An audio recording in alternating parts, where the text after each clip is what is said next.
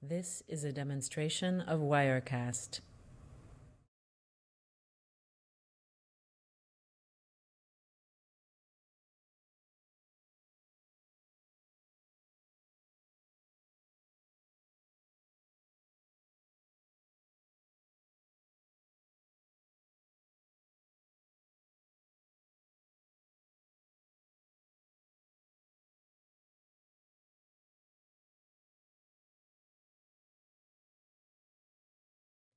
This is a demonstration of Wirecast.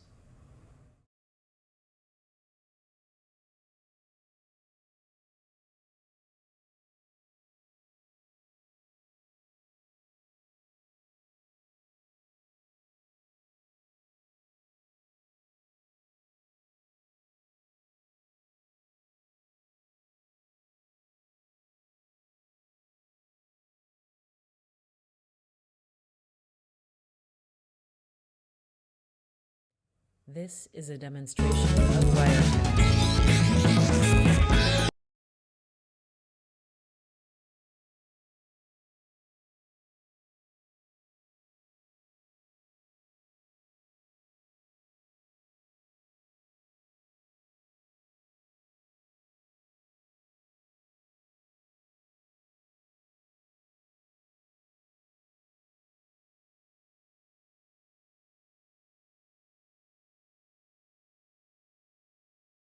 This is a demonstration of Wirecast.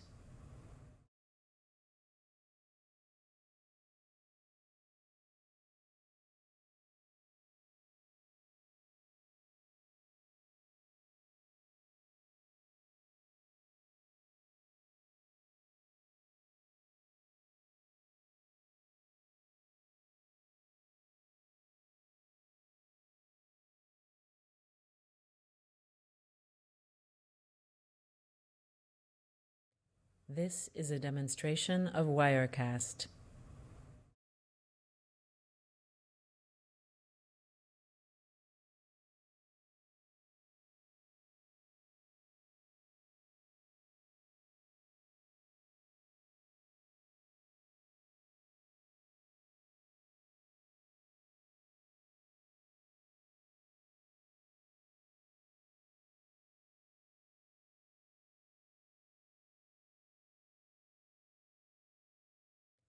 This is a demonstration of Wirecast.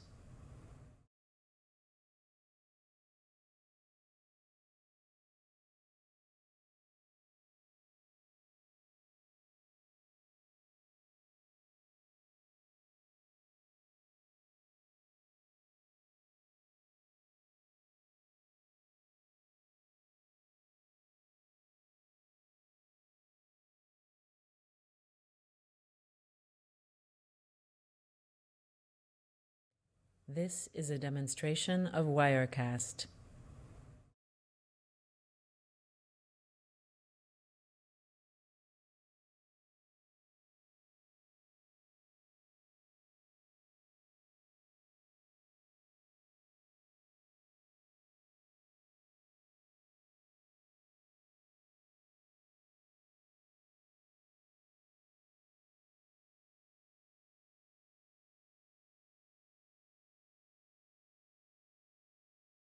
This is a demonstration of Wirecast.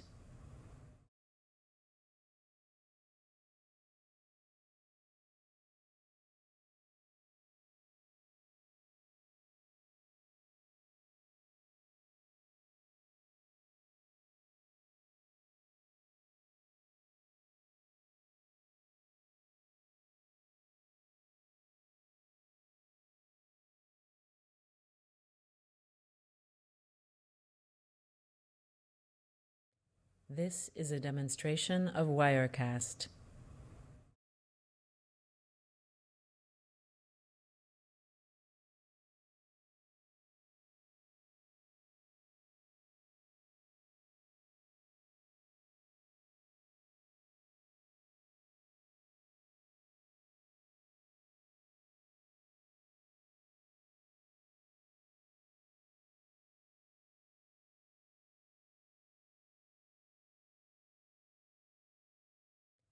This is a demonstration of Wirecast.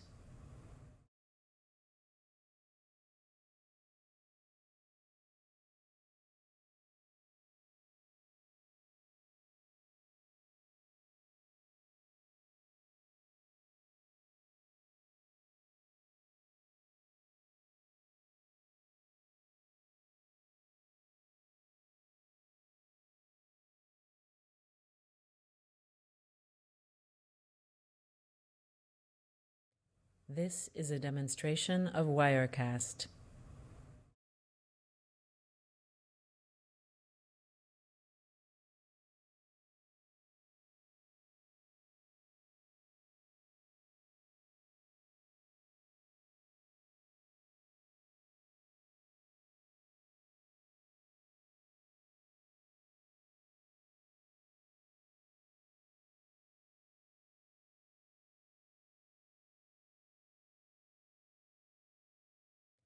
This is a demonstration of Wirecast.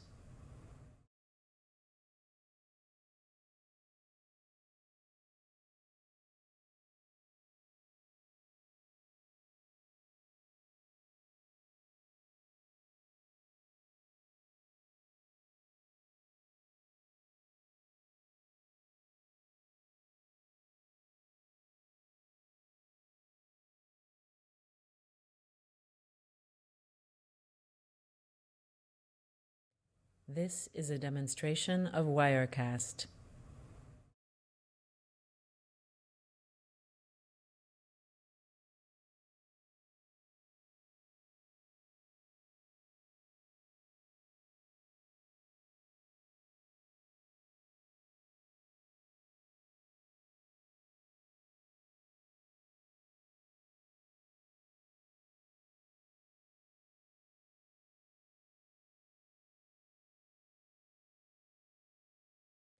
This is a demonstration of Wirecast.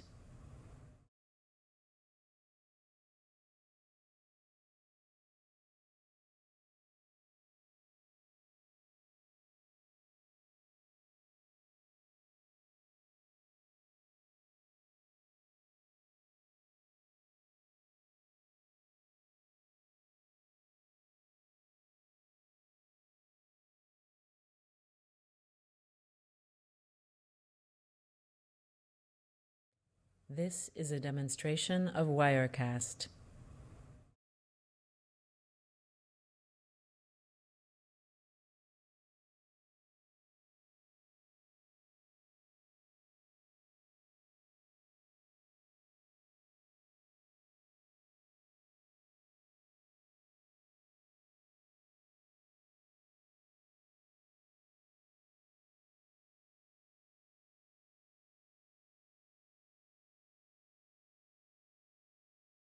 This is a demonstration of Wirecast.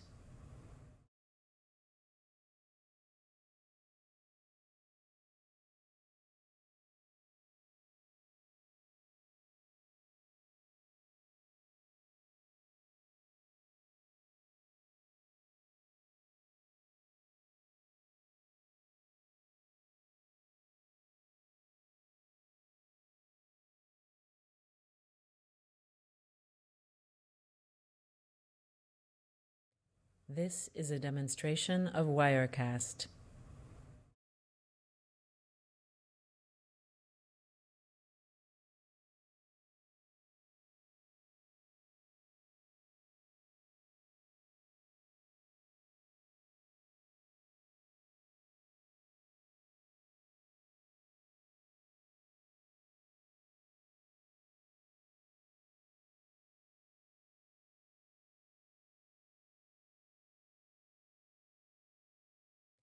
This is a demonstration of Wirecast.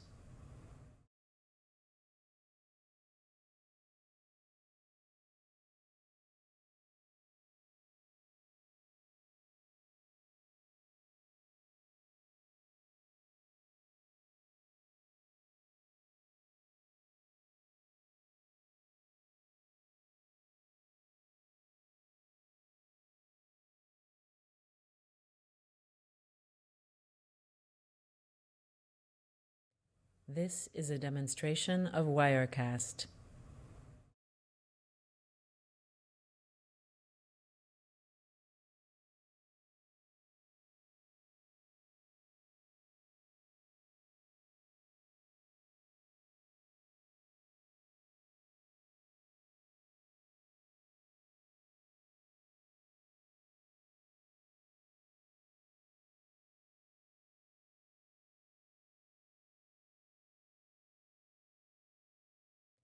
This is a demonstration of Wirecast.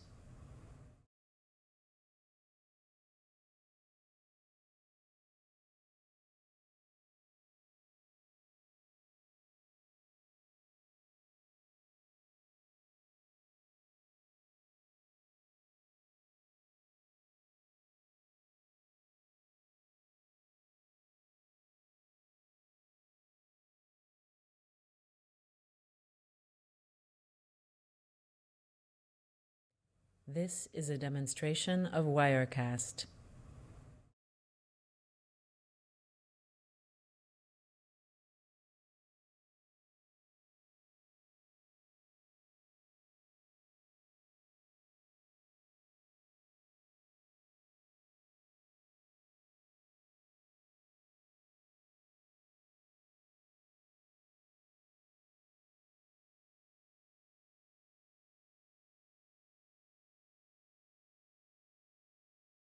This is a demonstration of Wirecast.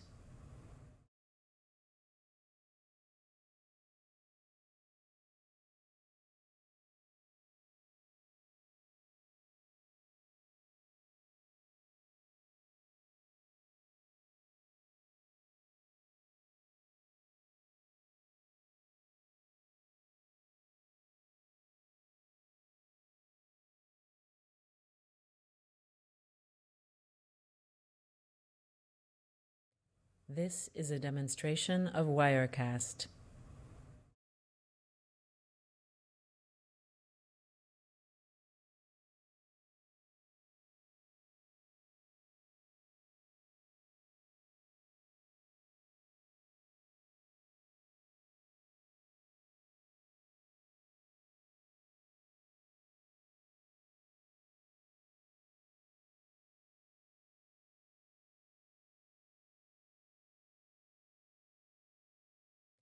This is a demonstration of Wirecast.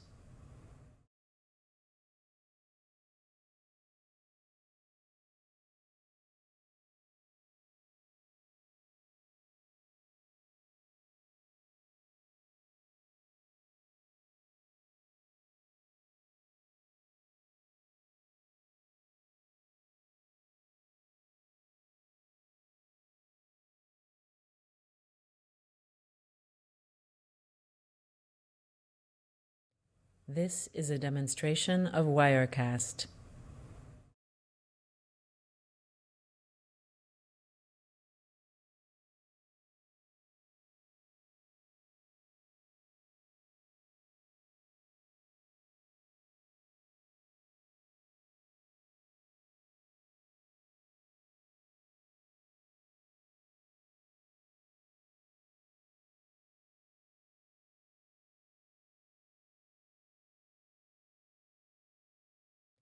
This is a demonstration of Wirecast.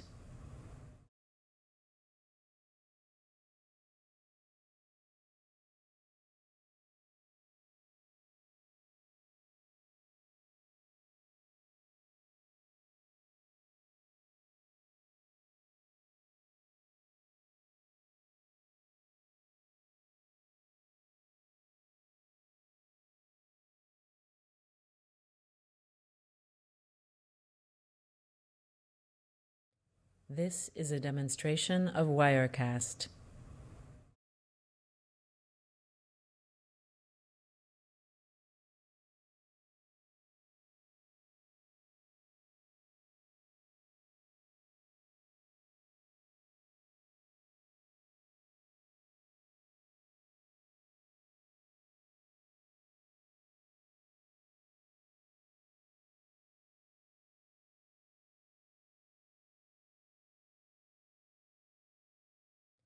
This is a demonstration of Wirecast.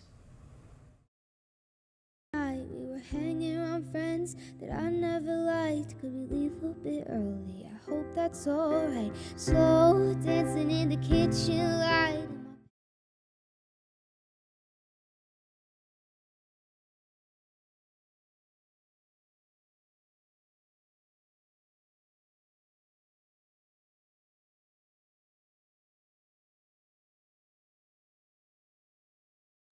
This is a demonstration of Wirecast.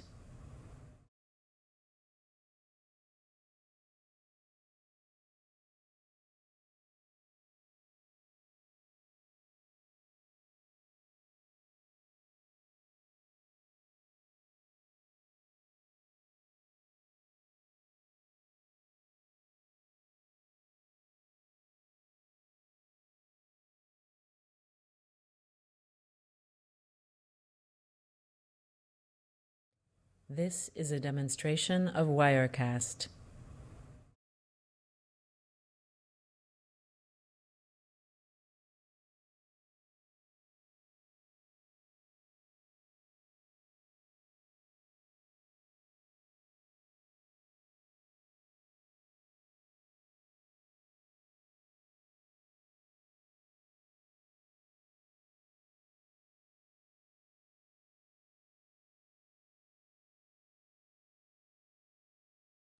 This is a demonstration of Wirecast.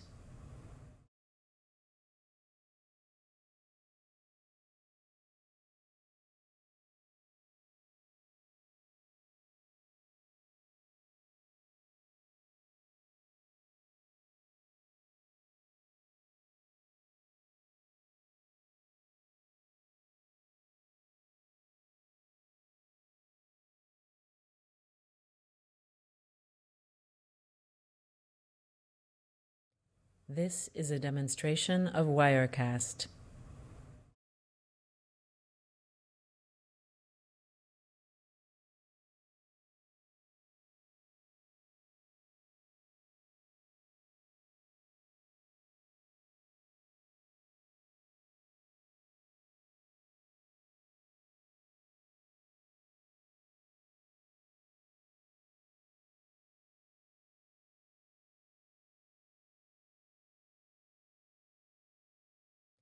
This is a demonstration of Wirecast.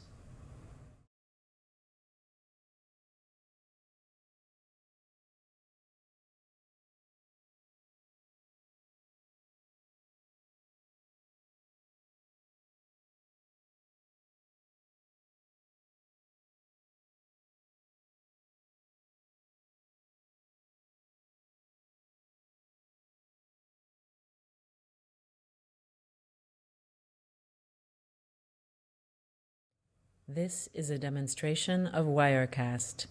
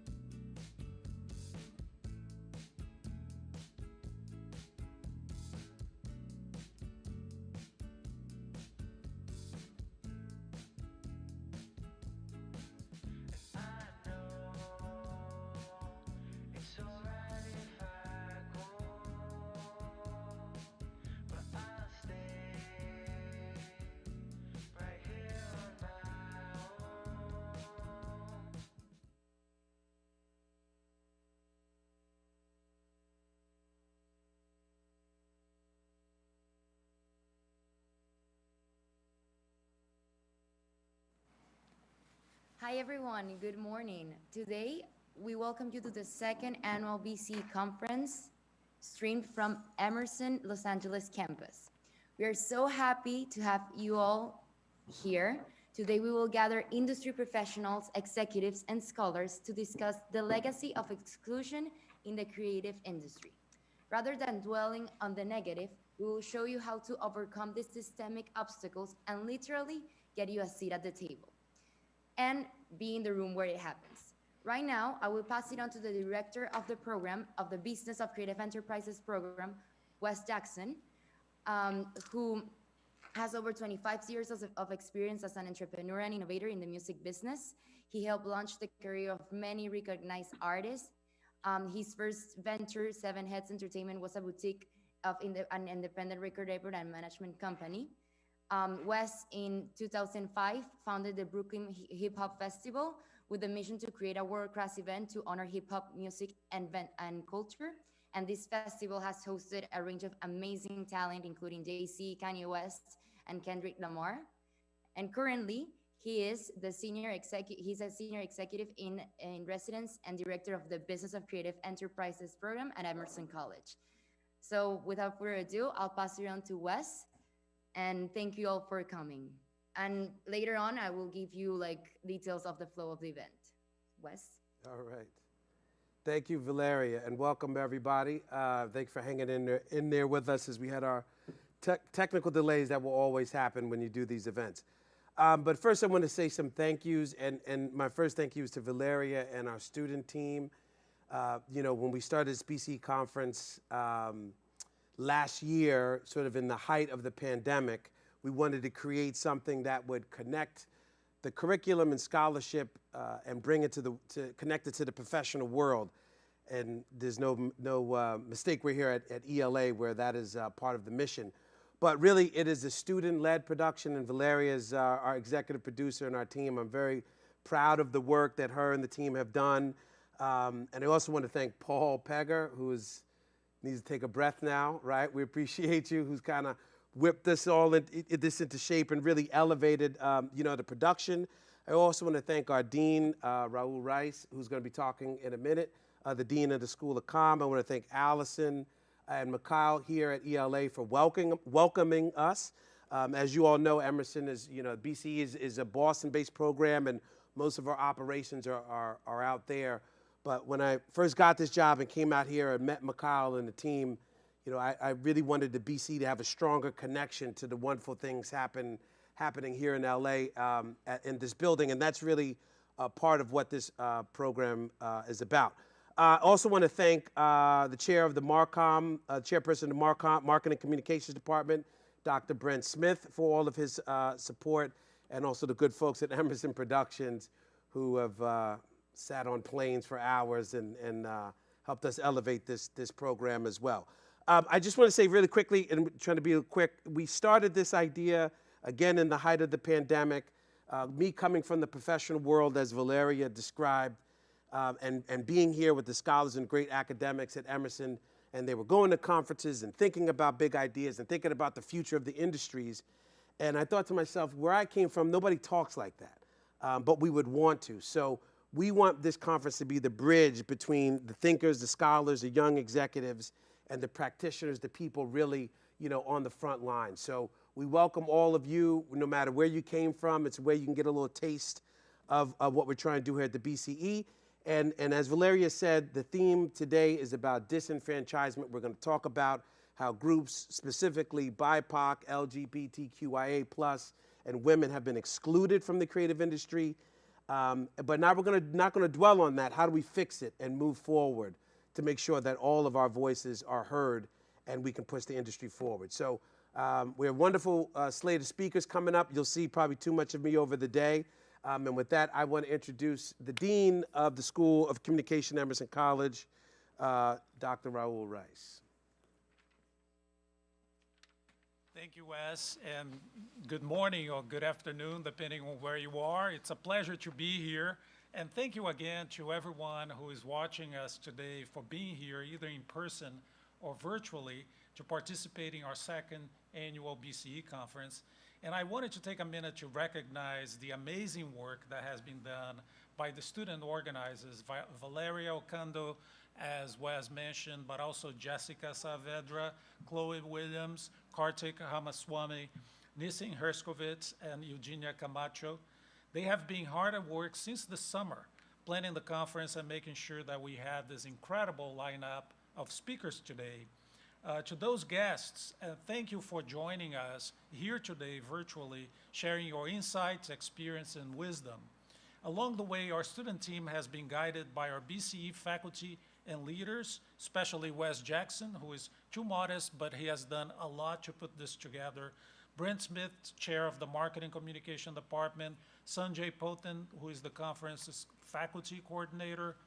Thank you all for everything that you have done.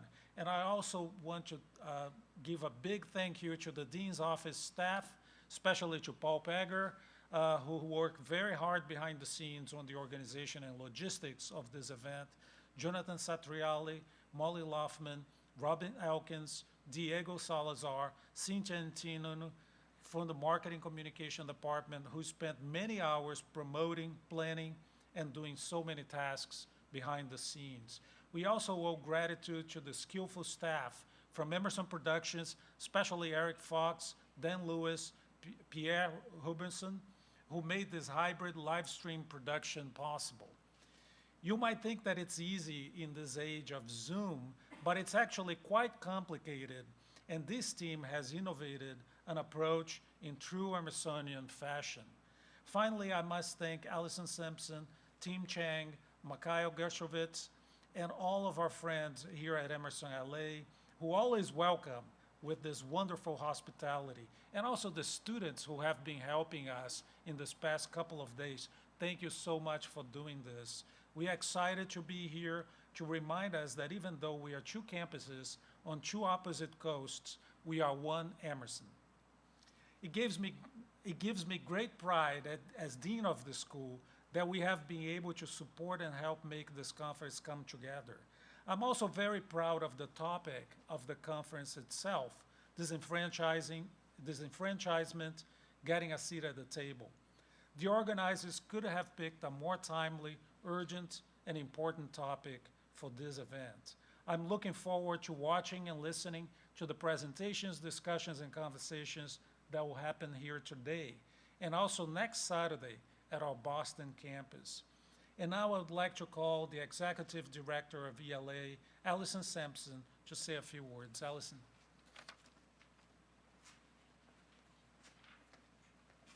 Greetings, everybody. This will just be a moment to let you have some context about where we are and where this is coming from.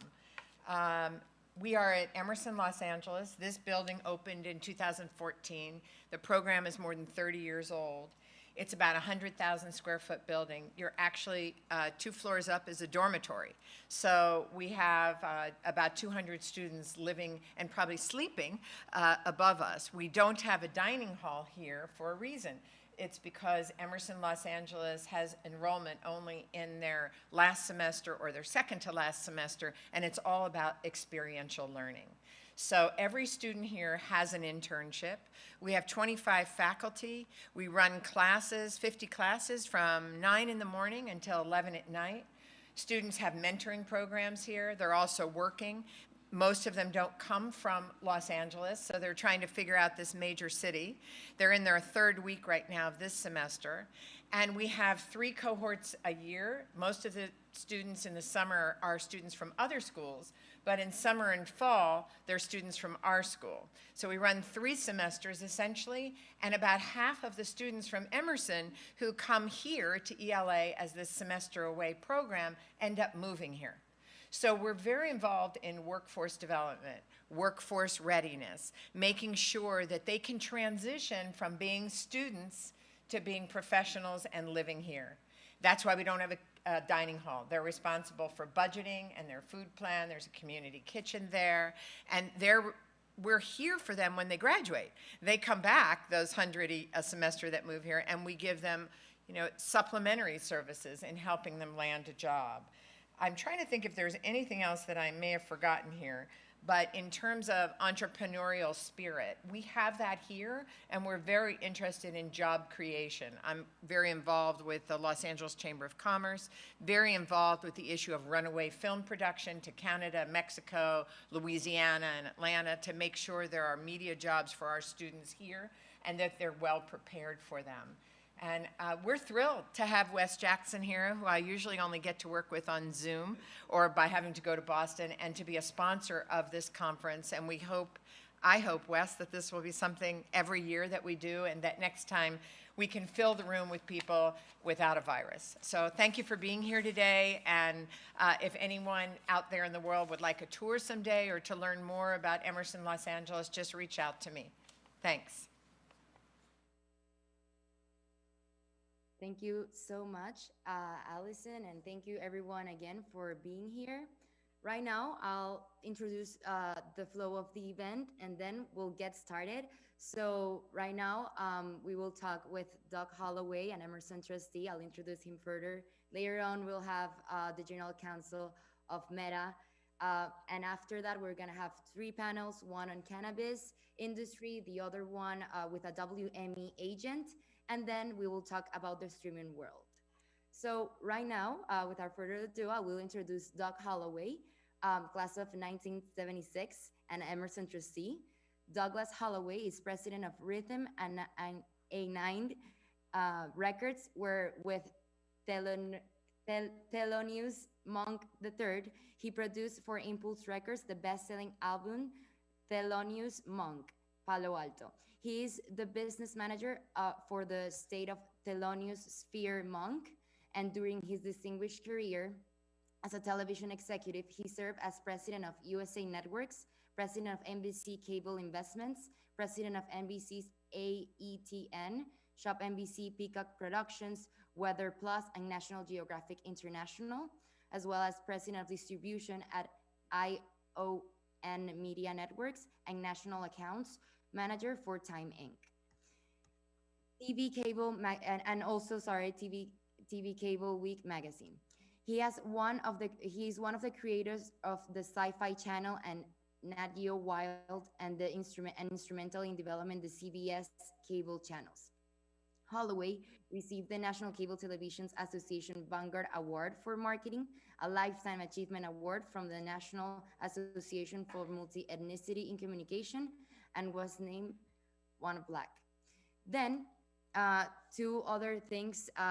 He recently has been featured in Emerson Today article, and we want to take out that 2 multicultural family channels by and for people of color, developed by him. And UKW Media and Urban TV will offer English language movies, short documentary series, and animated programs for primarily Black, Asian, and Latinx indigenous people. And he made this possible. So without further ado, thank you so much, and I will introduce Doug Holloway. Thank you. Nice to meet you. I'm glad to be here on a Saturday morning. Right. So we're going to have Doug. Doug, good to see you again, sir. And we're going to have just a brief conversation. We wanted to bring Mr. Holloway in here because he's an alum, a trustee, and as I said in our conversations back and forth, is a bit of an example of what we're trying to accomplish today.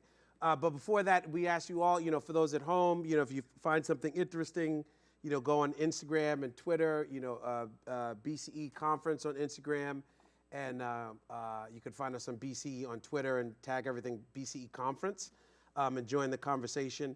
And Doug, before we get started and listen to your bio, I just want to point out to you that one of my children's middle name is Thelonious, so that should get me some points as our relationship grows. But if you can, I just want to have a conversation with you and just kind of set the tone for the day. And when we were talking, when you graduated from Emerson in the 70s, you didn't have many role models, and that is to say, Black folks, specifically probably Black men who were in the field that you were getting into. So how did you sort of carve your path through the swamp, as you say, with where there was no clear path and maybe a lot more people trying to pull you down. So how did you navigate that as when you were in the position of many of our students that are here and Zooming in? You know, one of the things that I did while I was at Emerson was pivot. I was a transfer student from Northeastern University where I studied journalism. And when I came to Emerson, I really was fulfilling my long-term desire to study and be in television. And so I studied television production, and I wanted to be a television director. And, you know, in those days, in 1974, Boston was not necessarily a friendly place for Black young people. And Emerson was not that friendly. And one of the things that I really kind of decided with the help of a gentleman who was by the name of Gene Lothry. Gene Lothry was the general manager. He was Black. He was a young Black man, general manager of WEEI at the time. And I was working there as a news writer at the all news radio station. And I went to him one day and I asked him for some career guidance because EEI was a CBS O&O radio station. And he sat me down and he said, look, you know, I really can't tell you what to do in your career. What you really need to do is decide where you want to be in 20 years. And then write your resume in reverse. Tell me how you got there. So I went back and I never forget, my advisor at the time was Dean Shelton Forrest, who was also a Black man. And I went to Dean Forrest and I said, you know, what do you think about this idea? This guy told me to write my resume in reverse, come up with a 20-year plan where I wanted to be in 20 years. And at the time I was 20 years old. So, you know, it was pretty daunting of an assignment, but I took it on nonetheless. And it was interesting. I didn't feel the support nor the understanding of the Emerson community in terms of what I wanted to do as a director. And I wanted to direct television. I wanted to direct drama on television, and that big time television, you know, the three networks. At the time, there were only three networks, ABC, CBS, and NBC. And there were no real Blacks in television. There were very few directors. You know, they were in feature films like Gordon Parks, you know, one of the few Black directors at the time. And I decided, you know, in my soul searching for where I wanted to be in 20 years, that I didn't really want to be a director. And, you know, during the 1970s, you know, there was a lot going on in civil rights. And we as young people thought, you know, we could do almost anything if we put our minds to it, put our efforts into it. And so I never forget, I had met and became friends with a gentleman by the name of Peter Bino. Peter Bino at the time was at Harvard Law and Business School, getting a joint MBA JD, and we became friends. He was a Bostonian by nature, by origin, and he told me about an MBA. He said, Doug, you know, consider, you know, an MBA long-term. Because I was asking him about what an MBA was and, you know, how he liked Harvard and this, that, and the other. And he got me first interested in an MBA because I didn't really know what it was at that point. And it's kind of funny. I went back to Shelton Forrest and I said, Shelton, you know, what do you know about an MBA? He really didn't know anything much about MBA either, because MBAs were kind of novel and new at that point in time. So I decided that in my long-term plan for 20 years, I wanted to be president of a television company, which, you know, at the age of 20 in 1974 was pretty unheard of. But nonetheless, that was what I set my sights on. And I managed to write my resume in reverse. And I studied, you know, the histories, career histories of the top network executives at the time. And one was a sales guy, one was a lawyer, and one was a guy out of the creative community. And I decided that I was going to pursue a career in business in the business of television and work my way up and get a degree in finance and marketing, in an MBA in marketing and finance, and then work in finance, marketing, and sales, and then have a career in sales. And so that's what I did. I abandoned desires to be a director. I completed my degree, applied to Columbia University, graduate school of business, got in, and then the rest was kind of history. One of the things that I found out was that in order for me to become a president upon graduating Columbia 20 years later, that I'd have to have a promotion at least every 3 years, because there were I calculated that there were 7 different levels of executive rank that I have to pass through to get to be a president. And pretty much that's what I did. So by the time I was 43, 44 years old, I became promoted to my first presidential job at USA Network. I was president of distribution and marketing. And, the rest is kind of history. Right, which brings us to the now. You answered some other questions I had, and I know our time is a little short, and we appreciate you bearing with us.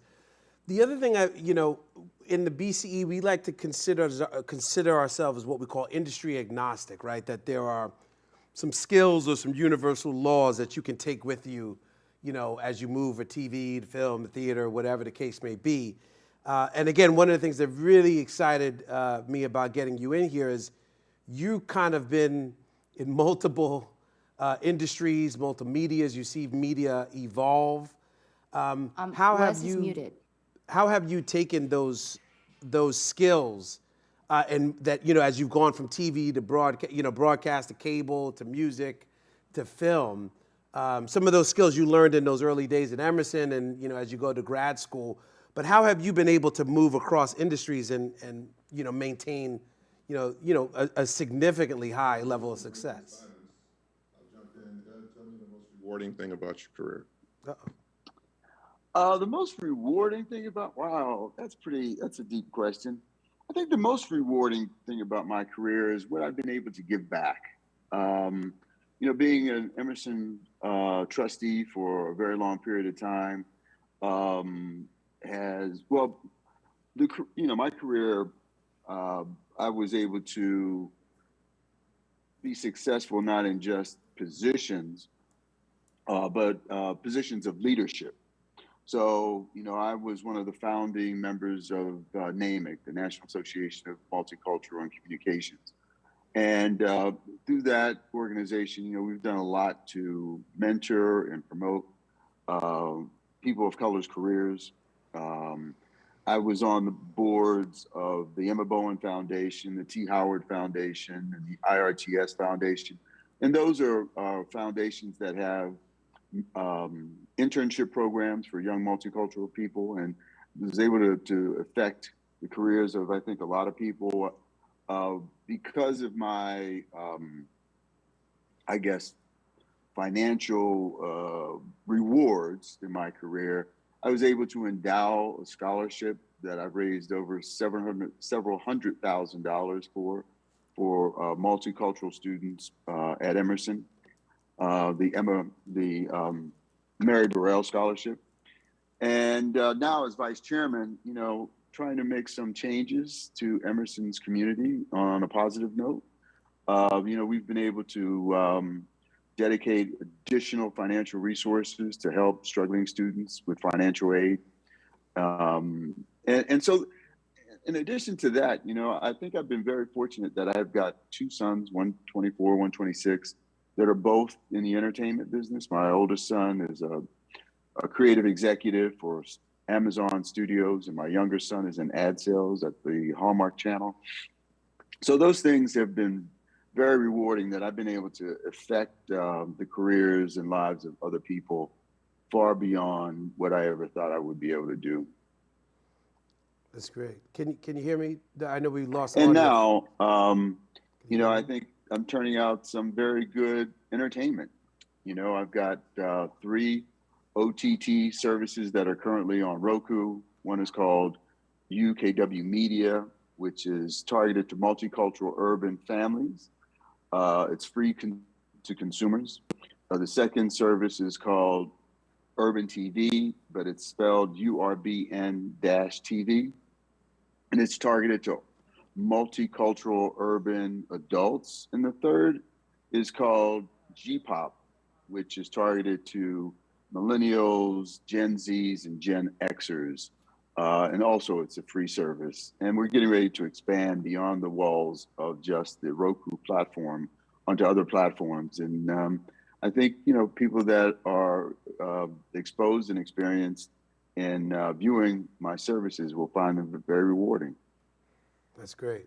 Can you hear me all right, Doug? I know we lost you for a second. Can you hear me? No, it looks like okay? They're having some technical difficulty in Los Angeles. They are aware that Wes is muted. Okay. And Wes, are you okay now? Yeah, I think, can you hear me, Doug, now? Hello?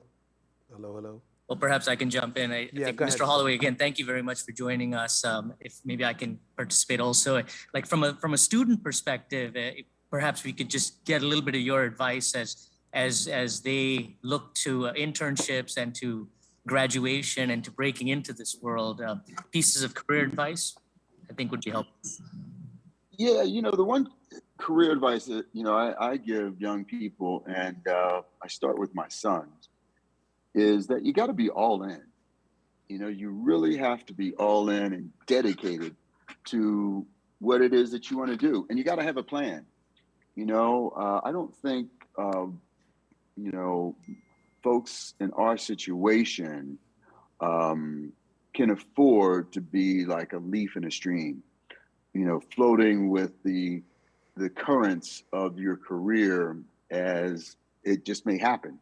And so I'm a big proponent of a long-term plan, 5, 10, 20 years, and work your plan, have it very detailed. When I was putting together my plans, I was very specific in terms of the titles that I wanted, the responsibilities that I wanted, the money that I wanted to make, the kind of companies that I wanted to work for.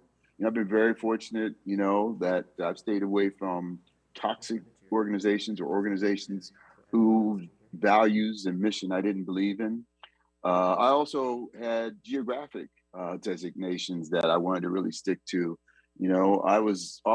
I'm originally from Pittsburgh, and I spent my entire career working at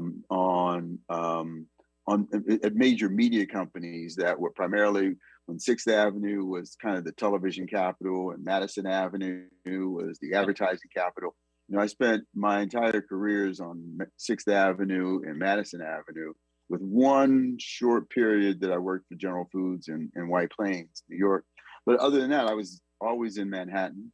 And so, I was able to do that because I had very specific goals that I was trying to achieve with my career, and nothing was left to chance. As far as my promotions were concerned, I maintained, an average of 3 years for job changes. And those job changes were typically internal because I spent 26 years at all the associated companies that owned USA Networks. It was Time, Viacom, Paramount, and Universal, and NBC. But it was 26 years in total that I never moved companies. The companies moved, through acquisitions and mergers and such, but I never moved. But within those 26 years, I, constantly got promoted and job changes after, anywhere from, I think the shortest amount of time was probably 2 years to the longest amount of time, which was 3. Yeah, no, thank you. I think they've solved the issues. I'll pass it to Wes. But what strikes me in your comment is that you were very methodical. I mean, you knew that there were 7 layers. You had a 20-year plan, and you were very proactive about it. I think we as creatives can learn from that, because many times we feel that life is serendipitous, and it is. But it sounds like there's also an element of being proactive and methodical about carving your path and getting there. And Mr. Traylor, come and thank you. Yeah, I'm a big believer that unless you do, things will happen, and things will happen necessarily for the good. You know, a lot of things can happen for the worst, and if you don't have a plan, you know that you can be lost. You know, certain times in my career, you know, there's a really good book called "Who Moved My Cheese?" And there's another good book that I read along the way called "Dancing with Elephants." You know, and both of those things gave me kind of insight into what I really need to do and to stick to my guns. For example, there was a period of time when I never thought I'd make it. And I was originally in broadcast television, and I was beating my head against the wall trying to get promoted in the realm of broadcast television. And along comes cable television. And I, you know, was at the forefront of cable television networks. And it was through that planning and pivoting that really made a tremendous change in the trajectory of my career.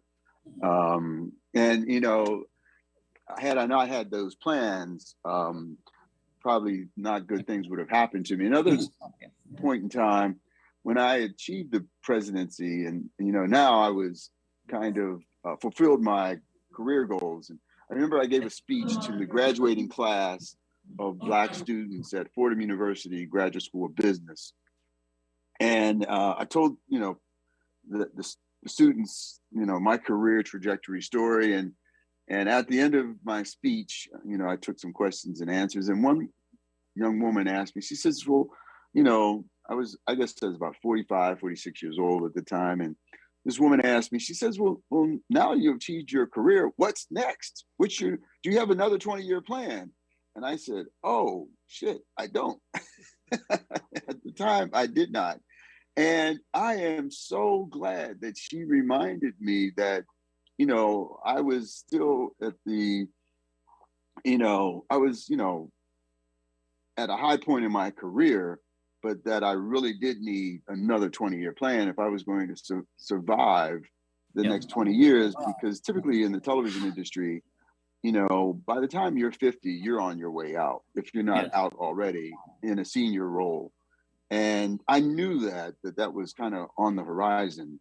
And so I took, you know, her challenge and I made another 20-year plan. And fortunately I did, because, you know, not long after that, NBC bought Universal, and I ended up at NBC Universal. And it was, you know, who moved my cheese, because they took my job and they combined it, you know. So at NBC, I had a counterpart by the name of David Zaslav, who now is head of Discovery, and he's going to be head of Discovery Warner when the merger is completed. But they took my job and they took his job and they combined the two, and they gave that job to him.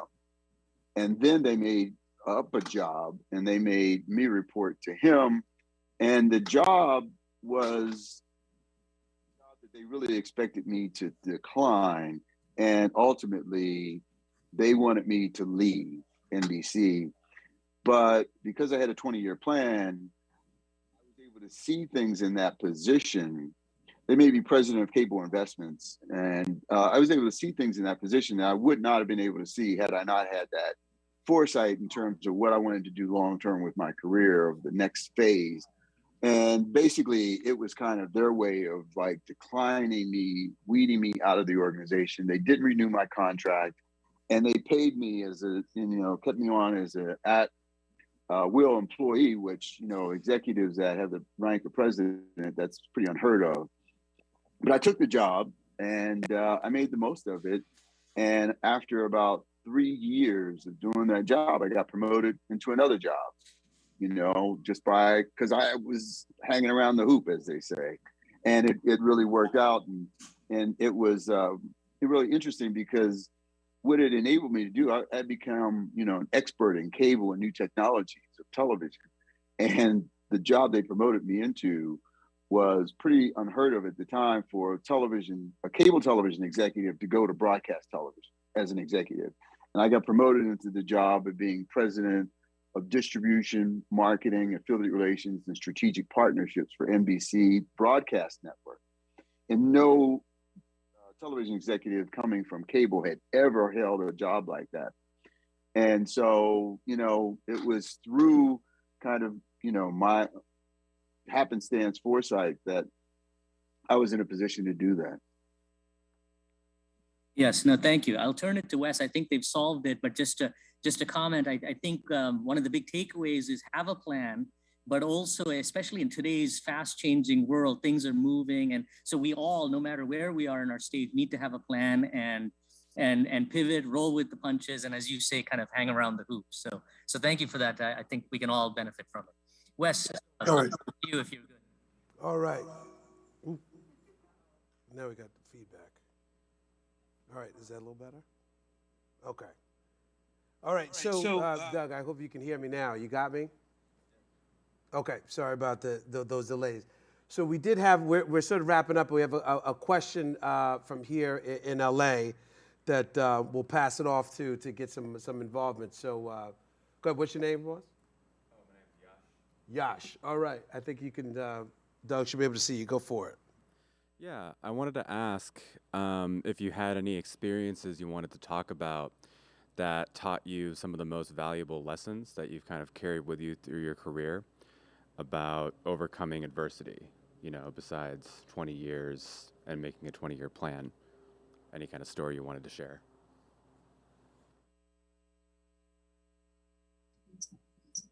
I think the question was that throughout your career, if there's a story you can share that really exemplified some of the lessons that you learned throughout your career. One story. Yes. I would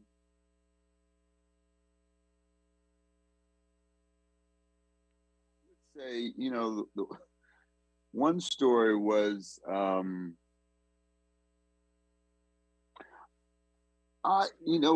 was, I had been, like I said, I had been at USA Network and all the associated companies all the way up to NBC for some 26 years. And I had become an expert in television and cable television and kind of the new technologies. And one lesson was,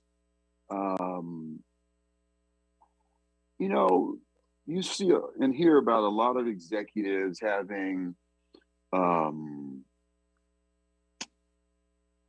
ethics issues and trust and how they treat people. And so one of the things I learned from my parents was you always treat people the way you want to be treated. And so I did that religiously. I always treated people, you know, with the highest level of respect and consideration. I paid people well. I promoted people from within. I developed people who were young. I brought in a lot of interns and promoted them and developed their careers. And I reached a point in my career where I was a target. I was Black Enterprise, and I think it was 1997 or so, 98, named me one of the top most powerful Black executives in Hollywood. And that was a list of the likes of Oprah Winfrey and Will Smith and Denzel Washington. And I came up to be number 7, which was, you know, quite I was quite honored to be in that company. And when the NBC merger happened, when NBC bought Universal, I was the highest ranking Black executive at Universal. And I was one of the highest ranking Black executives in the television industry, period. And NBC made the decision that all of the Universal television executives were going to be let go after the merger. And I guess somebody on that side of the equation did not know what to do with me, because nobody, you know, it was kind of rumored that nobody wanted the blood of one of the highest ranking Black executives in Hollywood on their hands.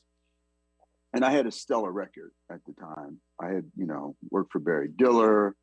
For 5 years, I had, grown the Sci-Fi Channel, USA Network, and the household names. And someone somewhere said that they accused me of gun jumping. And gun jumping in a merger or acquisition is when executives cooperate with the acquiring company before you're given regulatory authority. And I had been through 9 mergers at that point, so I knew what I was to do and what I was not to do. But anyway, I was accused of it, and I was put under investigation by the SEC and the FCC and the FTC. And they not only investigated me, but all of my direct reports all around the country. And I had 3 offices, New York, Chicago, and LA. And I had a string of executive vice presidents that reported to me. So all of us got put under the microscope. And it was a period of time when, had I not treated those people fairly along the way, that they could have, buckled under that pressure, but they didn't. And had I not had the highest of ethics and moral compass with respect to my dealings in business, I probably would have been succumbed to the investigation. Long story short, the investigation proved that I was not gun jumping, and I was exonerated. And as a result, I was given a job. I was the only executive from the Universal Television Group that was part of the merger that maintained a job when NBC took over. All right. I'm going to go to, thank you, Doug. Still we got this feedback. So Doug, we're running a little late, so I want to thank you for taking the time to share with us. I think everybody in the room should also understand this. I think we mentioned before is that Mr. Holloway is one of the trustees here at Emerson, so he's obviously involved in our long-term and short-term success. So Doug, again, thanks again for your time and your effort. I know getting up on the morning when you're trying to take some time to yourself is a gift. So we hope to see you again. We got to bring you back once the semester gets rolling so we can have some real fun. Sure. I'm sorry you had technical difficulties, but good luck with the rest of the conference. I'm going to try to tune in for some of it. And thank you for the invitation. It's been a pleasure. All right. So what I'm going to do now, sorry, there's feedback in here, y'all. So to everybody here in LA, we have some continental burgers, some coffee, and looks like some pastries over there. So please partake. But we're going to bring in sort of our second keynote speaker of the day. And for that, I'm going to introduce one of our team members from back in Boston. Jess, you there? Yes. Hi, guys. My name is Jessica Saavedra. I am a sophomore BCE major. I will be introducing the first keynote speaker, Michael Triller. He has spent 30+ years as a music attorney, entrepreneur, and short stint as a label executive in the music business. He has represented a wide variety of talent, producers, and labels in the music industry before shifting his focus as technology shifted the business and labels in the music industry before the new millennium. He represented a wide variety of talent, producers, and labels in the music industry before shifting his focus as technology shifted the business, and the digital media area arrived in the new millennium. Since then, Michael has focused his practice on what he refers to as advanced media, which would include anything at the cross-section in traditional entertainment and technology. One area of special interest was within the video, game, and AR/VR industries. These interests led him to recently join Meta's AR/VR division as Associate General Counsel, as the company led the path to the new metaverse. Meta has had previous issues regarding exclusionary practices, so we invited Michael to further explain how he overcame these challenges and how Meta has become one of inclusion, equity, and opportunity. Michael is a native Detroiter and lifelong music lover who attended the University of Michigan. I welcome you, Michael Triller. Thank you so much, Jess. I really appreciate that intro. Hey, everyone, it's great to be here. Truly honored by asking to speak at this event, something that several topics kind of intertwined that I'm very passionate about. So I'm anticipating having a great time during this short time we'll have together. I'm thankful to Doug for opening up and making the segue a bit easier. Actually met Doug a zillion years ago. It's been a long time, so good to see you. But yeah, I mean, I'm excited about the opportunity here. I'm going to ran on for a little while and try to leave most of the time for questions, because that way I can be assured that I'm getting you information that you care about, as opposed to things that may just be at the top of my mind. There are two kind of general areas that were communicated to me that were of interest here. So one obviously is, social media, the impact of digital media, kind of where the business is right now and how it's being impacted. And I definitely have some information about that, some thoughts on that. And then obviously there's an issue here of, disenfranchisement, right? And how that affects people, what to do about it, what to anticipate in that area going forward. So I'm gonna try to bridge that gap if I can, and then leave some opportunity to answer specific questions at the end. I'll give you a bit of a brief background. As just mentioned, I'm a native Detroiter, born and raised in Detroit, Michigan, went to University of Michigan undergrad, go blue, of course.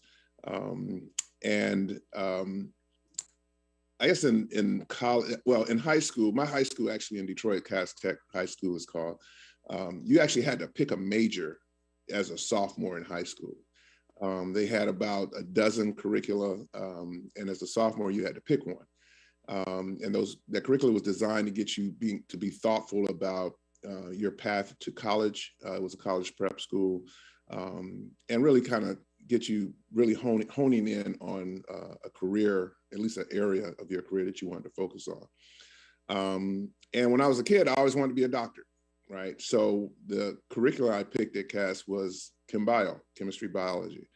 And so I spent 3 years taking six semesters of chemistry and 5 semesters of biology and 4 semesters of physics to learn how much I did not like science. So by the time I graduated high school, I knew I did not want to be a doctor. And so I was also one of those people that people would all say, you should be a lawyer, you should be a lawyer. And I was a huge music lover. So at one point early in college, I learned that there was such a thing as an entertainment lawyer, right? Someone that represented folks in the entertainment business. And I thought, this is a great thing, right? I can be excited about the content that I'm working around. And I kind of really super honed in on that probably about my sophomore year of college, and graduated Michigan, moved to Los Angeles for that reason, because at that time, most of the music business was centered in Los Angeles, attended Loyola Law School, and was able to get a job at a small but high profile entertainment firm where I worked for a few years. And then that firm kind of merged into where the principal of that firm kind of merged into a broader entertainment company. And then he helped me spin off my own practice, and then it took on its own direction. Kind of getting to what I think was the key point in my career. So I guess about 7 years in, after having practiced music law, and I connected with a business partner. We started up an entertainment company that did a lot more things. He was not a lawyer.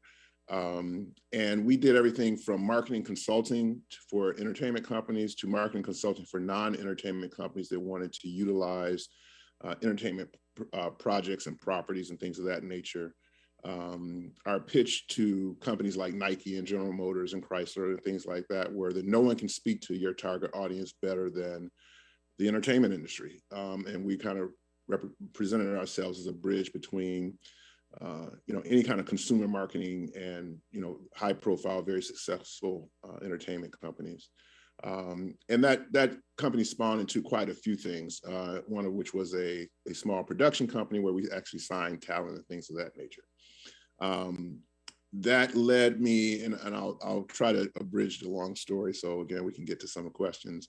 That led us to some conversations over at Disney, whose contemporary label called Hollywood Records approached us about purchasing our small label, and us coming over and starting up an urban music division at Hollywood Records. We actually thought that was laughable at the time. Not something that we thought we really wanted to do. They asked us to make, give us an offer. We gave them an offer that we thought they were going to reject, and they said, okay, much to our surprise. So I had so we did that deal. I kind of closed my law practice down. We closed the other company down and went over to Hollywood Records. And this is where the big shift in my career occurred. So there were two hugely important events that happened while I was at Hollywood Records. The first was we jumped into a couple of major projects that that we had to kind of take the reins on and cover. And so then when we kind of settled into what was going to be our next 3 to 5 years of a plan, we had sat down separately. We had to put together a budget, right? And so we came into the CEO's office. We had our budget laid out. We had all our arguments ready. We were all set. My partner's an MBA, so we had it covered. And we sat down in his office. And he said, "So, what do you guys want to talk about?" And we were like, "We're here to talk about our budget. What are you talking about?" And he said, "Oh, you guys didn't see the email this morning." And the email that had been distributed that morning was saying that they were freezing all marketing budgets across the company, not just Hollywood Records, but Disney as a whole, hiring freezes. Half of our budget was hiring people. So all these things that basically said, we weren't going to be able to do much of anything over the next few years. And so that kind of, put me in a position which was new to me because I had been entrepreneurial before that. I hadn't had a job since that first job as an attorney. That someone else could come in and tell me I'm not going to be able to do the things that I need to do for the next few years. So that was kind of one that was very uncomfortable for me, just based on the type of person I am. The second most important thing that happened and why this is such a shift in my career was one of those first two projects that I mentioned was really based upon, we were actually, quite honestly, we were hanging out in Miami during Super Bowl, and they had a John Madden, the game, Madden football. They had a party for that during Super Bowl. We went to that party. I knew a few people at the company because I was a big gamer, and they were telling me about, we got this great boxing title that's coming out, and we're gonna license, Mama Said Knock You Out by LL Cool J as the theme song, and we're so super excited. And knowing the business well, I knew what that license was going to cost. And it occurred to me, I'm like, why are you going to pay, high six figures, certainly, to license a song at that point? It was, 5-7 years old, an old song, to make people feel good about a game that they've already purchased, right? And I would get these kind of blank stares. And so by the end of the night, I had convinced them that it was better to give us that money to create a soundtrack of current music for the game that would be out in the marketplace working, if you will, from a marketing standpoint, while they were out in the marketplace working the title. Okay. So getting to the actual point now. So this is all right at the late 90s. I think I went to Disney in 98. So this is 99, 2000. The game was Knockout Kings 2000. So they said, yes, we made this deal. We did this great project. We had all these great cross-promotional elements to it. It went over incredibly well. We put motion capture into the video game. We used video game concepts in the music video. All these things were never done. We actually had the first ring walk with a live performer. It was for Shane Mosley when he won his first championship. All these like innovative, creative things that we did. I mean, it was truly great project. And so during this time, I would go up to EA and sit in on meetings, and we talk about all these things and whatnot, and plan and things of that nature. And at the same time, I'm having meetings unrelated to that project at Disney because I was on what they call the Synergy Committee. And they basically had a senior executive at every division of Disney that would sit in these meetings, and we go and we talk to all the other divisions about what was going on, because Disney was a very synergistic company. And if you were working on a project on one end, they wanted you to first look to, if you were at Hollywood Records, they wanted you to first look to, Hollywood Pictures for, cross-marketing, cross-promotion opportunities. So as I sat in on all these meetings on the music side, the conversation was, oh my God, this internet thing, it's gonna kill us. Like, what are we going to do? We've got to stop it. We've got to work a way around it. We can't have this ruin our business, right? And that was kind of the tenor, not only at Hollywood Records, but kind of throughout the music business. The traditional music business was scared to death of the impact that the internet was going to have on that business, right? So then I go up to Electronic Arts and sit in a meeting up there. They're like, this is the greatest thing ever. It's going to completely change our distribution models, and we'll be able to do so many wonderful things and whatnot, right? So I saw this contrast of approaches and whatnot. And I said, you know, the music business is on the tracks of the technology train, and that's not a place you want to be. And that really shifted my entire career and made me start following technology, right? Because it's unstoppable. It has exponential impact, and it will drive your business to new heights. And that was highlighted after that point in time by the fact that if you really think about it, the companies that revolutionized music were not music companies, right? To this day, I think Apple should give me some stock. They should just give it to me, because my standard line of people was, iTunes will change your life, right? I spent, I don't know, 2 years manually loading CDs into my computer. I had a dedicated laptop to load CDs into, to get all my music off of CDs and onto iTunes, right? And this is obviously before Apple Music was a thing, right? But you get all thousands and thousands and thousands of CDs, loading them in there so I could organize my music and take it someplace with me, right? And then when I ran out of that, I found a way to do it with my cassette tapes. And when I ran out of that, I found a way to do it with vinyl.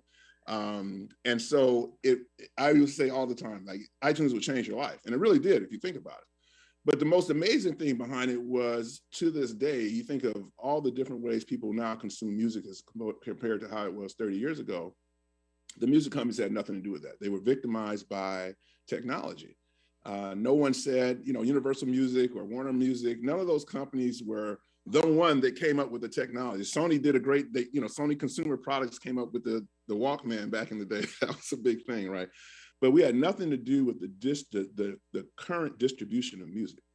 And so the music business became a victim, if you will, to technology, because it was afraid of it, quite honestly, at the time. So that changed my approach to why I now kind of refer to advanced digital media, right? It is saying that entertainment is media and will change with technology. And you want to be on the train and not on the tracks. So that is kind of what changed the trajectory. I started another company, started doing a lot of consulting with video game companies. I actually at one point worked for a video game company that really was one of the first esports companies. I did a little stint in the ad tech space, but basically everything that I could do to stay at the forefront of technology.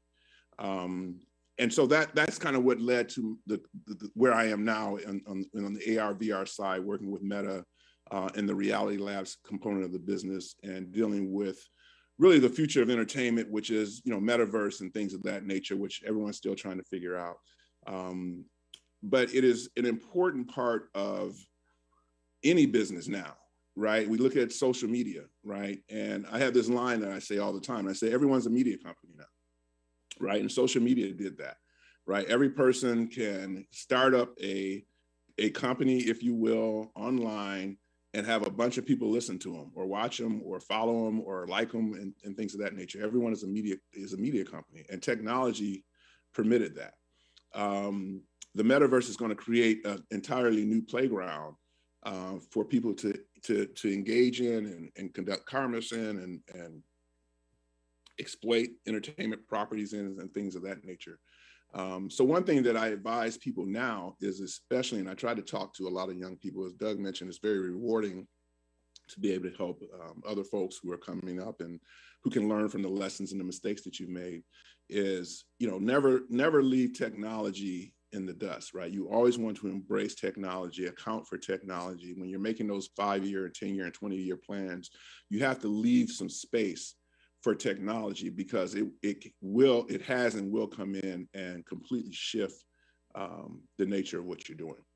So that's kind of a bit of my story and kind of where I am and what has taken me along the path. And hopefully in that I've shared some of my thoughts about it. When we start talking about disenfranchisement, it looks very differently now than it did a long time ago.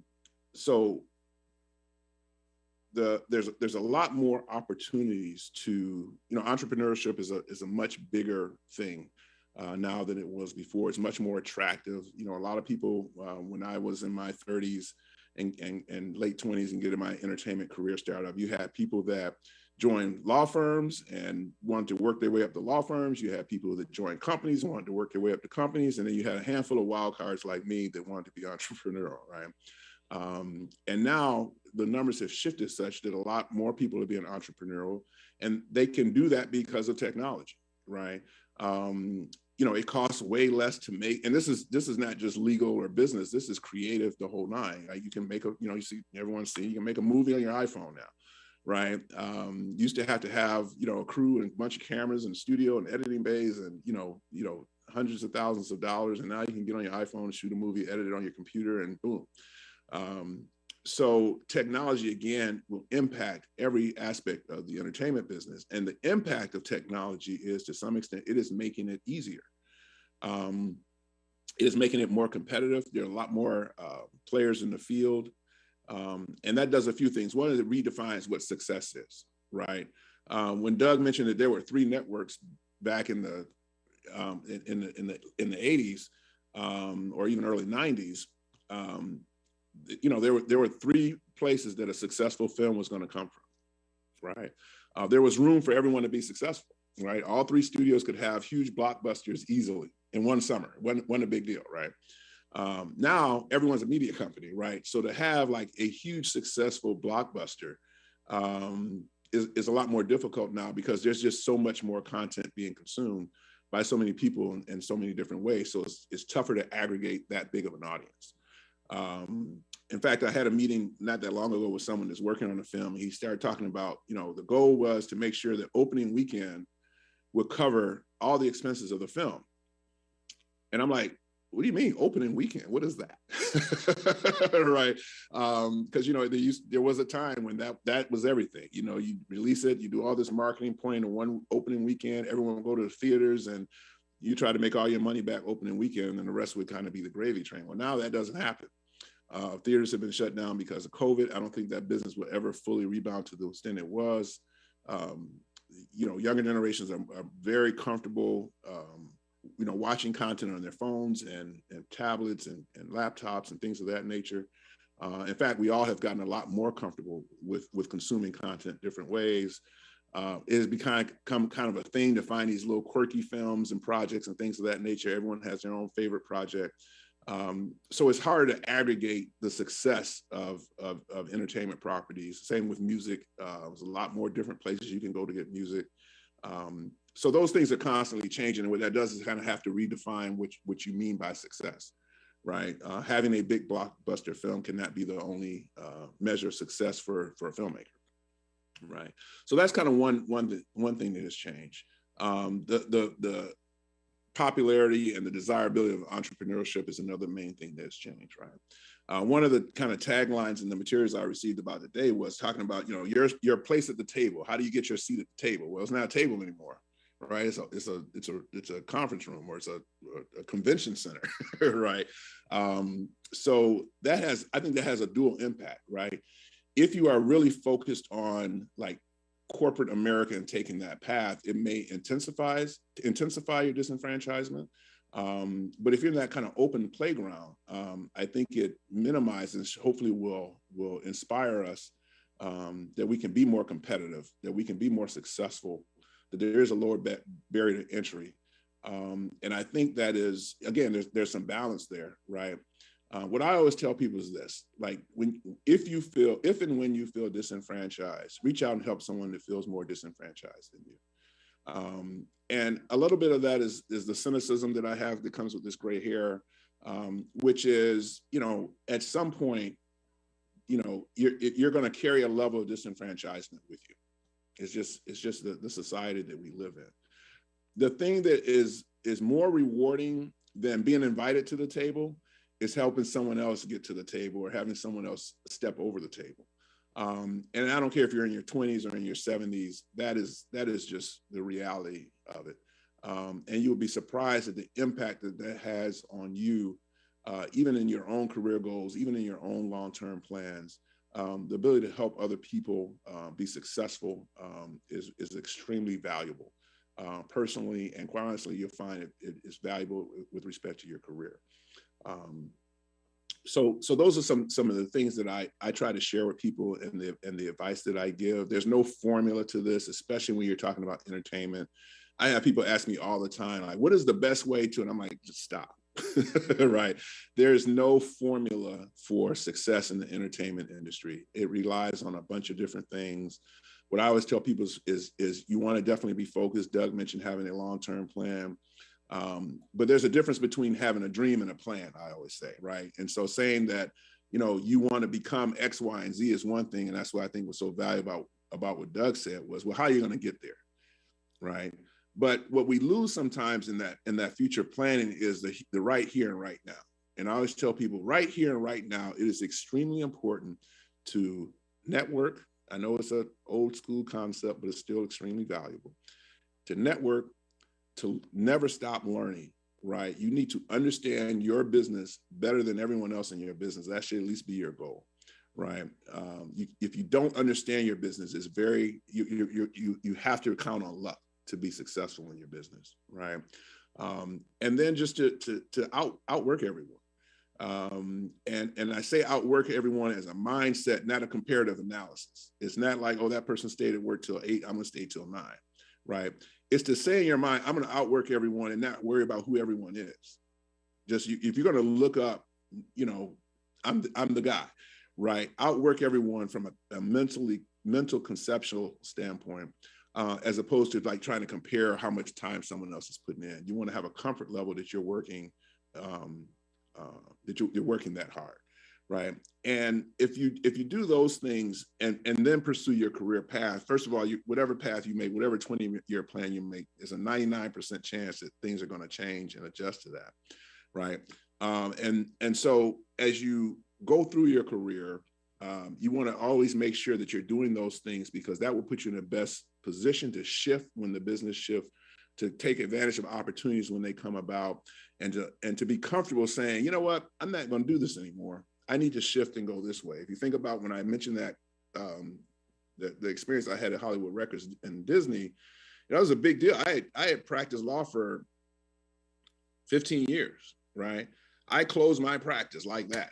It closed, right? And that required that. So there was a lot of pressure there. So I'm thinking we're going to ride this executive train, and it lasted for about 18 months, not even 18 months, right?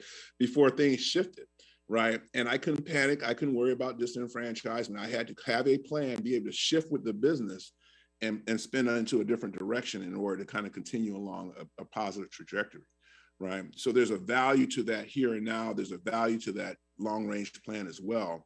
And you just have to think in multiples as opposed to kind of honing in on one thing and there being one way to do it. And my success is going to happen this way. It's a very adaptable field in the first place.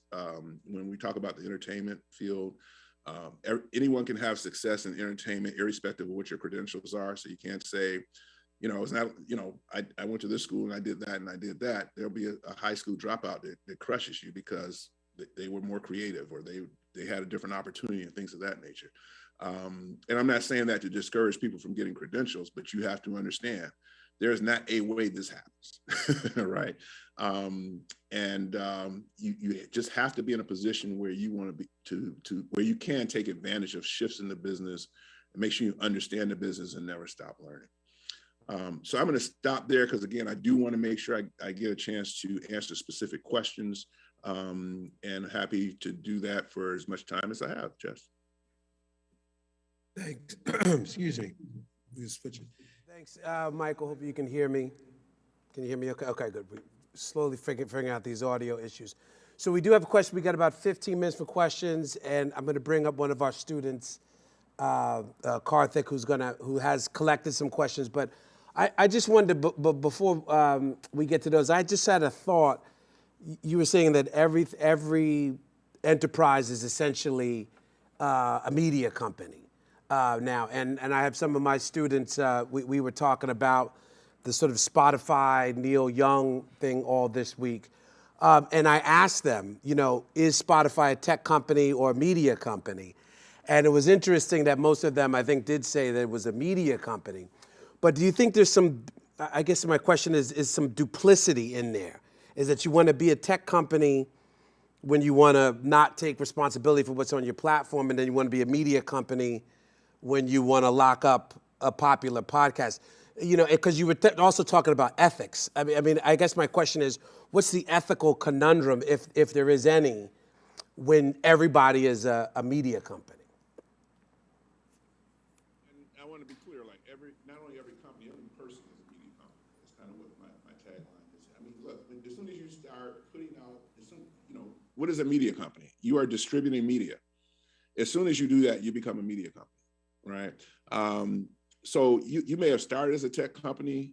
Your distribution model may be 100% reliant on advanced technology, but if you distribute content, you are a media company, right? So the notion of a Spotify or someone like that being a tech company and trying to pretend that they're not a media company doesn't make sense from my personal opinion. You are distributing media that makes you a media company. Tech is how you distribute it, right? Oracle is not a tech company. It's not a media company. They're a tech company. They make technology. You can buy it, use it, sell, and use it to distribute media. But as soon as you distribute some media, you become a media company. And I do think that is where the obligation and there's a heightened level of responsibility, even for individuals, right? To understand that they're a media company influencing other people. When I was in law school, it was interesting. They had it was a visual image. It was really powerful. I was taking copyright law, right? And one of the big issues then, and this was in the late 80s, I was in law school 84 to 87. So this was in the 80s, mid 80s. And they had a picture of a handgun and a picture of a VCR, an old tape version of VCR. It may have been a beta, who knows, right? And the question is who is responsible? Who is being held more responsible for what you do with this item, right? The notion of holding a gun manufacturer liable for someone taking a gun and shooting someone with it was beyond ridiculous, right? But the notion of a machine that allows people to copy and distribute media, like they wanted to regulate, criminalize, right? That machine at some point in time, right?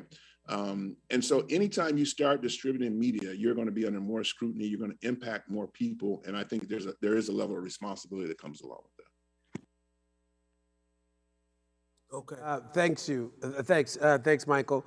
So I'm going to pass it on to our student, Carl, that in that same vein has some questions that he's gathered from our audience. You can take the mask off. Hey, Michael. Thank you so much for taking the time to talk to us today. We really, really appreciate it. So you have a couple questions that I've gathered. This first question is from Colm. Colm asks, Meta yesterday announced the implementation of personal boundaries to stop harassment for VR avatars. From a legal standpoint, how does Meta plan to navigate harassment in a virtual reality age? Good question. So I can't tell you. I can speak on that conceptually, right? Because the short answer is as best as we can. And that's not a way of avoiding the question. But we're just in a completely new territory. The AR VR world is completely new. It's not all planned out. The notion of the metaverse is like saying internet. It's not something that Meta is going to own or control. It will ultimately be a collaborative effort. And I always tell people, just think of it as a more advanced version of the internet, where you are a more immersive version of the internet.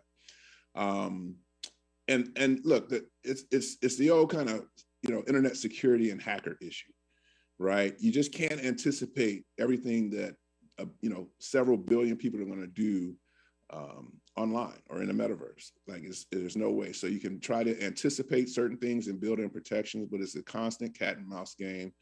just like, internet security is. It used to be a time when, viruses were easy and all you had to do was download a virus program and it would catch it. And then people figured out ways around that and ways to hack and create worms and bots and all kinds of things. And it's kind of, again, the cat chasing the mouse, the cat chasing the mouse, the cat chasing the mouse. So unfortunately, I don't have a very definitive answer for you there. I can say the company recognizes the potential harm and dangers in the metaverse and as we continue to advance down this path. But there's not a one theory or one step approach on this. In fact, what you have to plan for something like this is to be as fluid as possible and put yourself in the best position to try to chase down solutions to problems like that. Yeah, thank you so much for that answer. Facebook specifically has been linked to misinformation from the 2016 election till now. As Meta plans on pushing further into the digital age, how does Meta plan on pushing back against further misinformation on its platforms like Facebook, VR, Instagram, etc.? I mean, it's ultimately the same thing, and I want to be very clear. So I work for what's called Reality Labs. It's the AR, VR side of the house. So I don't have anything to do with what people think about when they think about Facebook. If you happen to have a Quest 2 and put it on and consume our games and things of that nature in the AR, VR space, that's the division that I work on. But it is ultimately the same thing. The company is and will continue to do the best it can. And it's a moving target to try to figure out the best way to protect the platform, not from a company standpoint, but from a community standpoint. And that always involves, one decision is going to piss off a group of people, the opposite decision is going to piss off a different group of people. And so again, there's not a solution to that. And if someone knew the solution to that, believe me, come in and you can run the space, right? Because like I said, everyone's a media company. There are all kind of things that people say and do that they can easily broadcast across a number of platforms. That's what the concept behind social media is, right? It is social media. It's designed to let the people put out whatever they want to put out and for people to be able to consume that content. So trying to now cast a net around that and control it is a constant game of cat and mouse. Hi, Michael, it's Wes again. So thanks, Karthik, for asking this question. I got one more. I think we have time for one more, and this one came in from Carl, who was sort of listening to your.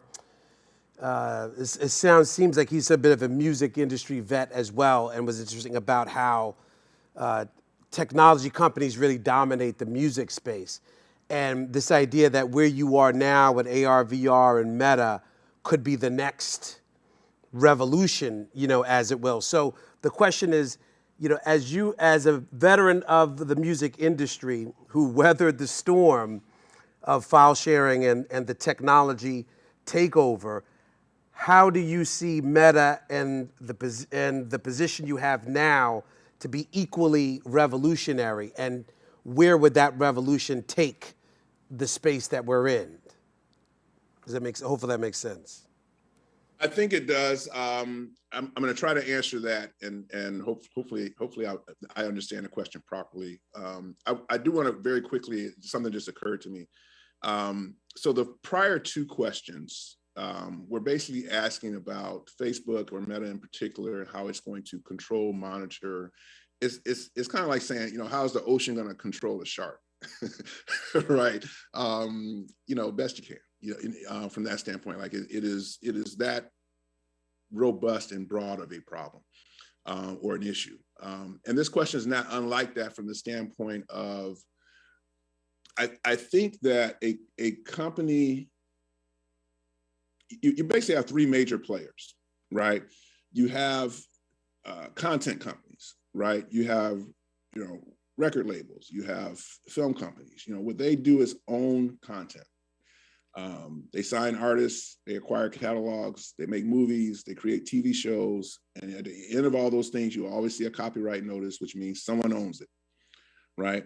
That is the content business. right? And that's one bucket. Now, some companies obviously do multiple things, but that is one business. And there's an old advertising saying that says content is king, right? So that's kind of bucket one.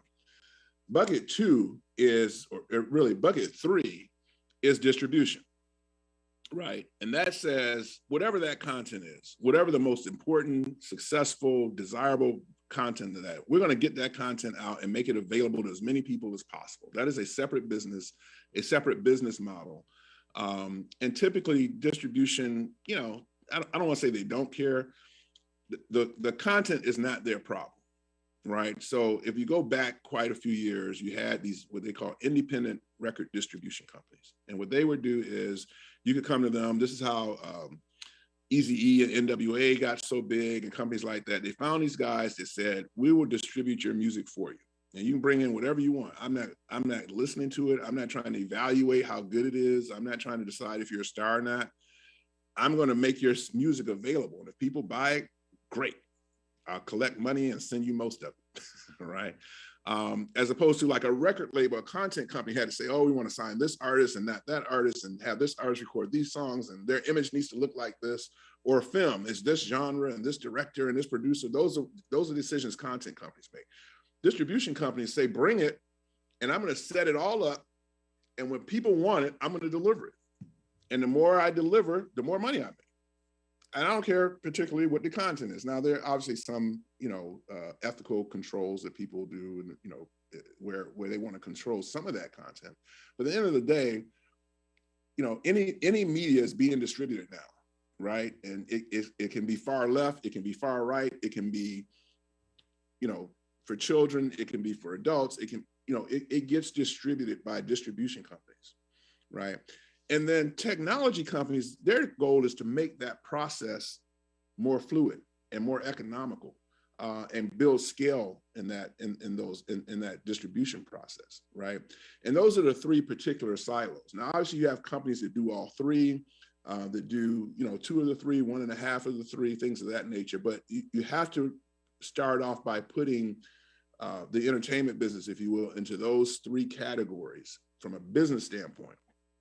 There's content creation, there's distribution, how it gets out to people, and then there's the technology, which really drives that.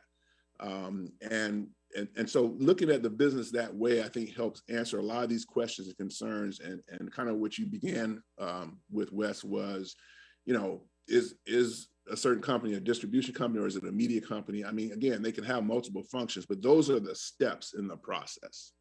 Right? If you are a distribution company, you are more concerned about making content available to people than the quality of the content because you're dealing in bigger numbers, right? If you are a content company, you're 100% concerned about the quality of the content and desirability of the content, right?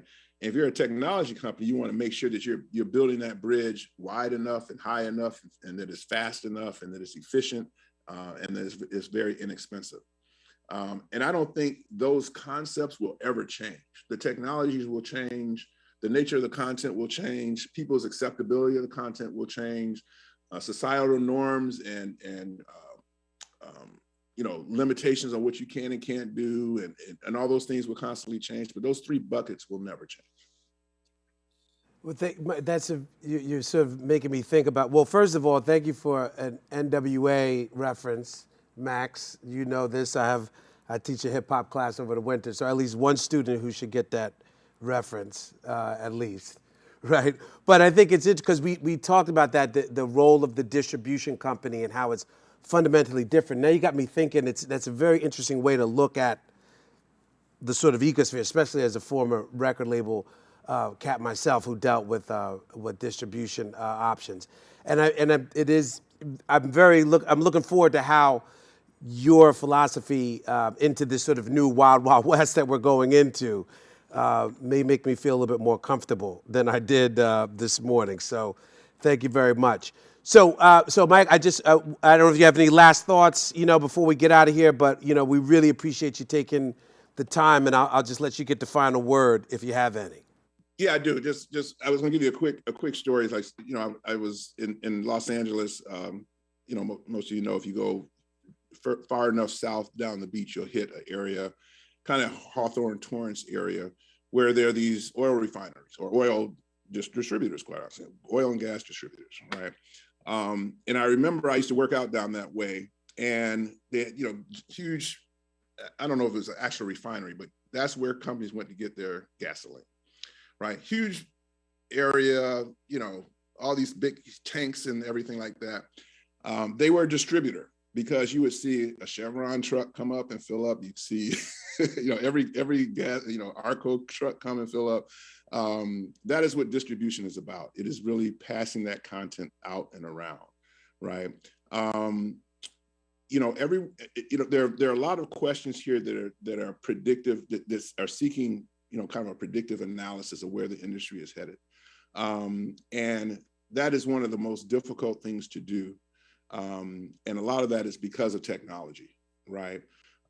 I would say certainly wherever you want to enter the entertainment industry, whether it's music, film, television, if it's creative, it's marketing, if it's distribution, if it's legal, if it's finance, whatever area it is, it's very important to recognize the impact of technology on the business, to understand the business extremely well, right? And to be able to be fluid within that business, because those are the things that will help you be able to predict with some level of confidence where the business is headed, right? Part of the reason we have so many successful, huge new companies that didn't exist 10, 15, 20 years ago is because they come in and they look at the business and they look at it differently than the folks on the inside of the business.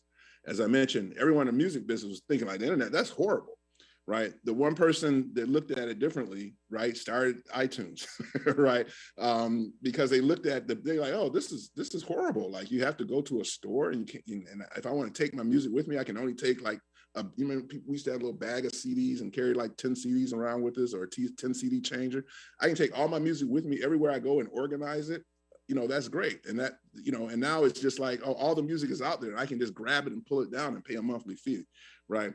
So the way those ideas came about is by looking at the business in a different way than a lot of people look at it on the inside. And we are easily to get stuck in traditions and ruts and things of that nature. So I encourage people to continue to creatively look at the business so that you can try to predict how those things will shift and change in the future. Other than that, I just want to say thank you. I wish we had more time, but I understand. But again, I love doing these types of things, and I just want to encourage everyone. There's plenty of space out there in the entertainment industry. Just do your part, do your homework. It is a business, so you still have to get in there and work hard. It's not just sit back and see what happens type of industry. Is highly competitive, and I just encourage people to go out there and do their best. Thank you very much, Michael, and I appreciate you working with us. Because of our delays, we did have to cut it a little bit short. But now that we're all connected, we'll get you back and dedicate some more time to it. So again, thank you for your time and enjoy the rest of your day. We'll give you a little. And before I go too much further, folks, I want to thank one of our professors, Bamathy, who connected us with Michael, and make sure to shout her out. And then I forgot to sort of mention Sanjay Pothan, who's another one of our faculty members, who's been the faculty liaison for our student groups as we produce this. He was the one who was helping us with our audio difficulties. And then finally, also in the intro, I want to shout out Kristen Cowog, who's one of our alumni now, who worked with Valeria to start this when we started this before. So I just want to make sure everybody gets their flowers while we're here. But with that, I will pass this on for our next panel.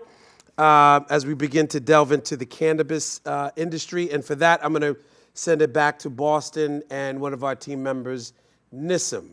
Nissim, you there? Yeah, hi, Wes. Hi, everyone. My name is Nissim Hershkovitz, and I'm a sophomore in the Business of Creative Enterprises program. Our first panel of the day is the Cannabis Industry Panel, which will tackle the industry's historical ties to disenfranchisement, legalization, and the obstacles still in place for those trying to enter the industry. We have two panelists. The first panelist is John Heredia. John Heredia is an entrepreneurial lawyer who represents individuals and companies involved in the cannabis industry. Mr. Heredia concentrates his practice in transactional negotiations involving securities, mergers and acquisitions, IP licensing, and contracts. Mr. Heredia also owns multiple cannabis businesses in California, ranging from dispensaries and delivery services to cultivation facilities. He serves as Director of Business Development and Chief Operating Officer, providing business and legal guidance in securing investments, brand partnerships, and maintaining regulatory compliance. Mr. Heredia is also a professor of cannabis law at Golden Gate University School of Law in San Francisco. Our second panelist is Sean Gold. Sean Gold is the founder and CEO of Pilgrim Soul, a mission-driven cannabis brand focused on optimizing human creative performance to gain a competitive edge in business and life. Until recently, Sean was CMO of Lowell Herb Co., one of the fastest growing, most talked about cannabis companies in North America. He has been an advisor to other leading cannabis brands, including MedMen and Charlotte's Web. Previous to Lowell, he was CMO at Textile Fashion Group, overseeing its growth to over $1 billion in sales. Before Textile, Sean was head of entertainment brand partnerships at Wattpad.com, the world's largest storytelling platform and one of the fastest growing mobile content sites in the world. And in the early days of social media, Sean was CMO, head of marketing and content for MySpace. The panel will be moderated by Emerson professor Tyler Orm. Tyler is an assistant professor of the Marlborough Institute for Liberal Arts and Interdisciplinary Studies. His work has appeared in the Journal of Cultural Economics and has been presented at several cultural economics and industrial organization conferences. Tyler brings his economic perspective to the study of film, television, and other creative industries of interest to Emerson students. Now I'll hand it over to Tyler and introduce the cannabis industry panel. Awesome. Thank you, Nissim. I really appreciate the introduction and welcome everyone. If this is your first panel of the day or if you're carrying over from earlier, it's great to see everybody and not see you at all in some cases, depending on where we're located.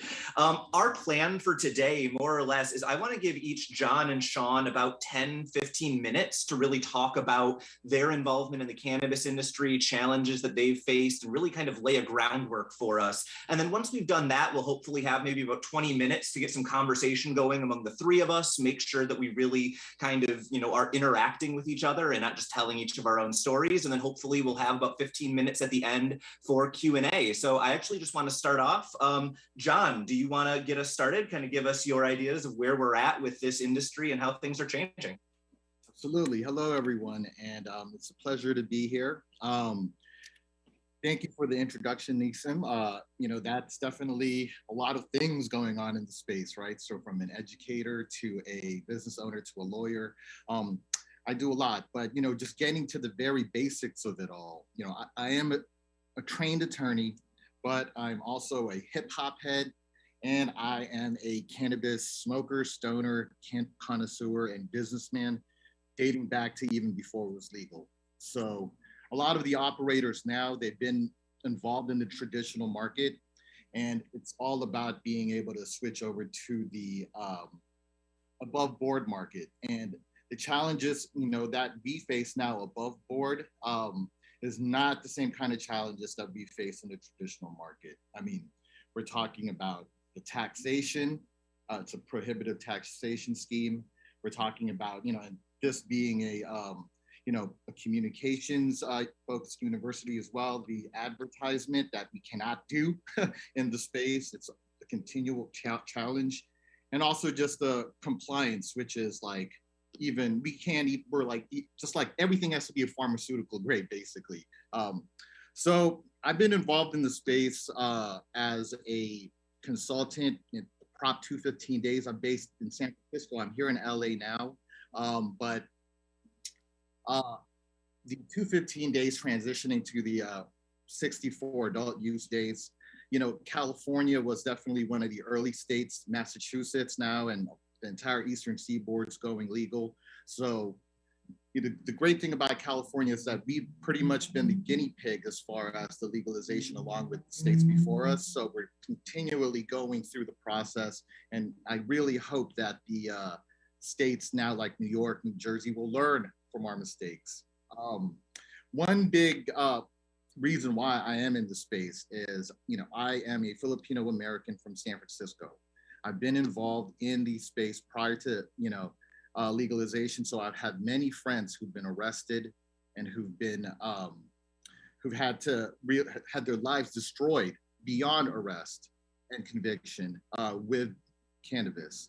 So it's a huge mission for me to be able to empower those who've been disenfranchised by cannabis. And prior to this program in cannabis called the Social Equity Program, folks who have been convicted of prior cannabis convictions could not own or even be involved in the industry. So when California legalized, I made it a point and a mission of mine to work through and help develop and implement the Social Equity Program. I partnered with a group called Mirage Medicinal. They were actually, they had a special episode on Vice Weedakit. And I think the episode was called Going Legit. Anyway, when I saw that, I was partners with High Times Magazine, and I was like, man, I have to figure out how I could help these folks. I found out that they were actually folks from my community neighborhood in San Francisco. So I kind of connected the dots, and I got in touch with the principals of that group, Malcolm Mirage and Nina Parks. At that time, they were doing a lot of advocacy work in San Francisco, really pushing for the Social Equity Program. They were building a coalition of operators, folks who have been arrested, folks who come from communities that have been disproportionately impacted by the war on drugs. And they built a coalition. And I came in, I was a lawyer, practicing lawyer in New York, and I came through, gave up everything, and decided we need to make this happen. We need to push this. So we did a lot of advocacy work with the Board of Supervisors in San Francisco, going up to the state. We were thankfully able to be a instrumental part of the implementation of the Social Equity Program in San Francisco. And through that position, let me take a step back. The Social Equity Program, if y'all don't know, is a program that does a couple of things. Number one, it's permit priority for folks who can verify that they're social equity applicants, and that's they've either been convicted of a cannabis crime in the past, they come from neighborhoods that have been disproportionately impacted by the war on drugs, and there is a income requirement along with other requirements. Anyway, so we were able to get that going in San Francisco. And then through that, once you verify as an equity applicant, then you have priority in permit processing. Then you also get access to grants, and you also get this technical advice from the city and partnering law firms. That's right, Tyler. And because of that priority processing, folks like Malcolm, folks like Nina were in a new situation now. Now they were basically the folks who everyone was looking at to, like the big folks, the big MSOs wanted to partner with, right? As far as investment, because they also wanted to be part of that priority processing, that social equity program, and also just to support the program, but truth be told, from a commercial standpoint, to be in the front of the line as far as licensing. So all that being said, my job was making sure that folks like Malcolm and Nina were protected during the negotiations with these bigger companies. And so I do that. And because that we kind of come from the same neighborhood, we become partners in a business sense beyond that. And it's been great. It's been a great process. Now we have 3 dispensaries in San Francisco, 1 dispensary lounge in the Soma, 1 in Cow Hollow, and other in Sutter. It's being built now, very excited. Through these partnerships that we built, now we also have products being carried in 30 stores in California. And it's just been a great process, but I'd love to talk more in this panel. California sounds like it's a very promising state. There's a lot of things that needs to be fixed. The social equity program itself, although the intention of it is very admirable. The implementation and the practical implementation of it, there's a lot of improvement. So as these new states and new cities start implementing social equity programs, please look at us as an example to learn from. And I'm just happy to be here and excited to talk today. Thank you. Awesome. Thank you so much, John. And Sean, do you want to also give us kind of your background, kind of what you've seen as challenges, and then we can start to bounce some of these ideas off each other?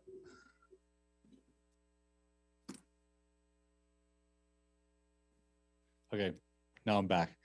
Yes, thanks for having me. Appreciate that. Thanks for the lovely introduction, Nissim and John. Thank you for all the work you do. Makes it possible for me to do the work I do. So my background is building businesses that haven't previously existed and imagining those business early in social media, early in blogs, before that, online storytelling and fan fiction and subscription fashion, building out Rihanna's brand, her lingerie brand, and Fabletics. So, and I've used cannabis throughout my career to really get a second opinion from myself and help imagine things and dream up new things. And it's been so I started a company to really help people, learn what I've learned and benefit from cannabis the way I have. And as John was saying, there's a tremendous amount of obstacles in this space. And what's exciting to me is hacking those obstacles. I always try to figure out new things and usually get bored once they become a regular business. And cannabis has a lot of promise for a lack of boredom because there are so many problems to overcome. So I'll share a little bit about what I'm doing and kind of how I'm working around the rules of cannabis with, I work with Charlotte's Web and MedMen and even Lowell Herb Company. And the reason a lot of those businesses were successful is because they were purpose-driven, at least certainly purpose-driven at the time I was working with them. There's so many different, cannabis, it's 1,000 different products, in California, maybe more. How do you differentiate at retail, and how do you differentiate in the consumer's mind when when all the active ingredient is the same for all these products? So that's I'll talk a little bit about what I'm doing, which is basically trying to build the category king across America. I'm trying to build a national brand that is the category king in cannabis for creativity. And to do that, I'm defining the category because no one really owns that category right now. And if you think about it, when I was raising money, it's hard to raise money in this space because you can't go to traditional VCs. Yeah, there's someone coming through on this. Hey, Wes, can you just real quickly mute panelist 1? I think that mic is picking up some info. Sorry, Sean. No problem. So if when I was raising money for this idea, one, it's hard to find people to invest, but also talk to finance people saying, they're like, I don't know if creativity is a big enough category for, in cannabis. And I'm like, you should not be in this job. I'm like, well, think about it. Like half the songs on Spotify would be gone without cannabis, hip hop, jazz, rock and roll, EDM. But there's also a lot of other cultural trends like the World Economic Forum lists creativity as one of 10 essential skills for 2025. We have this world of AI and outsourcing and abundance of choice where we now buy products based on story and ethics and design. And there's so many elements of creativity that come into the decisions we make. So, and then when it comes to cannabis, there's so many, and when I'm talking about cannabis for creativity, I'm talking about a product to be used for computer programmers and engineers and scientists and educators, where graphic designers and artists and poets are really a very small subset of the people I'm trying to reach. I'm trying to help, the average person, anybody who creates and innovates in their job or creatively problem solves to, use cannabis. And at some point, if psilocybin becomes legal, that could be one of our products as well. People generally use cannabis for enhanced imagination, divergent thinking, ideation, great for ideation, hyper focus. A lot of people use it for ADD or ADHD. It's great for going deep inside a problem. It's great for empathy. You have writers like Aaron Sorkin, who's a proponent of cannabis, and I'm sure he uses it for empathy to what would that character say, what would they feel, and then also pattern recognition. People use cannabis to make non-linear connections and that's really a definition of creativity, putting two things together that previously existed separately to make something new and of value. So cannabis is great for all these things. And what we, with our brand, what we've done is we've analyzed hundreds of different strains that index high for creativity based on survey data, looked at the cannabinoid and terpene profiles, mapped those back to states of mind, and mixed various blends for unique types of creativity, like creative imagination, creative focus, creative awareness, creative reflection. Then some of the hacks, so you can't advertise cannabis. We create content. For the last 2 years, we've been creating content around cannabis and creativity in general. About 70% of our content is just about creativity. We want to position ourselves as a brand to be experts in creativity. And we also want to try to own the SEO taxonomy around cannabis and creativity. So from all this work we've been doing, we rank in the top 50 words around cannabis and creativity, hashing it out with Weed Maps and Leafly and some other publishers. But we also created some non-cannabis products meant to be used while you're high, that are guided journals. And so you can smoke we've worked with some of the top cannabis scientists in the world, and you can smoke our creative reflection blend and still think about your ex-husband or your mortgage. There's no guarantee you're going to have a creative experience if you're not in the right headspace. So we created these non-cannabis products, journals meant to be used while you're high to enhance the efficacy of the cannabis. And we put those into the marketplace, and those act as a Trojan horse for our cannabis brand, allowing us to advertise nationally. That we didn't think this would happen, but the Pilgrim Soul Creative Thinking Journal was one of the top 500 best-selling books in America last year. We've done about almost 6 million in revenue in the last 15 months just on this book about getting high and being creative. Basically a workbook about getting high and creative, which allowed us to build a database of about 95,000 people who like to get high and be creative. And that allowed, when you are in the cannabis space, another issue is you're selling wholesale, so you don't own the consumer relationship. So it's another hack around that, having a direct relationship with the consumer. And then the social equity is an essential part to any cannabis business. Like if you're not giving back to the community, you're a fool. It's really all about that. So what we do is we work with marginalized artists, work with like the California Prison Arts Program. We donate to young artists and put them on our packaging. We give them cash. We try to elevate them, mostly inner city artists. I'm doing a collaboration now with Martin Lawrence, the comedian, and we're promoting a young Black artist on this journal that we're doing with him that's out of Washington, D.C. And so we're constantly trying to elevate young people and use our cannabis product as a platform to give back to the community. And then one last thing we're doing is really hiring for diversity wherever we can. Obviously, I'm a white Jewish guy, but I've, in all my, for years and years, I've been hiring for diversity because I lead creative teams. And if you're not building a diverse team, then you're a fool when it comes to creativity. You need, you need different perspectives and they all contribute. So I selfishly, I hire for diversity because it's a competitive advantage, not because it's a nice thing to do, although it is the right thing to do for sure. So those are some of the things we're trying to do to hack the industry and to give back to the industry. Awesome. Well, thank you both for, giving us an overview of what things are looking at. One immediate thing that jumped to my mind as I was listening to both of you talk was, John, you kind of talked about how difficult the regulations and standards are around what you kind of can and cannot be saying about this product, and what claims you're able to make and what level you need to verify. And then I'm hearing Sean talking about not necessarily, kind of directly dealing with that regulation, but like you said, hacking it, right? Finding a way to get around it and do that advertising.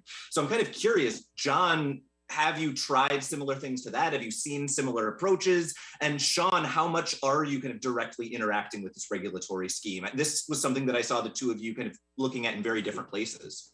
Right. Well, according to the regulations, you can't make certain promises behind cannabis, right? You can't say that, the plant can heal and direct, certain, whatever you're sick from. And you can't say that a plant is organic, even though it is, right? You can't have on the label organic grown. That's kind of silly. So, as far as those on that end, the packaging, yeah, that there's definitely, you want to avoid that. As far as the advertising, like Sean was talking about, the best way to, the minute that you have an Instagram account, for example, and you're a cannabis brand, the minute that you have in your bio the address of your dispensary or wherever you're operating out of, you're going to get found and you're going to be deleted, or and that's just a reality for all cannabis companies. So like Sean said, you have to be able to kind of pile on your to your brand things like non-cannabis related, but cannabis related, but not plant touching. So ancillary type products, from merch to even ashtrays. And, these kind of things, go beyond advertising. From a legal point of view, it even goes to IP protection. So the cannabis brand can file for a trademark in the federal and federal USPTO. They can in states, but that could only go so far. So how do some of these brands hack that, right? They create products that aren't plant touching or kind of plant adjacent, and then they say the category for that with the USPTO, and whenever federal legalization happens, whenever that may be 5-10 years, at least they have a category with the USPTO that's already trademarked that can be easily kind of converted as well. So there's a couple ways to do this. I'd love to know what you have, Sean. I'm learning every day to my businesses as well. So all my trademarks, I do have a California trademark for cannabis, but all my trademarks are around education around cannabis and creativity, really just education around creativity. In cannabis is certainly a subset of what we do, because I really look at our brand as a creativity company where cannabis is one of the products. It's just a bigger idea, bigger platform, and a better way to think about it and hack the business. You can't make claims. That's right. So I have creative awareness blend, creative imagination, creative focus, creative reflection blend. You can't really make claims around products. So I can name it something. That's one of the hacks. And to actually illustrate the issues here, a lot of CBD companies were making claims about products, and it was fine. Well, it wasn't fine, but they were doing it. Once it became sort of legal, all the class action lawsuits popped up because, okay, now this is legal. We can sue these companies for their claims because they can't prove them. So in the cannabis industry, with me, I have to carefully word my packaging. So I'm not saying this will help you with. So here's an example. For my creative awareness blend, in my description, I say, you create and appreciate art and music. Heighten your alertness to aesthetics, drink in the world around you. Enjoy this blend at museums or while attending a concert. I'm not making claims. I'm sort of describing the customer who might like this product, which has certainly passed my legal. John, I don't know if it'll pass yours, but so these are things that you have to sort of dance around and kind of figure out. That's sort of ours. And then on the with Lowell, we said we only used organic fertilizer. We didn't say it was organic, but we talked about the organic products that we used in making in making cannabis. So those were some of the ways we sort of, talked about our love of the plant and how we, are trying to create a great product.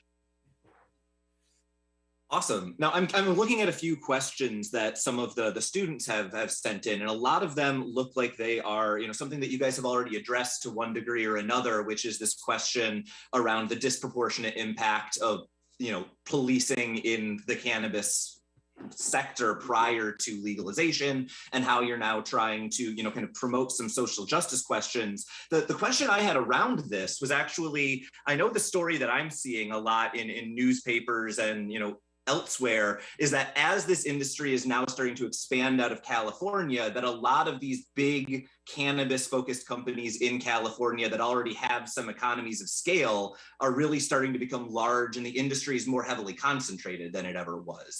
I'm curious, as y'all are trying to kind of take these steps towards social justice and giving back to, traditionally marginalized communities, how are you balancing that with kind of the economies of scale that are necessary to kind of make this industry work? Right. If you don't mind, I can go ahead and start. Yeah. So, the social equity program is focused on ownership in the space, right? So it's really designed to make somebody a CEO and an owner and feel all of the weight and the struggles of a C-suite executive, right? And the reality is, though, that people who have been disproportionately impacted, not all of them either have the skills or the desire to be an owner in the space. Some of them want to start from the bottom as a bud tender or a trimmer or what have you, and learn the business and move on up to eventually becoming an owner.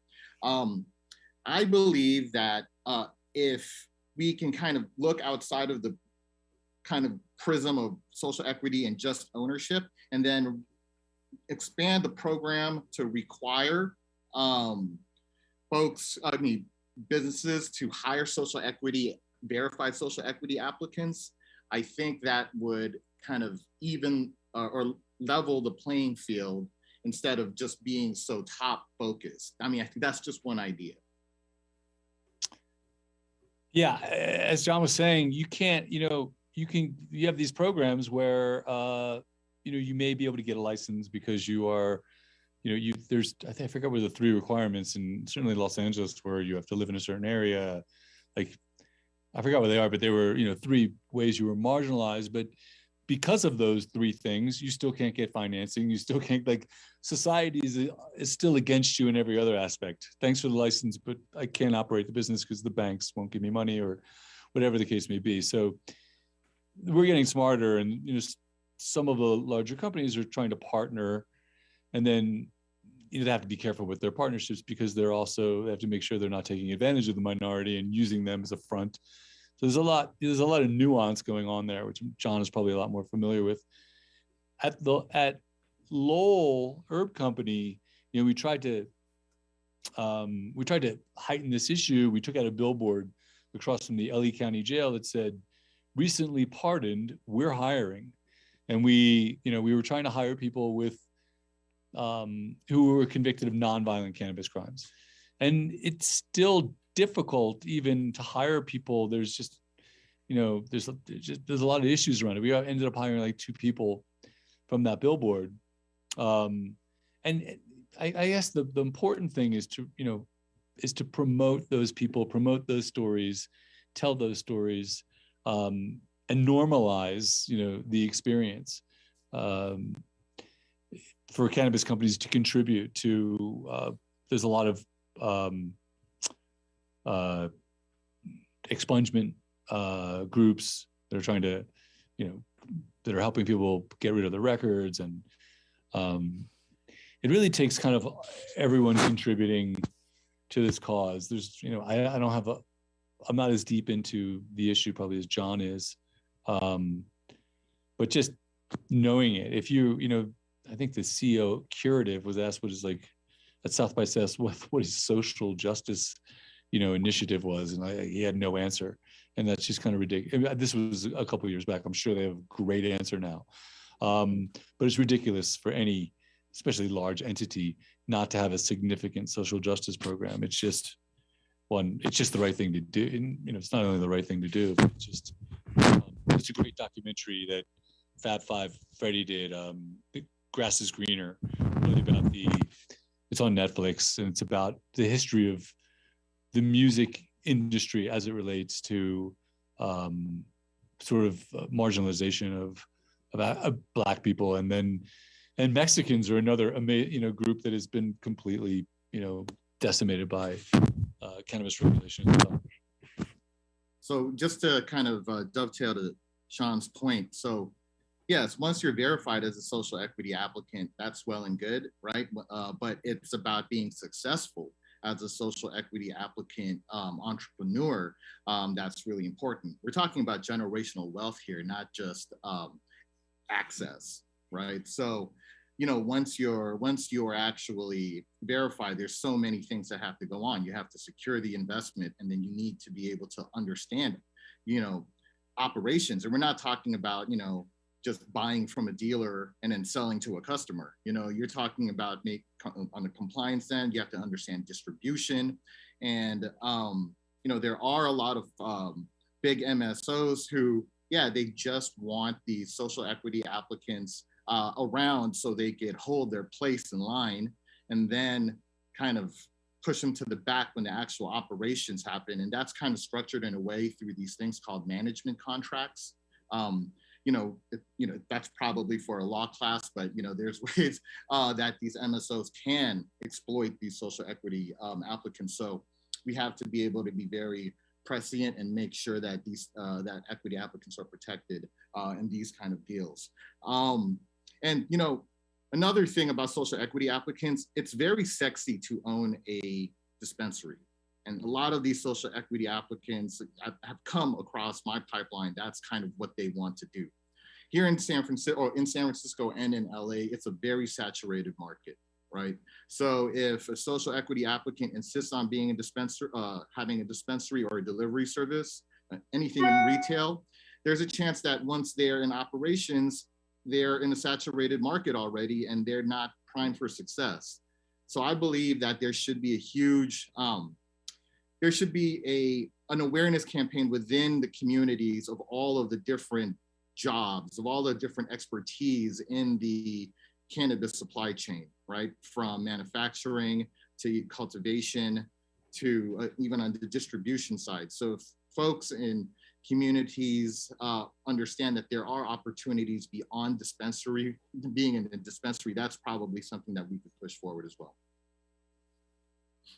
And I think as we're talking about this, one thing that immediately jumps to my mind is both of you, at least briefly, were talking about how this issue of these underrepresented groups or groups that have been traditionally harmed by these issues really overlaps with a lot of concerns on kind of just the finance and business side. And I'm curious, as we're now talking about how regulation is really kind of shaping this industry and leading us, in some directions we really like and in others we might not, I'm curious how just financial regulations around the market further complicate this. Because I know at least here in Massachusetts, I can't use a credit card when I go to the dispensary. I have to bring cash. Even things as simple as that, it seems like would compound this problem and might make it harder to get, say, financing for a new business in the areas. Is that correct? Or how much do you see this happening? Well, you can't get any loans, bank loans. But banking in California, through credit unions, it's starting to be a little bit more prevalent. So, debit card transactions here in the state, it's a thing. Crypto is something that's being spoken about. I'm not quite sure if that's been implemented at all yet. So, yeah, and as far as just going to the finance and the social equity program, there are regulations that protects social equity applicants. So for example, if a social equity applicant partnered with a bigger MSO, a multi-state operator, for example, and the social equity applicant, some of these kind of deals end up them having a minority share in the company. There are ways to protect them from being forced to sell their share. If that makes any sense. Yeah. So there are protections from a regulatory standpoint for social equity on the finance level as well. So. Yeah. I'm curious, Sean, as you are also kind of working in, this less on the regulatory side, but just on the day-to-day operating side, how much have you run into these sort of hiccups in financial regulation? And is it something that's getting lighter, or does it seem to be getting worse as we get more states with potentially different regulatory systems? Well, yeah, another hack that I have is I built my company as a licensing entity, a marketing and licensing entity. Technically, I'm not plant touching. So I have the non-cannabis side of the business, which has significant revenue, and I'm thinking about actually separating that out as another entity so I can get bank loans and do things like that. But legally, I license my brand to a manufacturer who pays me a licensing fee. I mean, I'm in a sense making sure that brand is successful and contributing to all the things that make it successful in marketing that brand and building equity for the brand, direct mail and all these things that will make a brand work on the marketing side. But we were positioned as a marketing and licensing entity. That said, still, it scares the heck out of, any of these banks. I'm actually banking with Bank of California and Wells Fargo. And I'm a case study right now with Bank of California because they were like, they want to get into it, but they need the perfect use case. And I had to really diagram how the money flows and really teach them about this whole licensing entity thing. So I'm still receiving money from a cannabis company. I'm actually getting, I'm selling my journals to about 400 dispensaries around the country, and they're paying me. So I'm receiving checks from cannabis dispensaries, which is not, and I'm also, I don't even want to mention my other banks because maybe they'll hear this and maybe I have an issue. But I'm banking with some other, big standard banks. So that's really, the question is, can I, am I a money laundering entity by taking money from a dispensary or a manufacturer who's paying me a licensing fee? So even though I'm not plant touching, it's still difficult. My hack is somewhat working, but not completely. But there's also banking, there's also tax regulations and things like that allow me, because you can't deduct hardly any expenses if you're a cannabis entity, as far as the IRS is concerned. So I'm trying to work it, I'm trying to work around it. Some things are working, but a bank Googles your company and it looks like you have a cannabis brand and they just don't want to go near it. I'm actually looking at some loans now and kind of going through this process, and I'm finding out, some of the things I'm sharing with you, I found out last week. So it's really kind of massaging your way through all these, like if you're a dispensary, obviously you are a dispensary, you're stuck in the middle of it. I started this brand trying to figure out, the issues and the hurdles and trying to work around them and still having them. Yeah, so I actually want to get to a couple of questions that students had sent in just to make sure that we're kind of getting an opportunity to, address some of the things they're really interested in. And one of the questions that they asked really ties in perfectly to this. The student says, despite the fact that it's been primarily liberal politicians pushing legalization nationally, a conservative politician, Nancy Mace, recently introduced legislation to legalize cannabis, and it's gotten the backing of both the Koch brothers and Amazon. So as we potentially move into the national legalization phase, how do you see that either complicating or helping some of these regulatory issues we're looking at? And also, how do you potentially see the future of big business in cannabis in a way that right now, potentially because of these financial issues, isn't happening, but very likely could open up as we go national? So cannabis right now is a Schedule I drug. So it is looked upon as not having any medical benefit now or in the future. So because of that, there are all of these regulations. So as you mentioned, the right of the political spectrum is starting to kind of see that this shouldn't be a wedge between the left or the right, and they're starting to introduce bills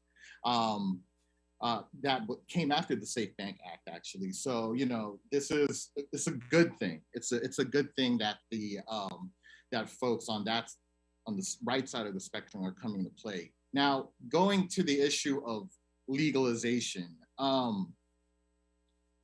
There's multiple ways to look at it. For example, so I said that cannabis is a control or CSA 1, Schedule 1 drug. So basically, you could either do a couple of things. You could completely legalize it, or you could make it a Schedule 2, right? So by full legalization, and they both bring certain consequences. So for example, if you deschedule it or make it or if you bring it down to a level 2, for example, I believe that in that situation, that might create an unfair, it might create a very imbalanced situation for current operators. I say this because the pharmaceutical companies, they're the ones who will have an advantage if it goes to Schedule 2. They're the ones with the infrastructure. They're the ones with the relationships with the Walgreens and the CVSs. So if they're the ones who really have the ability to kind of take control of the compliance side, without being fully federally legal, but just Schedule 2, the current operators now might be in a very disadvantaged position. Not only is it from a distribution standpoint, but also from a, like I said, the compliance standpoint. So if all of a sudden we have now pharmaceutical grade cannabis that's required along the entire supply chain, what does that happen to the stuff on the shelves now, right? So that would require current operators to kind of look at their product, and it might change the whole dynamic. So yeah, that's my input on it. Yeah, to add to that a little bit, I think these politicians, the conservative politicians, they consider themselves more libertarian, where they're more about government not controlling our decisions than being conservative. For me, and a lot of people, like banking is one of the first things we really need to take care of to make this, it's called the Safe Banking Act. I don't know what the acronym is, but safety is definitely one of the issues. People are moving a lot of cash around, and it's just dangerous, and it's not good for anybody. It's just unnecessary. The fact that obviously it's a Schedule 1 drug is just ridiculous. That needs to change for sure. And then it's right with I'm in this business because it's difficult, and I'm here now and I'm hashing it out and trying to figure it out because it's difficult. And I've taken investor money, so they're investing in me because they think it's going to get easier, and they think legalization is going to happen, and we're going to own a consumer and own a marketplace and have a brand that's got value. So, in some sense, we're banking on, we're hoping for legalization because we think it's going to bring profitability to a lot of these startup brands. But as John said, we don't know what's going to happen. These big pharmaceutical companies with all this lobbying money may create all kinds of new regulations that make it really just difficult and impossible for some of these smaller brands to survive and thrive in a legal world.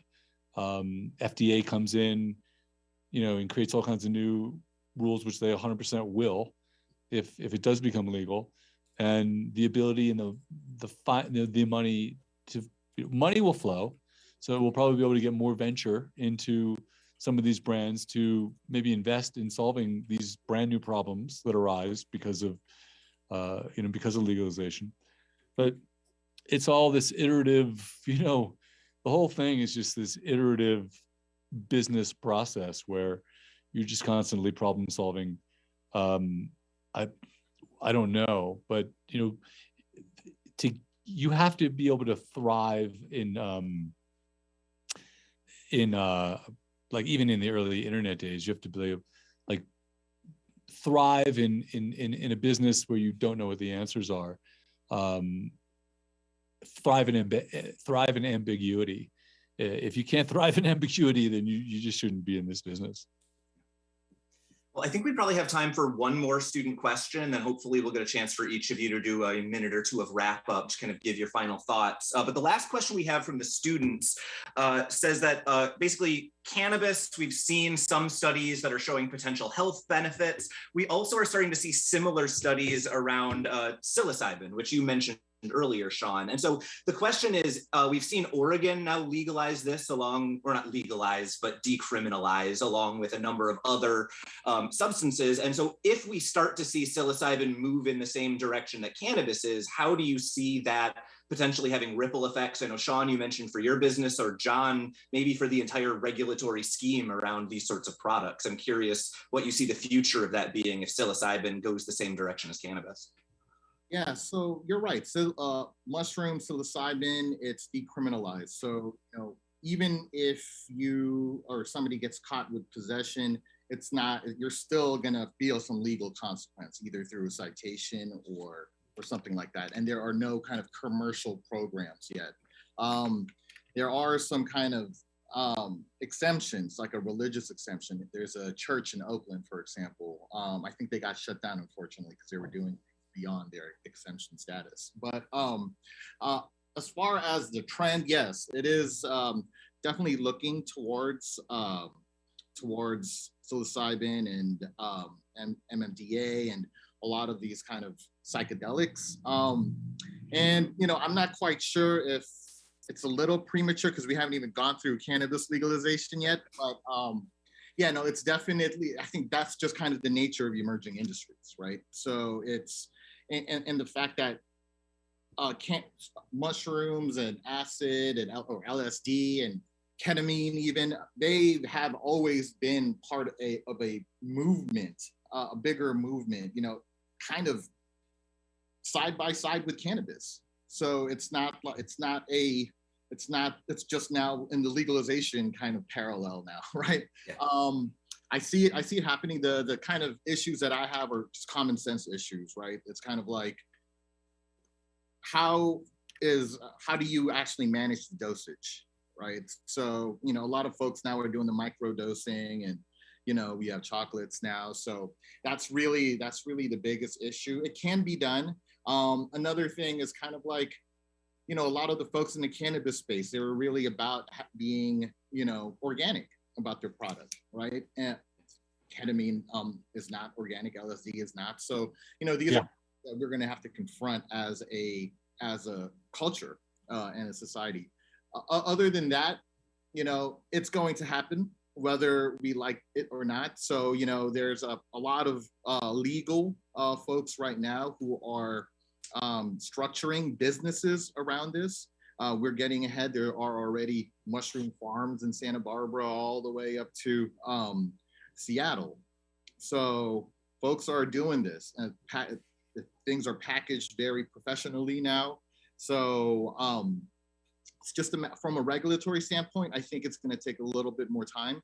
But this is usually how it happens: decriminalization to a medical kind of program, and then to adult use. I don't see it for another 5 to 10 years, if not longer. Yeah, it's going to be a while, even for cannabis. Michael Pollan did a lot for the industry, and his book, How to Change Your Mind, normalizing it. I come from the tech space, and I don't know any, tech CEO who's not microdosing or hasn't tried it, or, and I know a bunch of people who are, literally changing the world, who are proponents of microdosing and use that to open up their mind and challenge their perspective. So it's a very real cultural shift. You got housewives, eating frog, trying frog venom, and like there was an article in the New York Times, I think last week, about housewives on Long Island, tripping out on frog venom. So it's usually society follows the consumer. But one of the most important things, and also with cannabis, is education.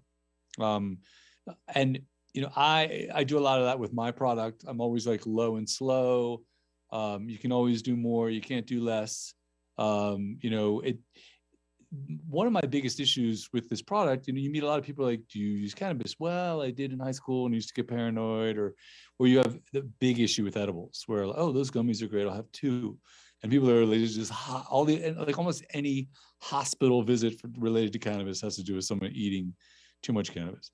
So understanding dosage, and with cannabis and obviously psilocybin and whatever the drug may be, is exceptionally important.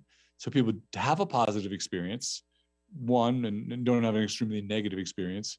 I'm trying to get, I have a lot of friends who got paranoid in high school and they haven't tried cannabis again. And I've introduced it to them, explaining the right products, and they love it. A lot of people are using it for sleep who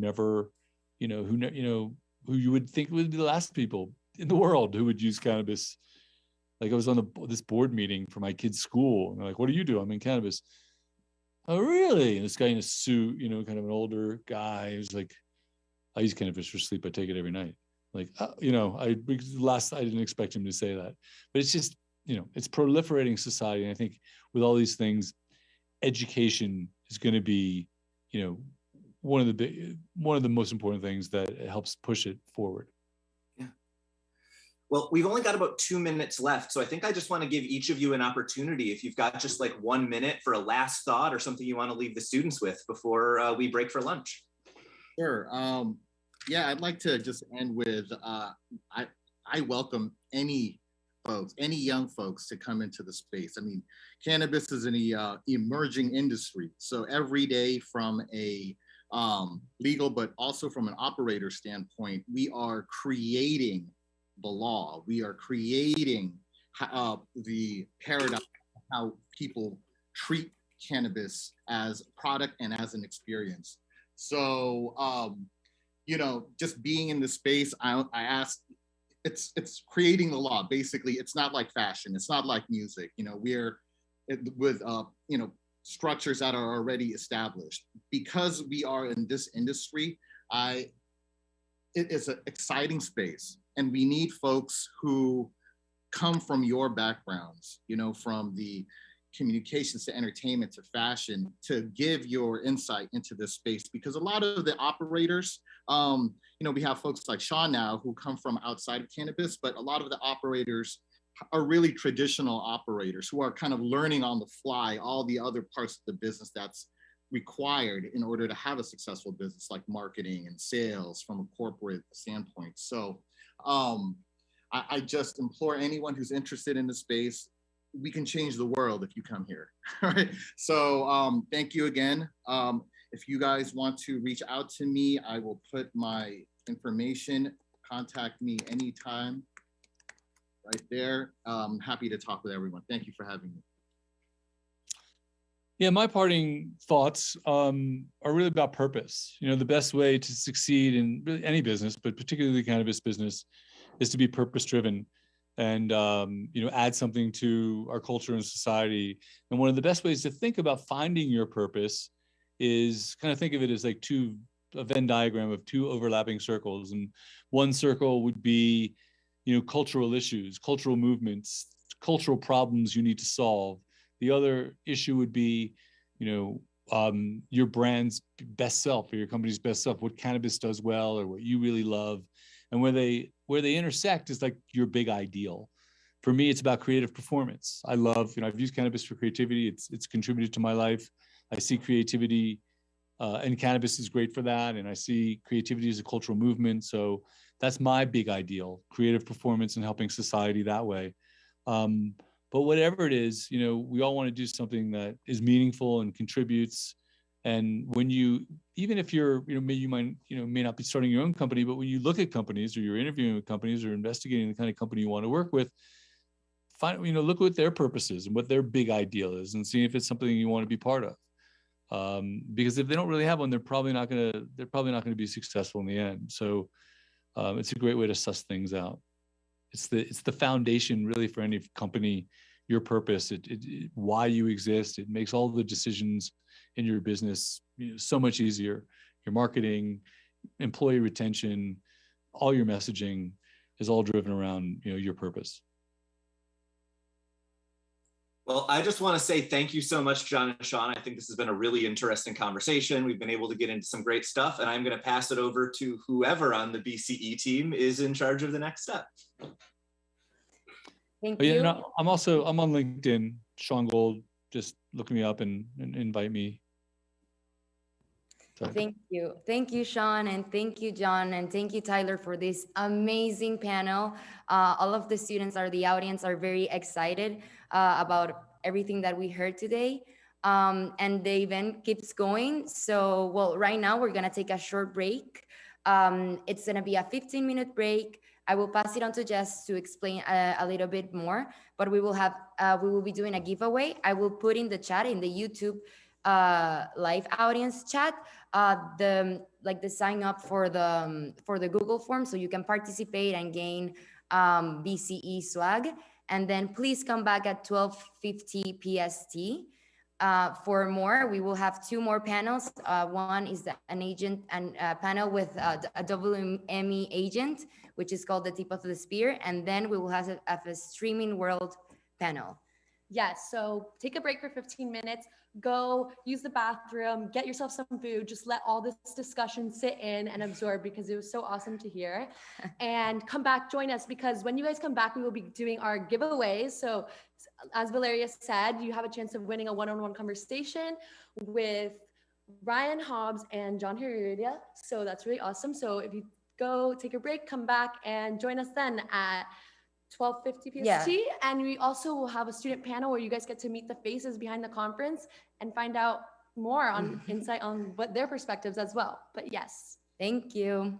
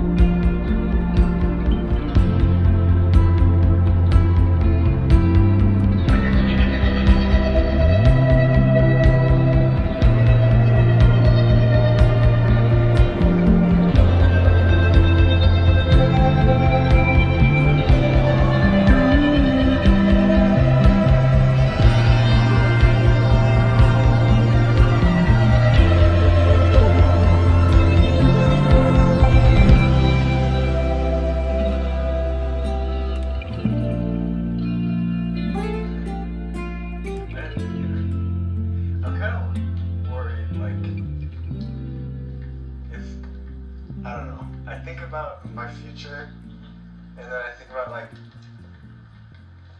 my relationship with like my friends right now, or just how happy I am right now, and like I feel like I'm going somewhere new for a new place to be like happier and more successful, but like I don't even know if that'll be better than what I am right now. That's like the other scariest part. I think about that too, actually. Yeah. Because like once we're there, and then we'll realize how we were right now, because we're in it. I would miss it. Yeah.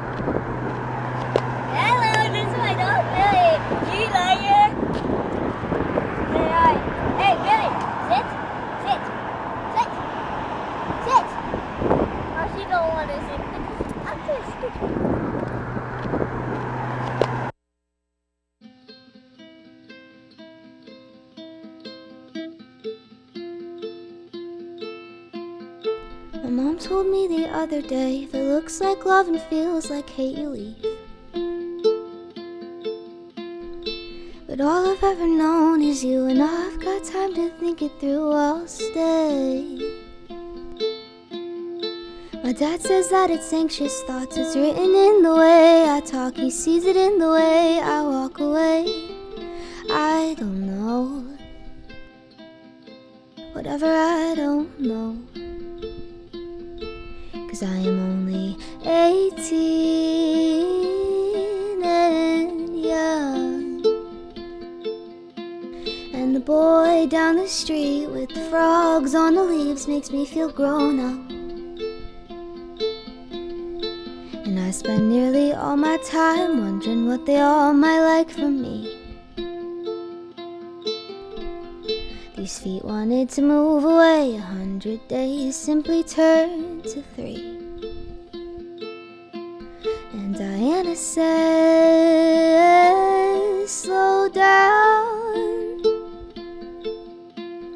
'cause she went to Greece for 2 weeks and learned what life's about.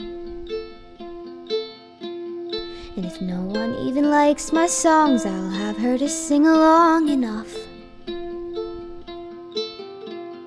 And if I happen to lose my voice, my parents will fill all the noise with love. 'Cause I am only 18 and young. And the boy down the street with the frogs on the leaves makes me feel grown up. Makes me feel grown up. Makes me feel grown up.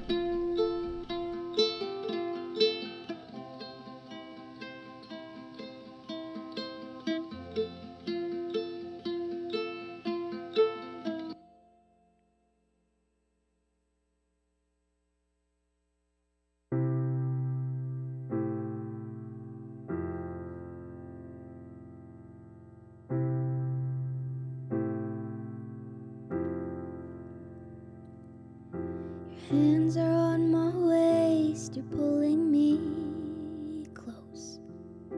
It's warm outside today, and I hope it will snow. And you're wearing that sweater I say that I hate, and you don't like my hair curly, so I'll wear it straight. And every single road is like a ghost town. Haven't heard your voice, the silence is so loud now. We've dwindled down to I hope all is well, so I hope all is well.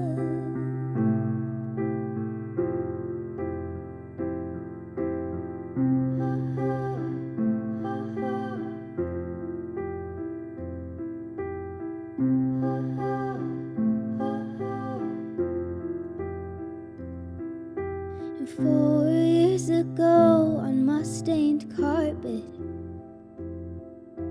I fell into an unrequited love.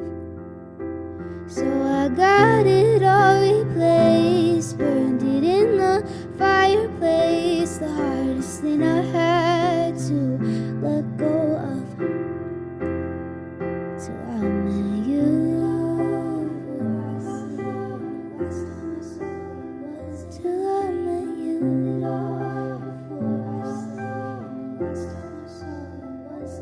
I hear music in the room next to us, where I only really wanna hear you say my name tonight. And everything that's wrong feels right. Every moment I'll rewrite with you. With you.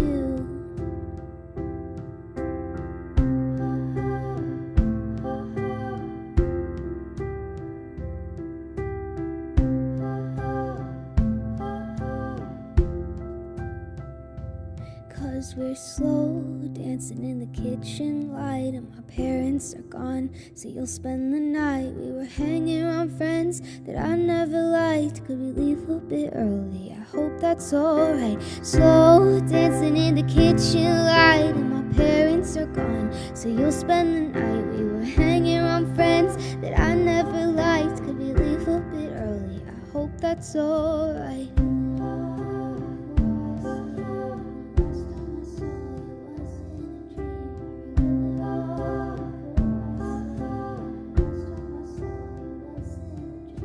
Slow dancing in the kitchen light. I won't tell you what's wrong, cause I don't wanna fight. And if you still love me, maybe I might, but I won't say a word, so we'll always be fine. No, I won't say a word, so we'll always be fine.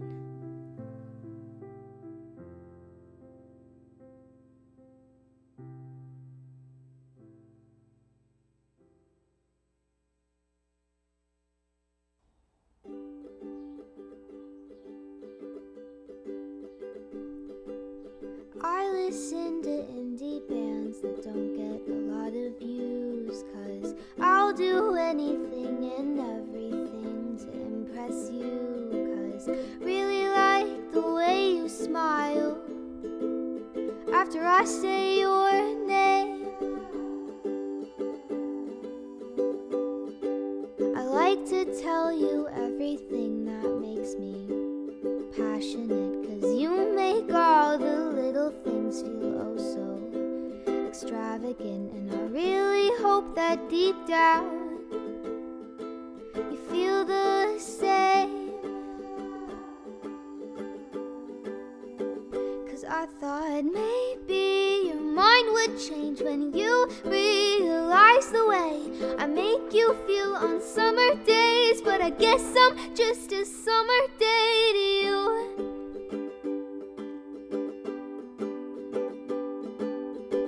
I'll play your favorite songs on every car ride, as long as you sit there and listen to what is on my mind. You drive me crazy,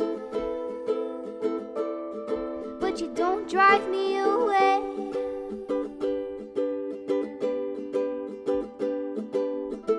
I say I hate you and you say you love me back, so I say that I hate your smile and the way you laugh. You know I'm lying.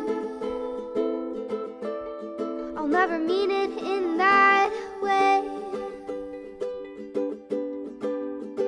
'cause I thought maybe your mind would change when you realize the way I make you feel on summer days. But I guess I'm just a summer day to you.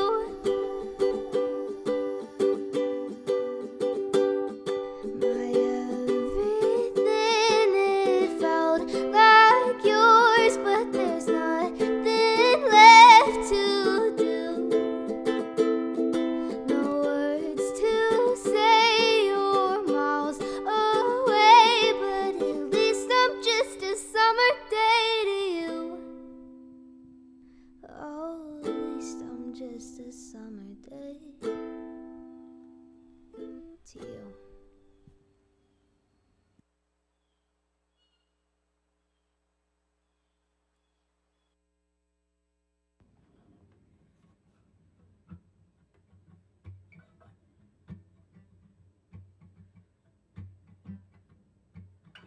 I wish you never knew me sometimes. I wish you never came into my life, 'cause it's why I cry myself to sleep. I'm singing words that I don't mean most of the time.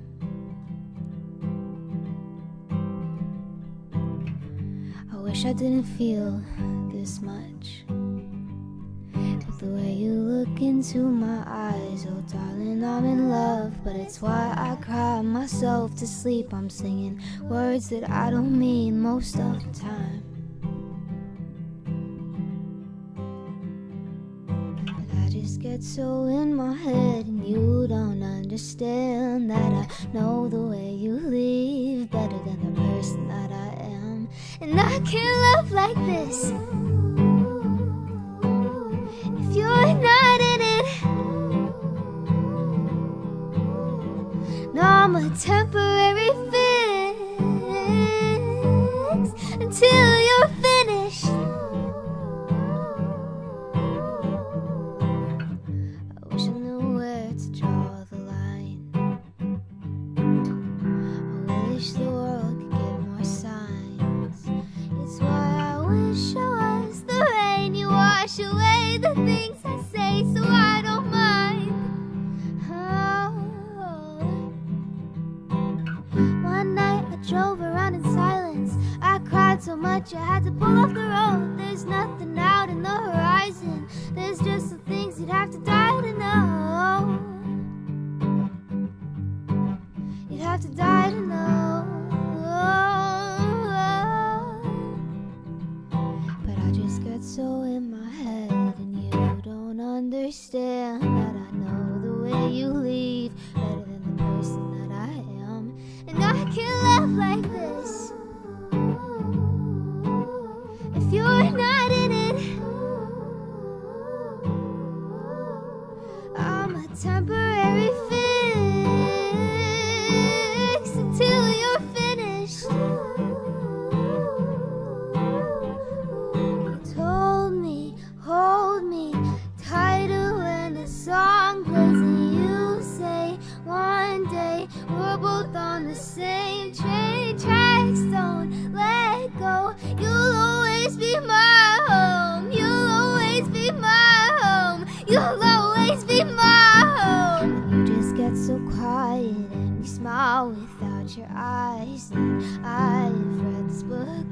out a million fucking times, and I can't laugh like this if you're not in it. I'm a temporary fix until you're finished, until you're finished.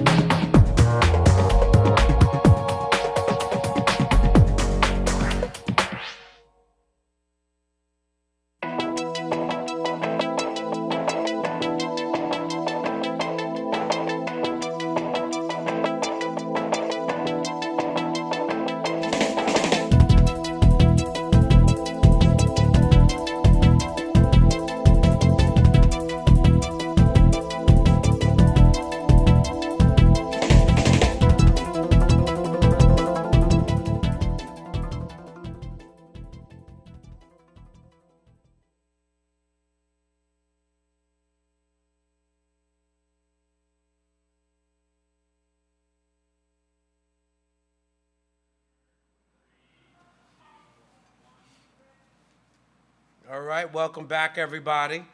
Hope you had a little bit of a little break. We took a little longer lunch break than we planned because our crew needed to eat. We somehow forgot about that. I'm glad we got a break. But so we want to take this time to really just introduce you to the people behind the conference that you may never see before we get to our next panel. So I guess maybe without like further ado, I mean, I was just going to ask you guys a little bit about where you're from, what year you are, a little bit of your role, and I don't know. I'm just thinking like how you see the conference yourself. So let's start with Valeria, who's our most senior tenured student worker. So Valeria, and then we'll go to Karthik, and then back to Jess, and then this.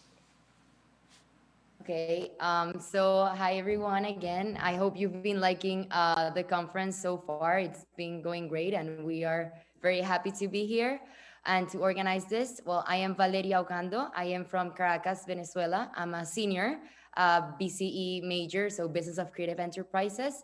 And I'm very excited to be here and being part of this because I feel like the BCE Conference is a space to feel inspired, to also find people to network with and to get to know what we as creators and as creatives can do out in the world in my example, when we graduate and we will go out there. So it's been a pleasure to being part of this event, and especially especially this topic because I am Latina, I am from Caracas, I'm from Venezuela. So it's an opportunity to listen about disenfranchisement and inclusion in the industry and in the creative industry. So for me, it's a pleasure and a blessing too. All right, so let's bring it back over to Karthik, who's with me in real life. Yeah, hello, my name is Karthik. I'm a senior. I originally came to Emerson as an acting major, but I created my own major, but it's predominantly rooted within BCE. I'm one of Wes's student assistants along with Valeria. I'm very, very honored to be a part of this team for the conference. I've learned a lot just from Valeria doing it last year and also Wes mentoring us through the process. And I've gotten to meet some great people like Jess, Nissim, Eugenia, Chloe, etc. And it's really been a blessing being part of this team. And I really hope everyone is taking a lot from these panels so far. I know I've really, really enjoyed, especially just the cannabis discussion that just happened. And yeah, it's been a great privilege to be part of this team. So, and then, okay. I was just going to say that the other thing for me as one of the the faculty member here is you have Valeria and Karthik who are seniors, but then you have Jess and Nissim who are sophomores, and then Eugenia is a junior now. So we have this sort of intergenerational multi-year thing. So just representing the next wave of BCE executives. Why don't you just introduce yourself? Yes. Hi guys, my name is Jessica Saavedra. I am a sophomore BCE major. I'm originally from Miami, Florida. I've always grown up playing soccer and I continue to play soccer at Emerson College. How I see this conference is honestly for a chance, I use this as a chance to network, gain insight on just the creative industry in itself, and kind of just using this as an opportunity to learn. And I was really grateful to hear all the speakers. It was really awesome. But I'm also Italian and El Salvadorian, so I do have a ethnic background. So I think that's another thing I bring to the table. And then is Nissim should still be here. Yeah, there we go. So Nissim, the other of the young blood, talk to us, please. Sophomore BCE major from New York City. And my position is like Jess, we both work at Launch, and Launch and BCE partnered for this conference. And the way I see the conference is just as like a great opportunity to learn about so many different things that I'm interested in personally, that like normally I have to go to multiple sources to learn about at once, but here I could just sit down and learn about all these different topics in one place. Great. And I think Chloe, we have Chloe on the feed. I think I saw her in there.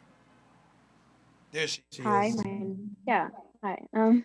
My name is Chloe. I'm a sophomore BCE major here at Emerson. I'm from Pittsburgh, Pennsylvania. And basically my role for the conference is to do all of the design and visual aspect of the conference. So basically anything that you are looking at that had to be designed visually is what I'm doing. And I sort of see the conference from that visual standpoint. And I also just think it's so cool how many angles and how much potential there is for everyone to do something that they're interested in and learn something that has to do with the creative industry from so many aspects. So yeah. And then last but not least, we have Eugenia. Hi everyone, my name is Eugenia. I'm from Caracas, Venezuela, like Valeria. I'm a junior in the BCE major, and my role for this conference was basically like social media manager along with Jess. I was, promoting the conference through our Instagram, LinkedIn, Twitter, Facebook. And I see this conference as, as everyone has been saying, like a way to learn, to network, and learn more about like the creative industries and like what it has to offer for all of us in the BCE major. So yeah, thank you. So I think that's everybody. So I want to throw a question out, and maybe I'll give it to the Jess and Valeria, who are back there in Boston together. I think Michael was talking about what you can do to enfranchise people. And I realized for those at home, we were having a meeting and sort of had this kind of light bulb moment, is that, this group of folks here who have geographic diversity and, racial or spiritual, I don't know, we're a nice sort of mixed up bunch of what we should be doing. But it's also not been as anybody's ever done an event, it's not a clean process. And sort of, Valeria knows this, a bit of my, style is sort of give you a couple swim lessons and then push you into the deep end of the pool. And then kind of getting in the middle of it is how you will learn best. But I guess, so I say this to maybe, I start with Jess and Valeria, then anybody can sort of jump in, is enfranchisement and giving the authority and the power can be a bit clumsy and difficult. So what has it been like kind of moving from sort of students and then putting on the sort of executive hat with, quite frankly, not the most training and sometimes patience, from our end? So let's go to Jess and Valeria first on that one. Well, I'll jump in first because I was here like in the beginning of planning the BCE conference, like the first, because this is the second annual BCE conference for the audience that doesn't know.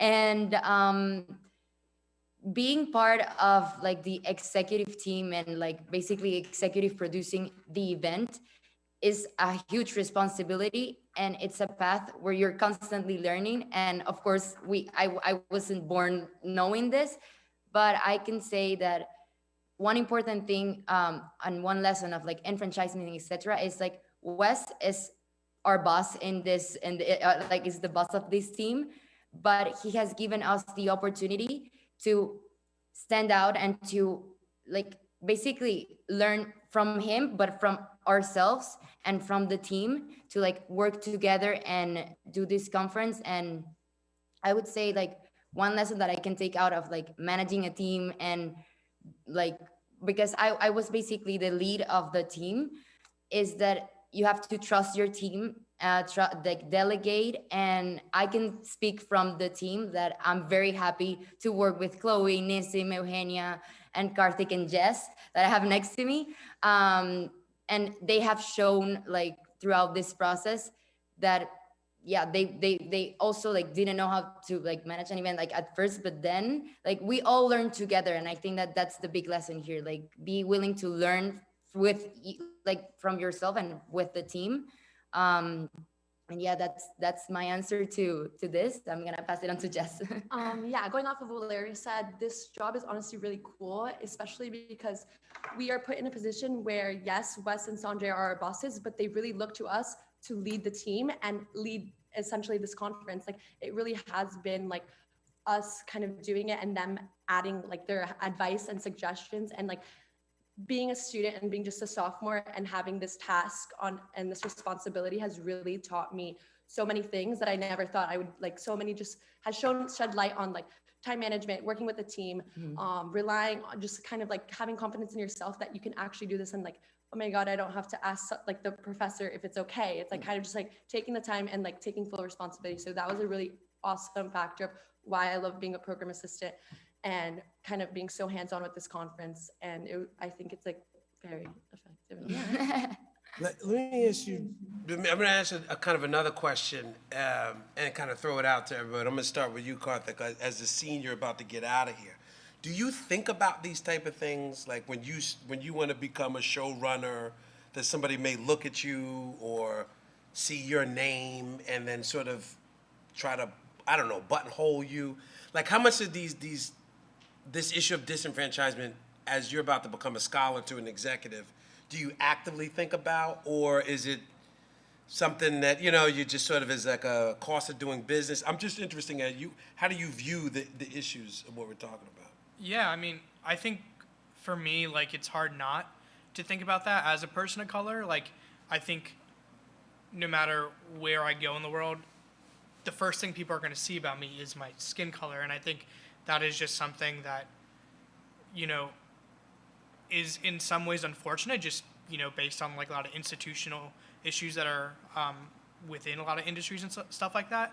So I think for me, even if it comes to like entertainment in Hollywood, or if I was trying to do something more in business, I think to me it's just knowing that like I will just have to maybe maneuver and work 3 times harder. I have to climb the ladder 3 times more just to put myself in a place where I could be at the same level as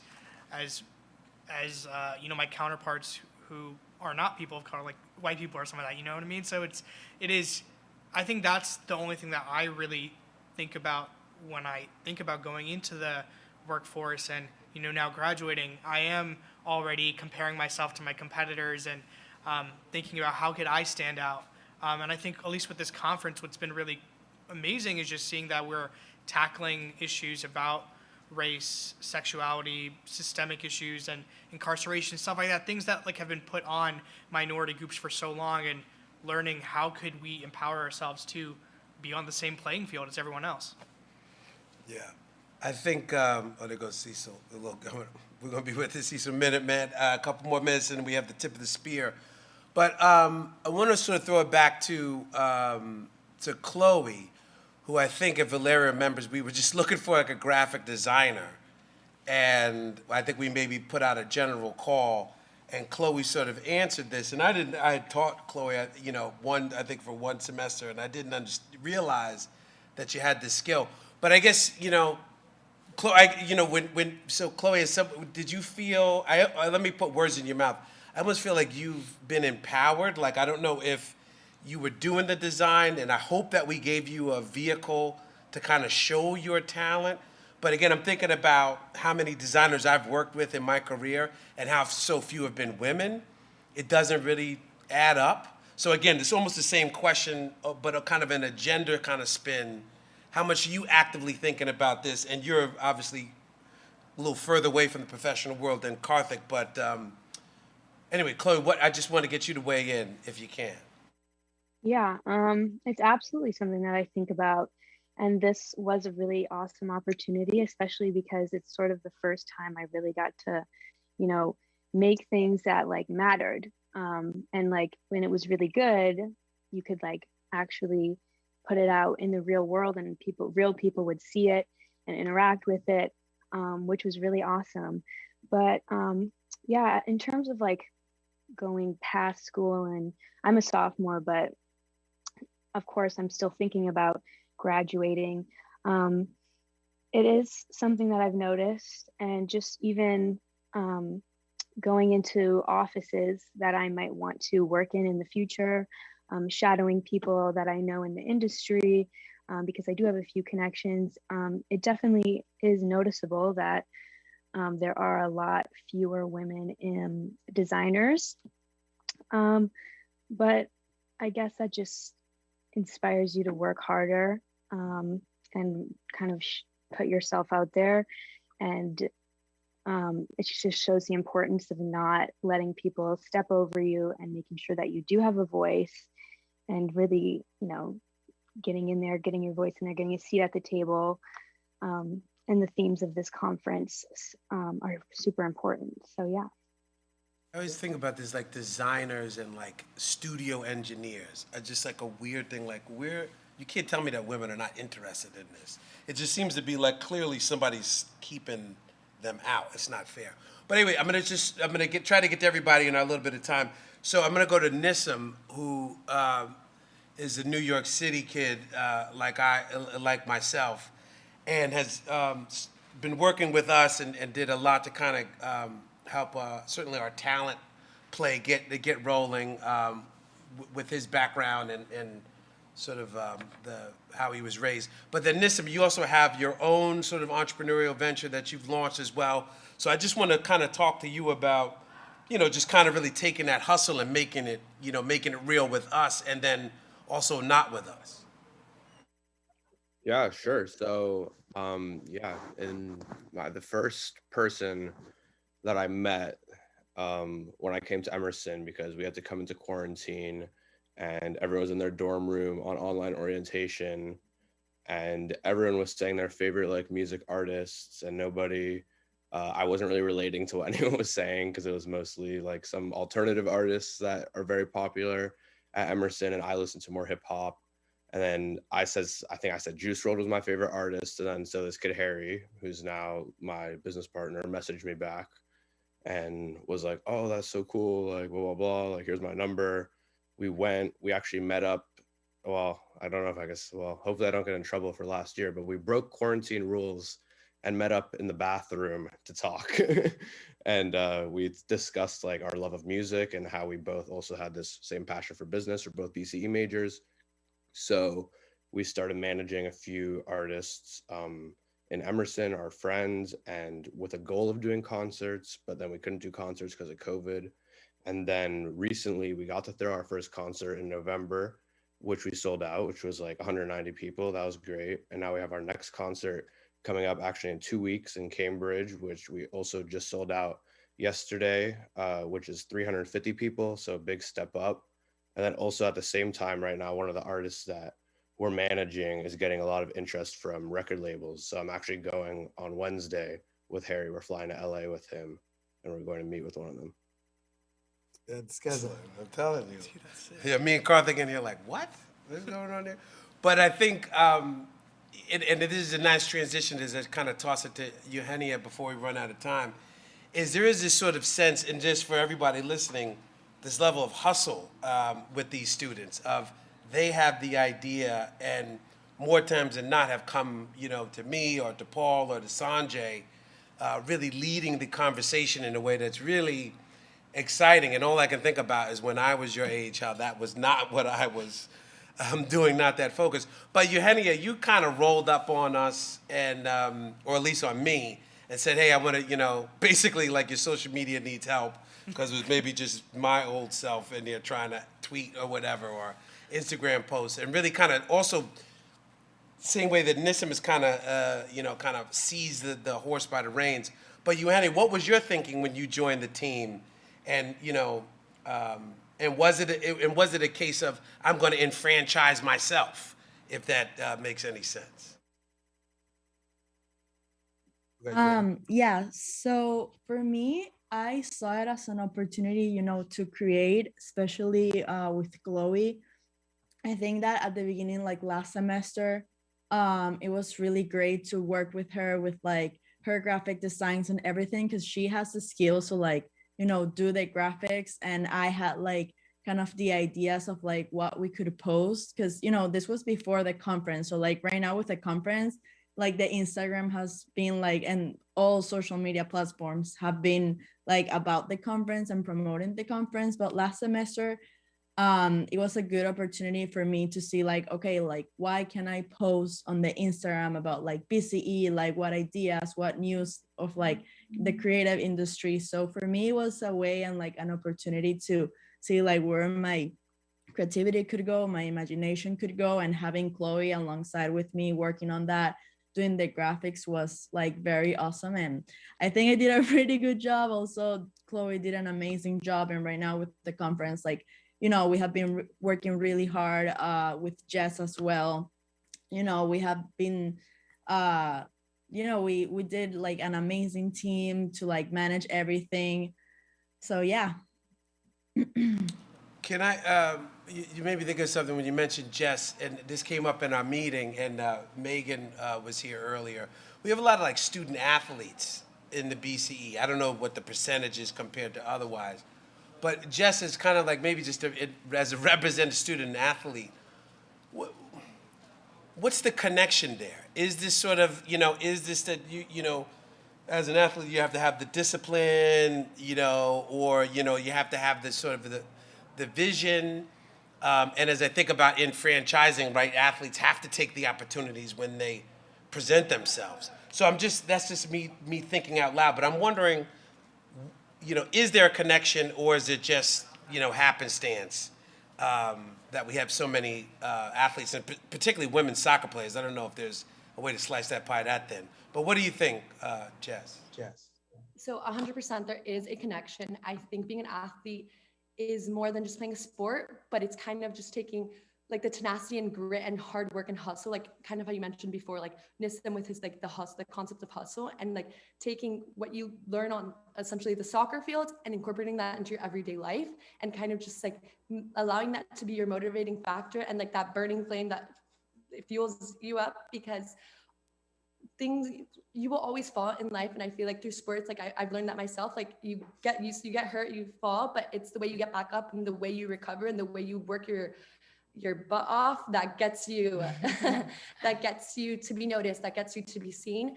And 100%, I think I've seen a lot of BCE majors play sports, and I think there is a connection, because I think playing sport and being creative on a field also has a place in being creative in school and just in everyday life. Well, great. I know we're running out of time, and Cecil's on the line, and I know, Valeria, you have some other things. So I'm going to I'll hand it back off to Valeria, then we'll kind of keep going with the program. But I'm glad we were able to take some time to give you guys some time to shine, people to see your faces, hear the names, from our panelists to, you know, professionals at home to faculty members who may be tuning in. But this is really a great team, and thanks to Sanjay, who we merged our teams with Jess and Nissim came from launch with, you know, Valeria and Karthik on my side. But it's really been a really impressive thing, and I'm really proud of them. And again, I'm just so impressed about how mature, time management, responsibility, culpability, all those things that you have, more than the 21-year-old version of me. And as we say goodbye to Valeria, not that she's leaving right this minute, but Valeria and Karthik who are leaving out, I'm very happy to have these, you know, underclassmen who are going to fill their shoes. So with that, I will turn it back over to Valeria, and I will be back in a second with the tip of the spear. Ms. Okando. Thank you, Wes. So yeah, well, we promised you that we were going to do some giveaways. This is not gonna take too much time. We already have our winners we have 2 merch winners of today that we're gonna mention. So the first is a shout out to Adam Patcher. He's a screenwriter and Emerson faculty member who is teaching out there in LA this semester. And he was supposed to go home this weekend to see his family, but his flight got canceled, and we want to give him a giveaway. So I don't know who is right there in the live audience, but Adam, you won a BCE merch, and we're so happy to give that to you. And another winner out there is Megan Rose. She's helping us out there in LA. So a shout out to Megan Rose too, and to Brianne as well. So you both, I said 3 giveaways, but whatever. So you both 2 won merch from us. And then We have Adam here. Hold on real quick. Let's give a shot. We have one of our winners in here, Valeria. Here he is. Thank you very much. There he is. Beautiful swag. I love it. I know. And since I couldn't go home, I was running low on clothing, so I'll put this right on. Exactly. There you go. All right. Thank you. All right. Thank you. Thank you so much. And Jess will announce the two winners of private conversations with John Heredia and Ryan Hobbs. So the first winner of the one-on-one conversation with John Heredia is Travis McKean. Congratulations. And the second winner of the one-on-one conversation with Ryan Hobbs is Sophia Boyce. Congratulations. Ooh. Okay.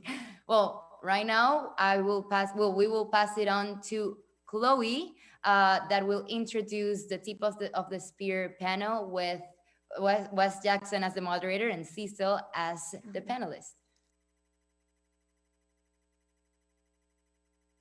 Sorry, it's Karthik that is introducing it. I'm so sorry. Karthik, I'll pass it on. No, you are totally fine. Okay, cool. Yeah, so as Larry mentioned, I'm introducing the second panel of the day, the tip of the spear.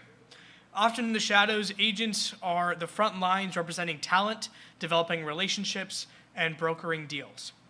The agents are the ones who are talent's biggest advocates, and they're the ones navigating the treacherous waters just to get their client a fair deal. Especially for minority individuals, agents can offer leverage and break the barriers of entry to push for social change. It is no wonder that these agents are indeed the tip of the spear. Our panelist today is Cecil White, an agent at WME Sports focused on building businesses around athletes and multi-hyphenated celebrities. His primary focus is securing brand partnerships and equity-based endorsements. Outside of his duties, he served on the programming team for the Social Justice Now Festival and has had a hand in several non-scripted television projects, including Why Not Us, a docuseries executive produced by NBA superstar Chris Paul. Most recently, he was instrumental in creating and securing brand and media partners for the Legacy Classic, an HBCU basketball event hosted by Michael B. Jordan. Before joining WME, Cecil was a senior financial analyst at Endeavor, WME's parent company, where he helped secure deals to create revenue streams for Endeavor's subsidiary companies. Prior to coming to Endeavor, Cecil began his career as an investment banking analyst at Barclays, and he currently serves on the McIntyre Young Alumni Council at the University of Virginia and is an advisor to the Museum of Contemporary African Diaspora and Art. Most recently joined the Emerging Leaders Council of New Heights Youth Incorporated. This panel will be moderated by Wes Jackson, our director of the BCE program. All right. Back again, like we never left. Thank you. And welcome, Cecil, to join us once again. I know Cecil spoke to us when we launched our speaker series, so we're really excited to have you back. How you feeling, brother? Man, I'm great. I'm so excited. I've been jazzed up about this all week. My my assistant was hounding me because we have Super Bowl coming up and a few clients who are playing. I'm like, man, forget about the Super Bowl next Sunday. I got the Super Bowl on Saturday with BCE round 2, man. So I'm great. Yeah, I didn't think about this Super Bowl. Yeah, and then it's here in LA. It kind of occurred to me it's going to be popping out here. So I want to jump right into it. So there's something that in your bio, I think it said you work with multi-hyphenated athletes. Give us the explanation around that description of your clients. I find it very interesting. Yeah, I mean, we're in this unique era of more than, right? And LeBron James, credit him for kind of the moniker for saying more than an athlete. But I think more broadly, when you think about the talent ecosystem, it doesn't just apply to athletes. I think all individuals with platform, due to being extremely competent in one field, are now realizing that they add value in more ways. And so we refer to our clients as multi-hyphenates because oftentimes they come to WME and they come to us as their agents to help find opportunities outside of their core competency. So, if that's an athlete who wants to become a film producer, if that is a film producer who wants to create his or her own basketball tournament, if that's, a producer who wants to act, right? We kind of categorize that talent as being a multi-hyphenate, so that they know when they come into the door at WME, we see them as being more than what society does, and we're willing to help them create business and create opportunities outside of their lane. So that's kind of the derivation and the explanation of the phrase we use. No, that makes a lot of sense to me, and I think we'll get to this later, but you made me think of a question I have. There's almost like a social justice aspect I see in your job. I know we went to the Michael B. Jordan's Classic where my son went. That's more than just a basketball game. But before we get into that, I don't want to sort of jump the shark, because let's start with you and rewind the clock. I know how you got to where you are is something that everybody needs to understand. So let's start back. You're at the Comm School of Virginia, getting that first job. How did you get from point A to point, F, wherever you are right now? I mean, honestly, standing on the shoulders of giants, to put it lightly. I had some great mentors. I was a cold caller back then in college. I just wanted to get, folks on the phone and learn about their journeys, their lives, and kind of use those as templates. So I was lucky enough to get a call with the chief financial officer of the National Basketball Association at the time, who happened to be a UVA alum.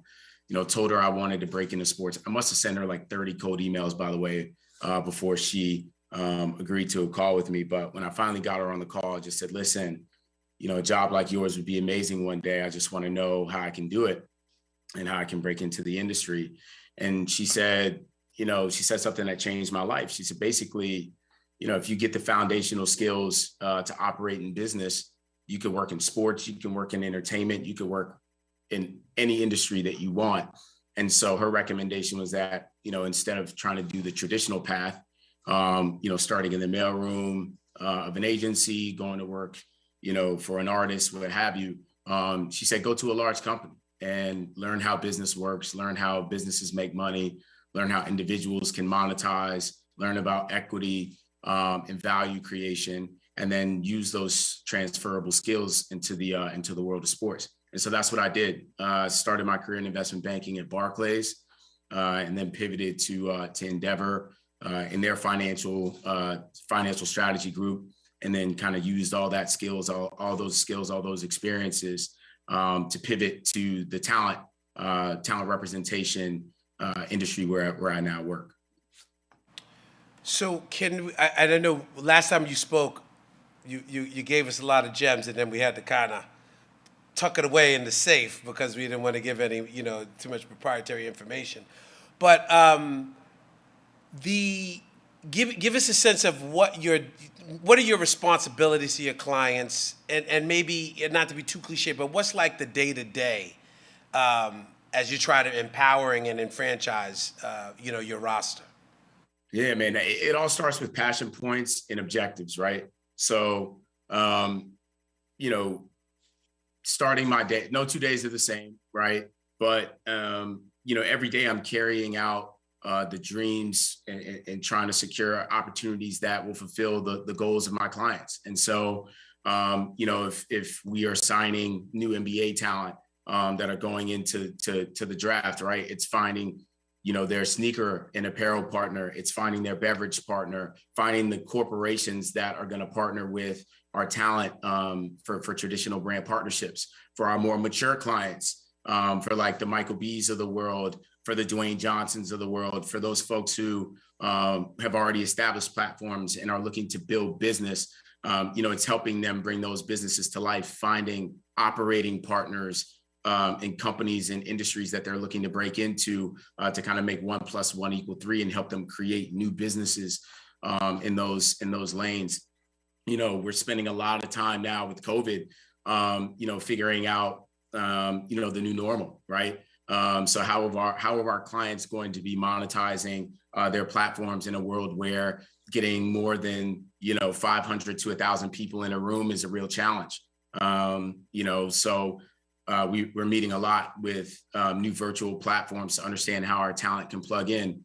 Obviously, this world of cryptocurrency and Web3 and blockchain has been evolving. So, we're getting smarter by talking to executives from those companies, once again, to learn how our talent can kind of plug in, whether that's creating, their own sub metaverses, whether that's, creating their own NFTs. Our clients really expect us to be subject matter experts. And so I think a lot of people think about the day-to-day of an agent and think you're just kind of hanging out with celebrities and athletes all day. And it couldn't be more untrue. I mean, they're out, perfecting their craft, being the best at the world at what they do. And they expect that you're doing the same, so that when they come to you and say, hey, I want to, secure an endorsement deal in the crypto space, you're not trying to play catch up and figure out who those players are. You've already been covering those industries, covering those sectors, speaking with those brands. So you can tell them off the bat, hey, FTX, Coinbase, crypto.com are the 3 biggest players. Or if someone says I'm an athlete, or if an athlete says I want to create my own NFT, you already have relationships with the autographs of the world, the open seas of the world,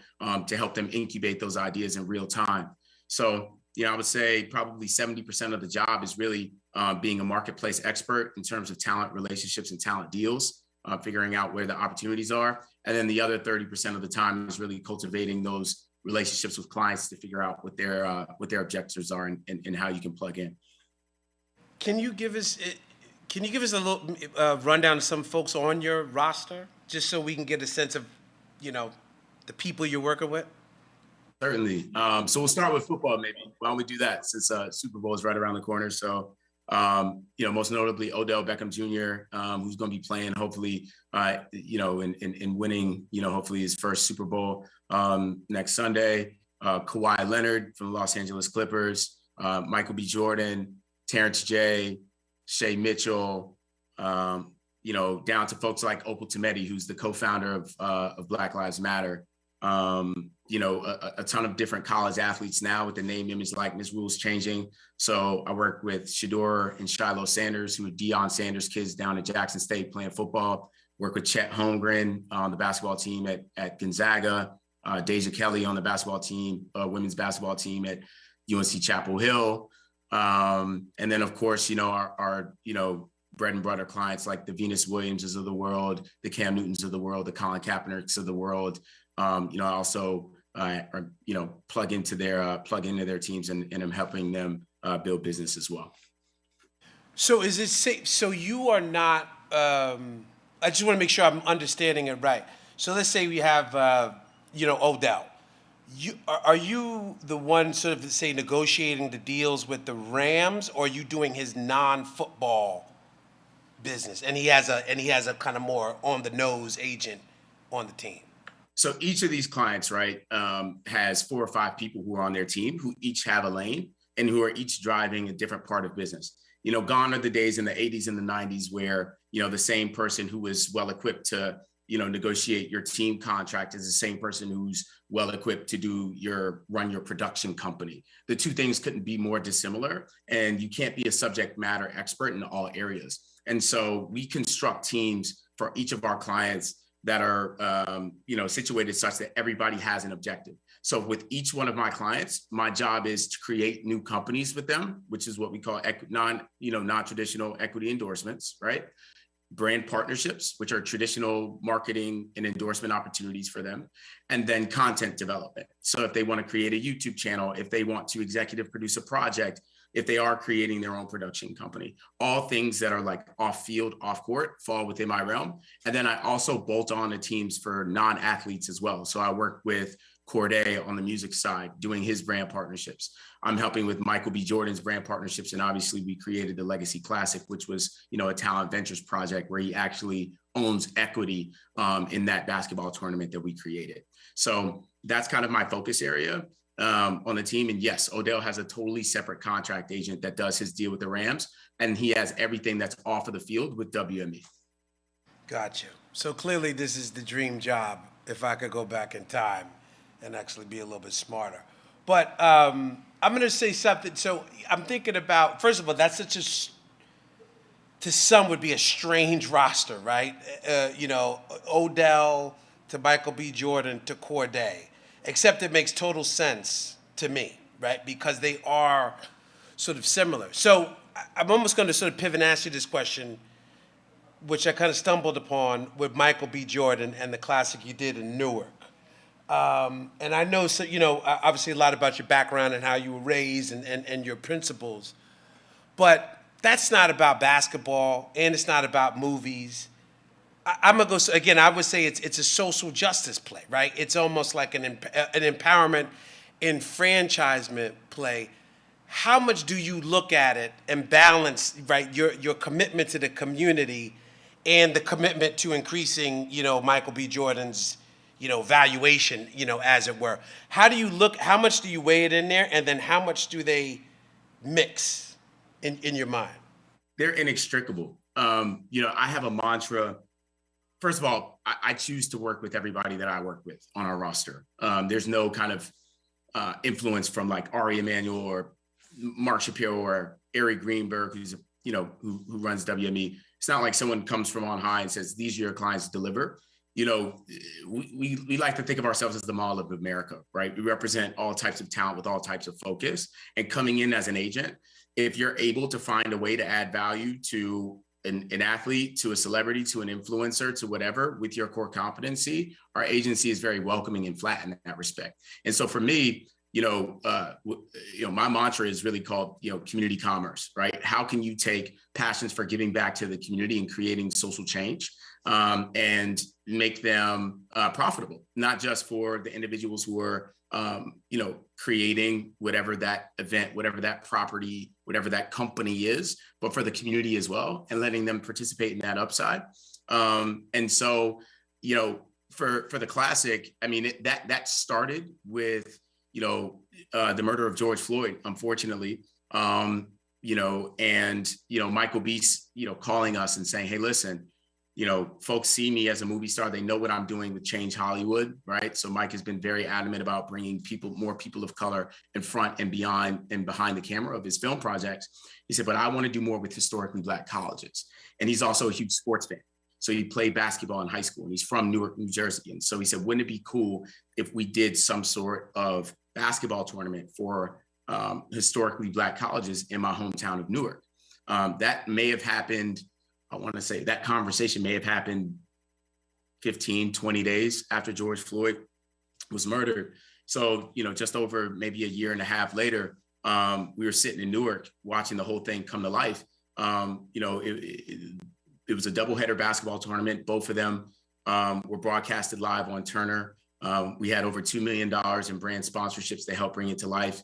We invested over $1 million into an HBCU startup founder through a startup pitch competition that we did alongside the basketball through Serena Ventures, Serena Williams' venture fund, and Mac Ventures, which is Charles King's venture fund. You know, we did an esports tournament for HBCUs. We had merch that was designed by an HBCU alumni. We brought the whole thing to life. But what was amazing was when we looked at the monetary impact or the financial output of that event, you know, millions went back to HBCUs, and we were able to bring exposure to these schools. And so, you know, it was a profitable endeavor. It wasn't something where we burned capital to do it. All parties involved, for any financial risk that they took, they recouped on those expenses. And all the, you know, a vast majority of what came in excess went back to the institutions that we wanted to help. And so anyway, long-winded way of saying, you know, for me, business creation for talent has to have a purpose, has to have a value back to the communities from whence the individuals that I work with came, and anyone that I choose to work with, you know, appreciates that and has a POV on that, and knows that that's something unique that I bring to the team, whether that's a Michael B. With the Legacy Classic, or, you know, a Colin Kaepernick on the other side of the equation as well. You mentioned earlier, you know, kind of splitting up your clients, and I think you called Michael B. Jordan one of your mature clients, which makes me feel very old, because Michael B. Jordan still seems like the young guy, although I guess in the grand scheme of things. But I say that to say, I guess how you put together that classic for Michael B. You're talking about 10 days after the murder of George Floyd, and you were able to move so quickly. Do some of our older clients marvel at how, I don't want to say how easy it is, but how you're able to do something, I don't want to say, could be considered controversial in a previous generation. And my long-winded thought here is there a lot of still that shut up and dribble, right? This is not your lane, versus I see that energy and then I see what you did with Michael B. And it can't be that easy. So I almost want to speak to the tension behind, what is Michael B. Jordan doing? You know, just go take your shirt off in a Marvel movie and that's what we pay you for. And he's saying, absolutely not.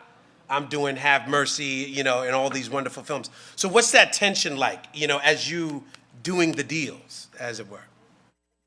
Yeah, I mean, a lot of it is selling, selling the story, right? And showing the larger mission, the larger impact. It helps that he's the biggest movie star in the world with a massive platform and massive reach. But this was something that came from him, that he was very in the weeds of in terms of the strategy and bringing to life. And so it's really hard for a chief marketing officer at a major corporation to sit on a Zoom like this, where you're seeing that, you know, someone of his stature is so passionate about this idea, and, you know, you're a company claiming to invest in DEI, right? Investing in diversity, and to hear this business case and see how it's going to be on a massive platform and see that it's supposed to be mission aligned with what you want to do, and to not stroke a check.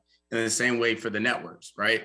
For us, we focused on finding people who we didn't have to convince that, Michael B. didn't have to be some sort of social justice, pillar to be able to do something like this. While he has given back to the community, and it's something, if you look at the track record of his career, that he's always done, like you said, whether it's, honoring stories like, Brian Stevenson through Just Mercy, or whether it's starting the Color of Change, like he has a very credible point of view in the space. But it's also just about, figuring out if they are who they said they were. Hey, we saw that Invesco came out and said that they were, passionate about giving back to colleges through their NCAA partnership, and HBCUs are certainly a part of that. And, they have DEI initiatives, and with Turner obviously being, of the culture, for the culture, right? For all of the different television networks, I think, they've kind of minted themselves in that respect. And so I think when you find credible partners that are mission aligned with the talent that you're working with, the rest becomes a little bit easier. Certainly not to bring the partners, to bring the event to life. Like, that's always a grind, but convincing people wasn't something we were willing to do. We said from the beginning, we're not going to be anyone's scapegoat, where, like, if you as a company have not been doing your job around giving back to the community, or if a network, had a certain reputation, we weren't going to touch them. We were going to find really credible people who are really about it, and get in the trenches and create something special together. And that's my point of view on business overall in general, specifically for the world I live in, which is partnerships. If there's not, synergy on belief system, doing a deal and doing business becomes that much more difficult. And so when you lead with beliefs and values, and you find that alignment early on, everything else becomes a little bit easier. So you kind of answered. Well, let me just say this before everybody out there listening. You can put any questions. We're going to leave some time at the end to get some questions from Cecil, and we'll ask Karthik to come back up and read them when we break. But you sort of answered my question, Cecil. Is it about you're doing the reconnaissance on these brands before you walk in the door and holding them accountable? You're not really spending a lot of your energy convincing them that this is a good idea. Is that fair? 100%. I mean, we live in the age of information, right? And so maybe that's the banker in me, where I just, I'm a diligence guy, always have been. And so, when we made a short list of brands, we kind of had an idea for who was already walking the walk in this space, and, kind of hit the list like that. It wasn't based on, our hit list for brand partners for the event wasn't who's spending money in sports marketing. It was, who's actually doing the work, who actually cares about HBCUs, who has a blue chip brand that we can leverage, who do we trust, right? Because to your point, actually the biggest pushback that we got wasn't necessarily from buyers and brands, it was from the community. Why is Michael B the one to do this? Did he attend an HBCU? Why is this happening in Newark? Why is this not happening in Atlanta or Charlotte? Why did we choose the 4 schools that we chose, right? That were well-established HBCUs. So we had bigger fish to fry than convincing, a CMO to care about Black and brown culture, right? There's enough really great ones that already do. So, we kind of distilled, did that filtration and distilling from the beginning. Isn't that's fascinating? And now that you say it, right, there is that sense of where you go, you ain't go to Howard or something like that, and should be in the South, right? You should be in Fayetteville or not Newark. I didn't really think about that. But you sort of answered it, in your question. I'm thinking about other people because as we move to our afternoon sessions, right, we're trying to figure out like, how do we get it done, right? How do we do the deals? That's why we want to start with you, the tip of the spear. And I was going to ask you, how do you, if I was, we're 2 Black men raised in a certain tradition, but if we had a trans person out there or, lesbian, gay, or a woman out here, how would they get it done? But I feel like you sort of answered this. But let me just, so do you think it would be different? Would you recommend a different approach? Because DEI, the murder of George Floyd, and I'm not trying to be cynical here, kind of teed it up for somebody like you to run the truck through the gate. But what about somebody whose issue may not be top of the news? Would you encourage the same approach, or would there be some sort of nuances or differences? It's a good question. I mean, what I'll say is, I think it's tough for me to give an answer to that. But what I will say is, when you construct a formidable business case that's holistic, it's very hard for savvy business folks to walk away from that. And to me, it starts with the problem, right? What is the larger societal issue that you're looking to tackle with whatever it is, with the song that your artist created? What is he or she or them addressing, right? With this piece of artwork? How many people around the world are affected by those same things? What is the market size for that group of people? How does your asset, whatever that asset is, going to specifically address that market? And what's the return for everyone involved, right? And I think if you lay that out in a salient, tangible way, regardless of what the cause is, regardless of what the partnership is, you're going to get you're at least going to get some significant follow-up questions, right? And so for me, look, my business acumen is where I lead. Like, let's talk EBITDA. Let's talk gross profit. Let's talk reach. Let's talk return on equity. Let's talk return on capital. Let's talk shareholder values. Let's talk if you're a publicly traded company like Invesco, what are your shareholders going to want to hear at the quarterly meeting, right? And there are certain worldly topic and societal issues that companies can't run away from anymore. Investors are asking, what are you addressing? How are you addressing the growing Black and brown consumer base in America, period? That's a question that maybe hasn't been asked 10 years ago. It's being asked now. And so, again, you're right. My bias in this situation is being African-American male, so I could speak that language very fluently. But even if, my client wasn't an African-American male like me, I would be doing my diligence on his or her community to understand the ways in which that I could present a business case for that as well. But again, this is literally talking about community-based deals. I think deal making in general is a little bit more nuanced than that, but for community commerce, that's kind of how I've gone about presenting opportunities. No, that's fantastic. I mean, I was the dean, the assistant dean or assistant associate dean, I forget which one, Mikhail. Assistant academic dean here at ELA. We were talking last night, and I had a conversation with him about this level of discrimination is not profitable. It's not good for business. So when I hear he's talking about, let's talk EBITDA, let's talk ROI, how far do you want to go with this? It's not really good. So I love to hear that.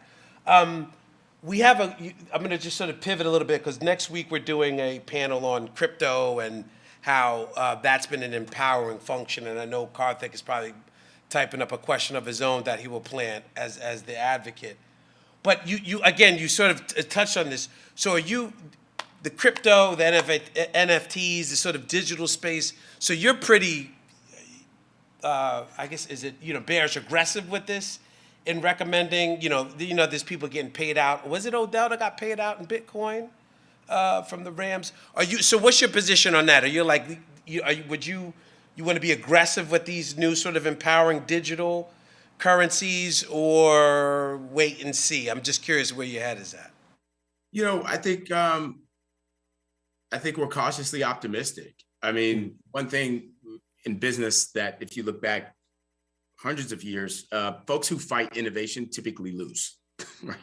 Like it's just an empirical fact, right? And so, for us, it's not something that, first of all, I'm not a contract agent. So, as for whether athletes should be paid their base salaries from their team in crypto, I'm not well-versed enough to speak on that.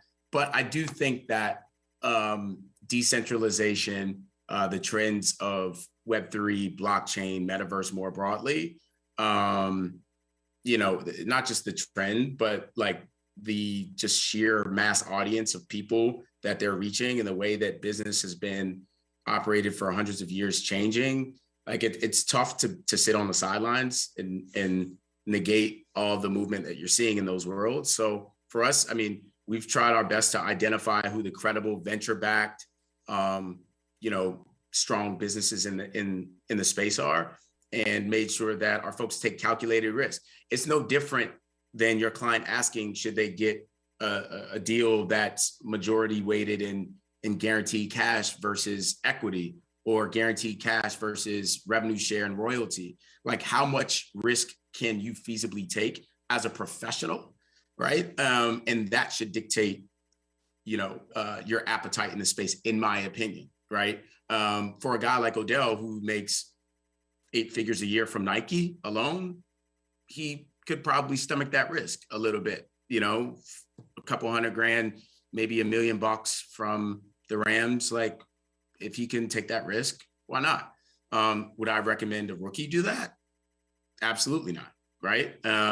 Stack up your war chest, kind of have some capital to play with. And it's also brand risk, right? If you're going to play in the space, make sure you're doing it with reputable partners. So, that deal that you mentioned for Odell was with Cash App, right? $1 billion company. It's not like he just found, some individual sitting in front of a computer in God knows what country and said, cool, I'll take your random tokens, right?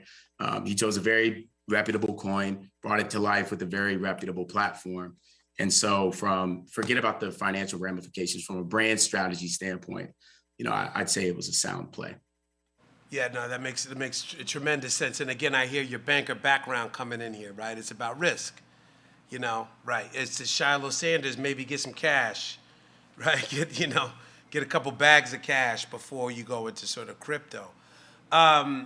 So can I talk to you? Because I mean, obviously, I see you when you were posted. I think you were with the Sanders kids. I don't know. I think it was maybe the bowl game. So that the NIL with the name, image, and likeness. Feels to me like a very empowering tool.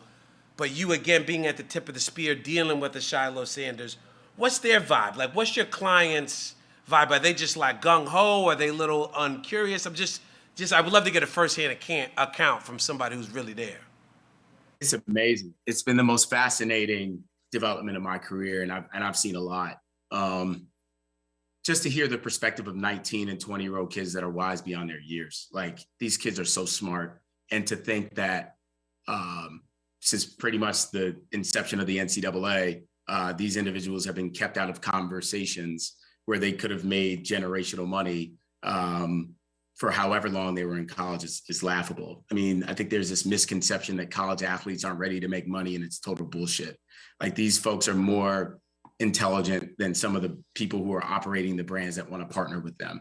So first and foremost, I think it's just been fascinating to hear their perspective. In terms of appetite, we have varying degrees from various clients. I mean, we've got over 10 NIL clients on our roster right now that span across softball, football, basketball, you name it. I think for basketball guys who have a very limited time in college, like some of these guys spend 6 months in college, they're not really too pressed on NIL, right? It's like, let me preserve the brand, maybe do a trading card deal here or there, get a little bit of dry powder in my pocket, but, save the big brand deals for when I become a professional in 9 months, right? For folks like, Shiloh and Shador, who guaranteed, due to NFL rules, have a couple more years to play at the collegiate level, even if they're ready to go to the NFL, they have a little bit more of a higher tolerance. And so, a higher appetite, a stronger appetite to go get brand deals. And it's also been fascinating on what the selling point is. If we talk about brands investing in diverse talent for partnerships, it's not happening at a more frequent clip for any subsector of talent than college athletes. For Beats by Dre and Gatorade to champion Shador as some of their first NIL athletes, I think says a lot. For Paige Beckers at UConn to be the first, for StockX, for AZ Fudd to be as a Black woman to be the first at Curry Brand and Under Armour. I think it just shows where brand dollars are going, right? And how companies are going to be looking to market.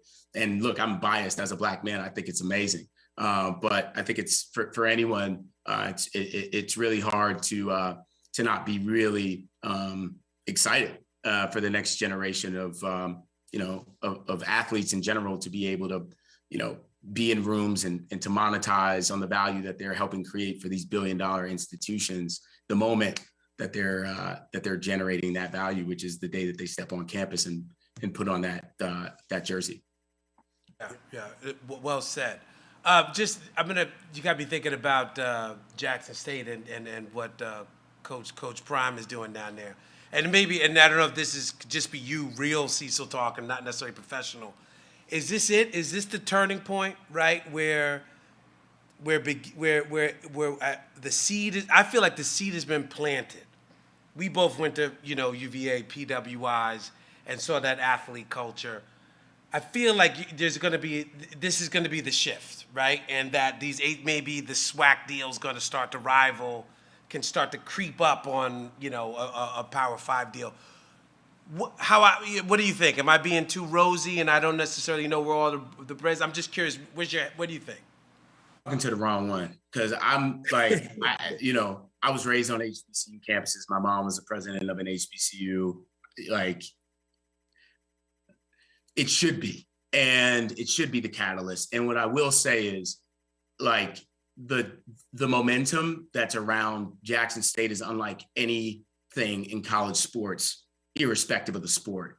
I remember I got a phone call from the head of WME Sports at the time, over a year ago now, who said, "Hey, Dion's going to Jackson and he wants our help to help bring in brand partners for the school." And so we partnered with Smack Entertainment and Constance Schwartz to put together a strategy on how we could bring more dollars for Jackson.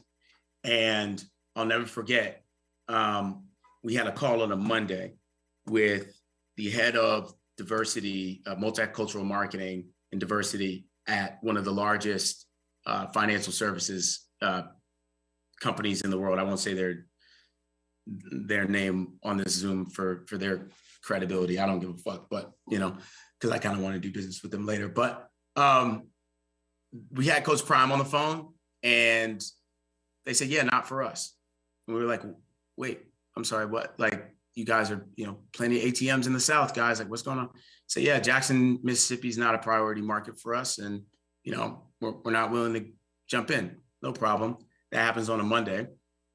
The next Wednesday, and I'm so scared, right? Because like, I'm like the young agent who's coming on this team, and Coach Prime is on the call, and, and Coach was just like, Dion, man, he's like, "I'm telling you, this wave is going to happen whether you're on it or not, that type of thing. And just like, you're going to be sorry that you missed out, right? Hangs up the phone.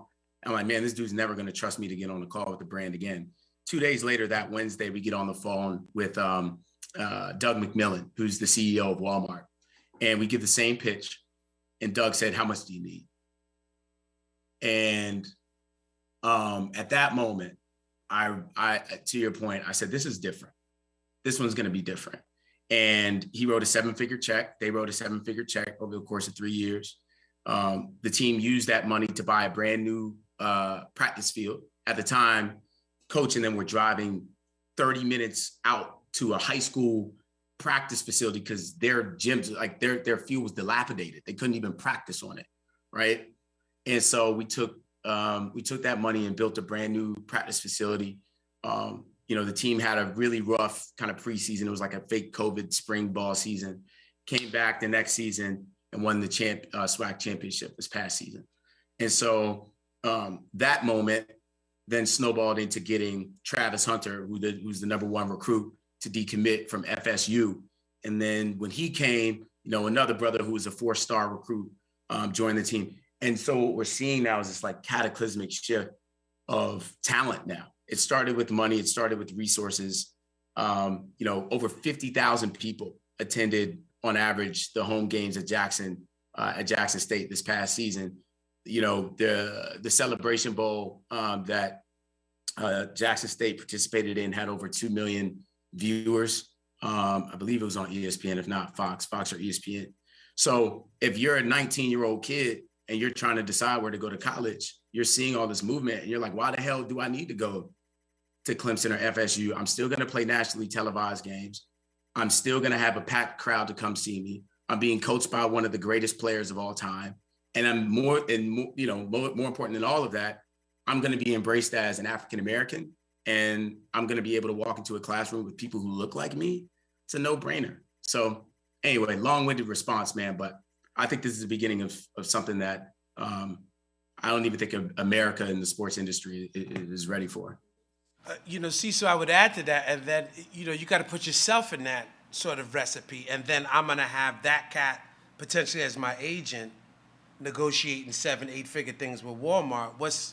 You turn to, a Confederate school, as I like to call them, be like, remind me again of why am I going through tiki torches? I mean, I'm talking about my own campus about that. But you got to put yourself in there, because even in listening to you is so inspiring, as I do think that arc of justice, because you've almost been created for this. I don't know if you watch those Marvel movies, but I was watching when the Hulk puts on the gauntlet and he's like, this is all gamma energy. It's like I was created for this moment.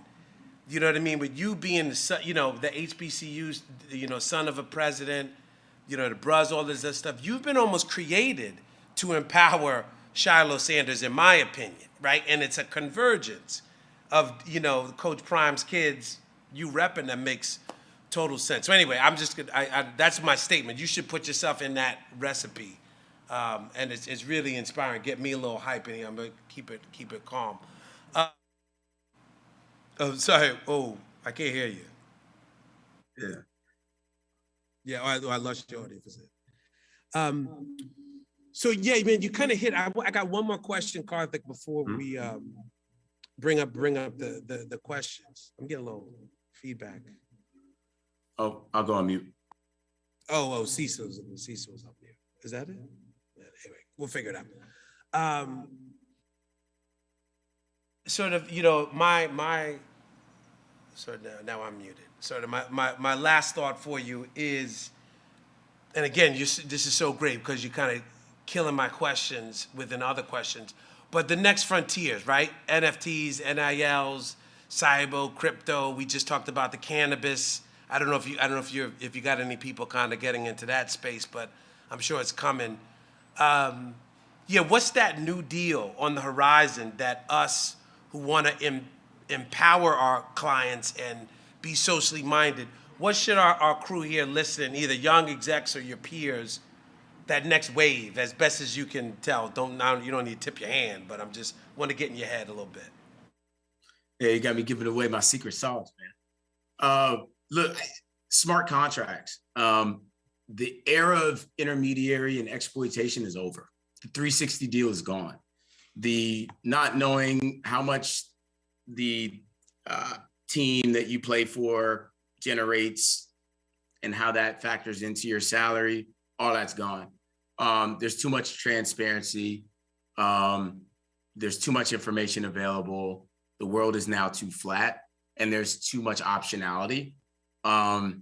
So I think for anyone, for executives, agents, managers who want to negotiate on behalf of a human being, right?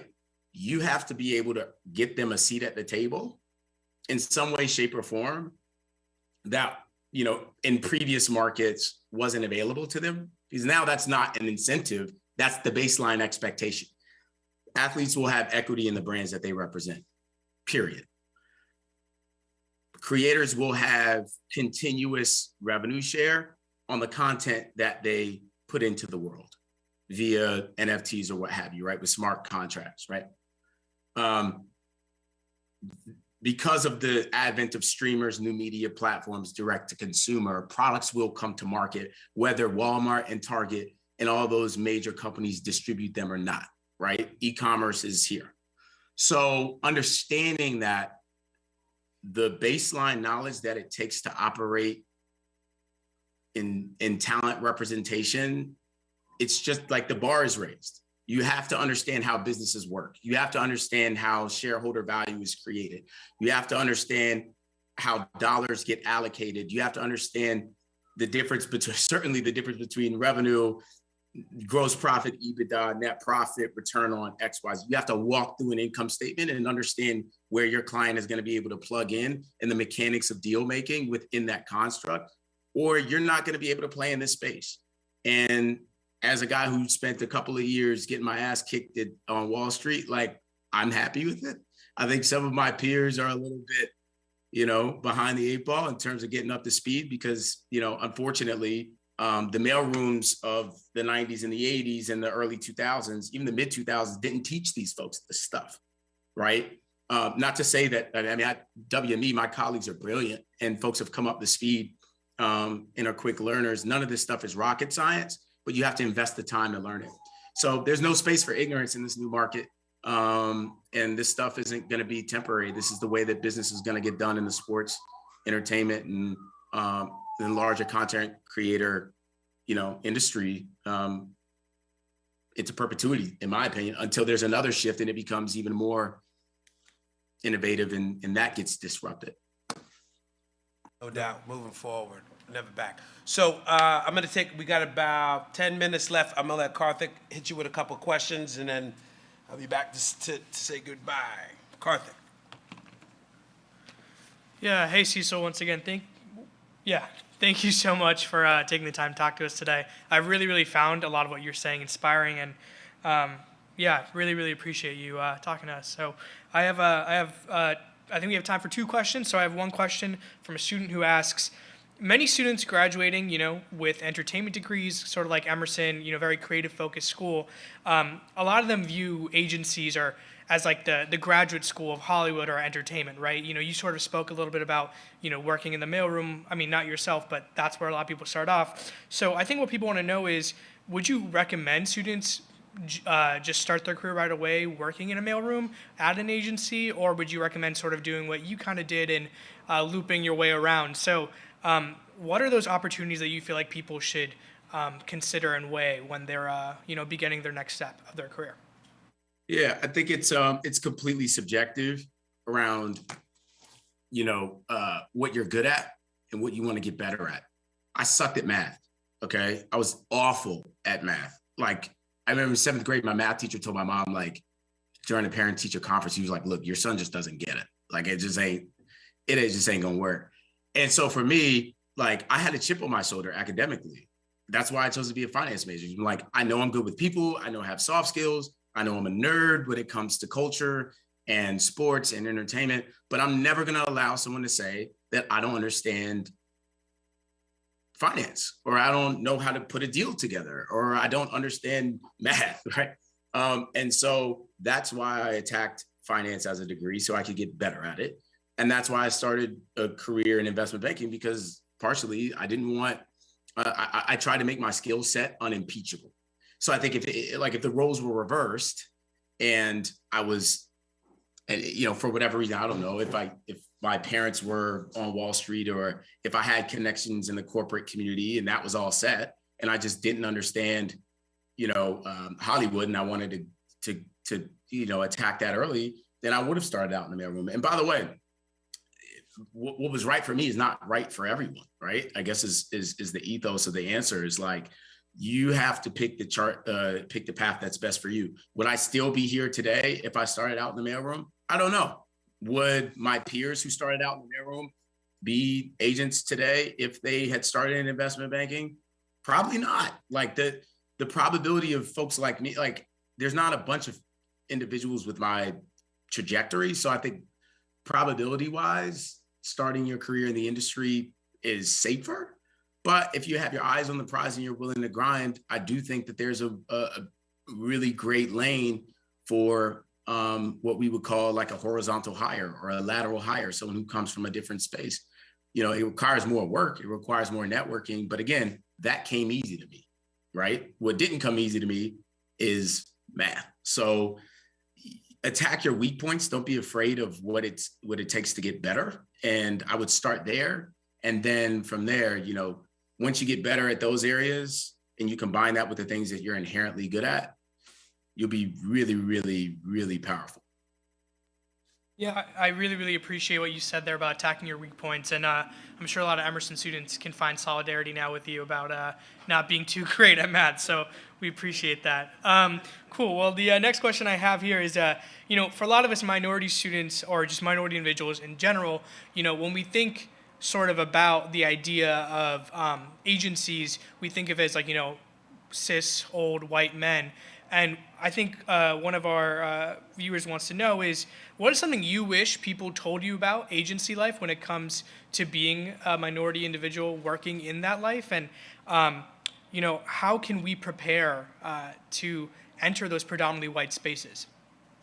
Yeah, I think your culture is an asset. Your cultural competency is your biggest competitive advantage. And,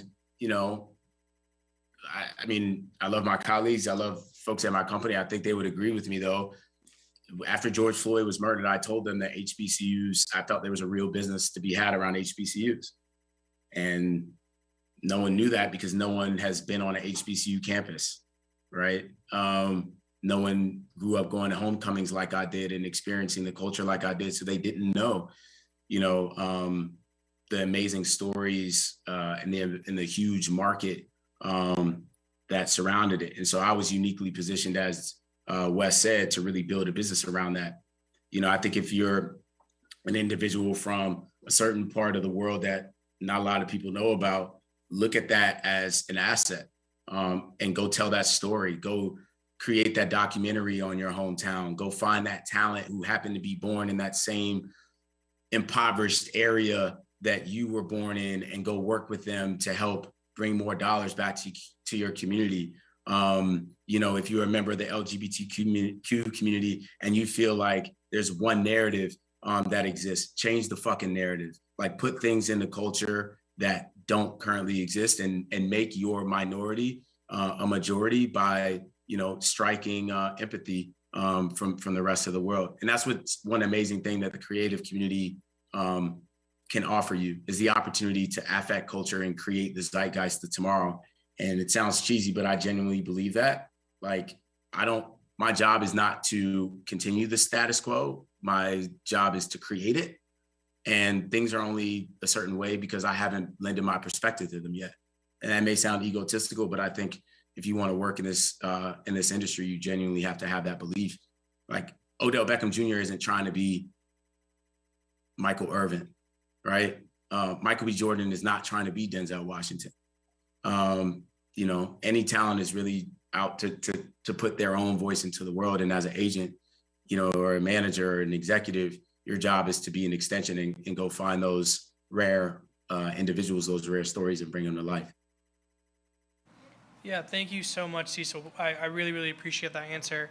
And I think those are all the questions that we have, so I'm going to turn it back over to Wes. Yeah, we don't run out of time, Cecil.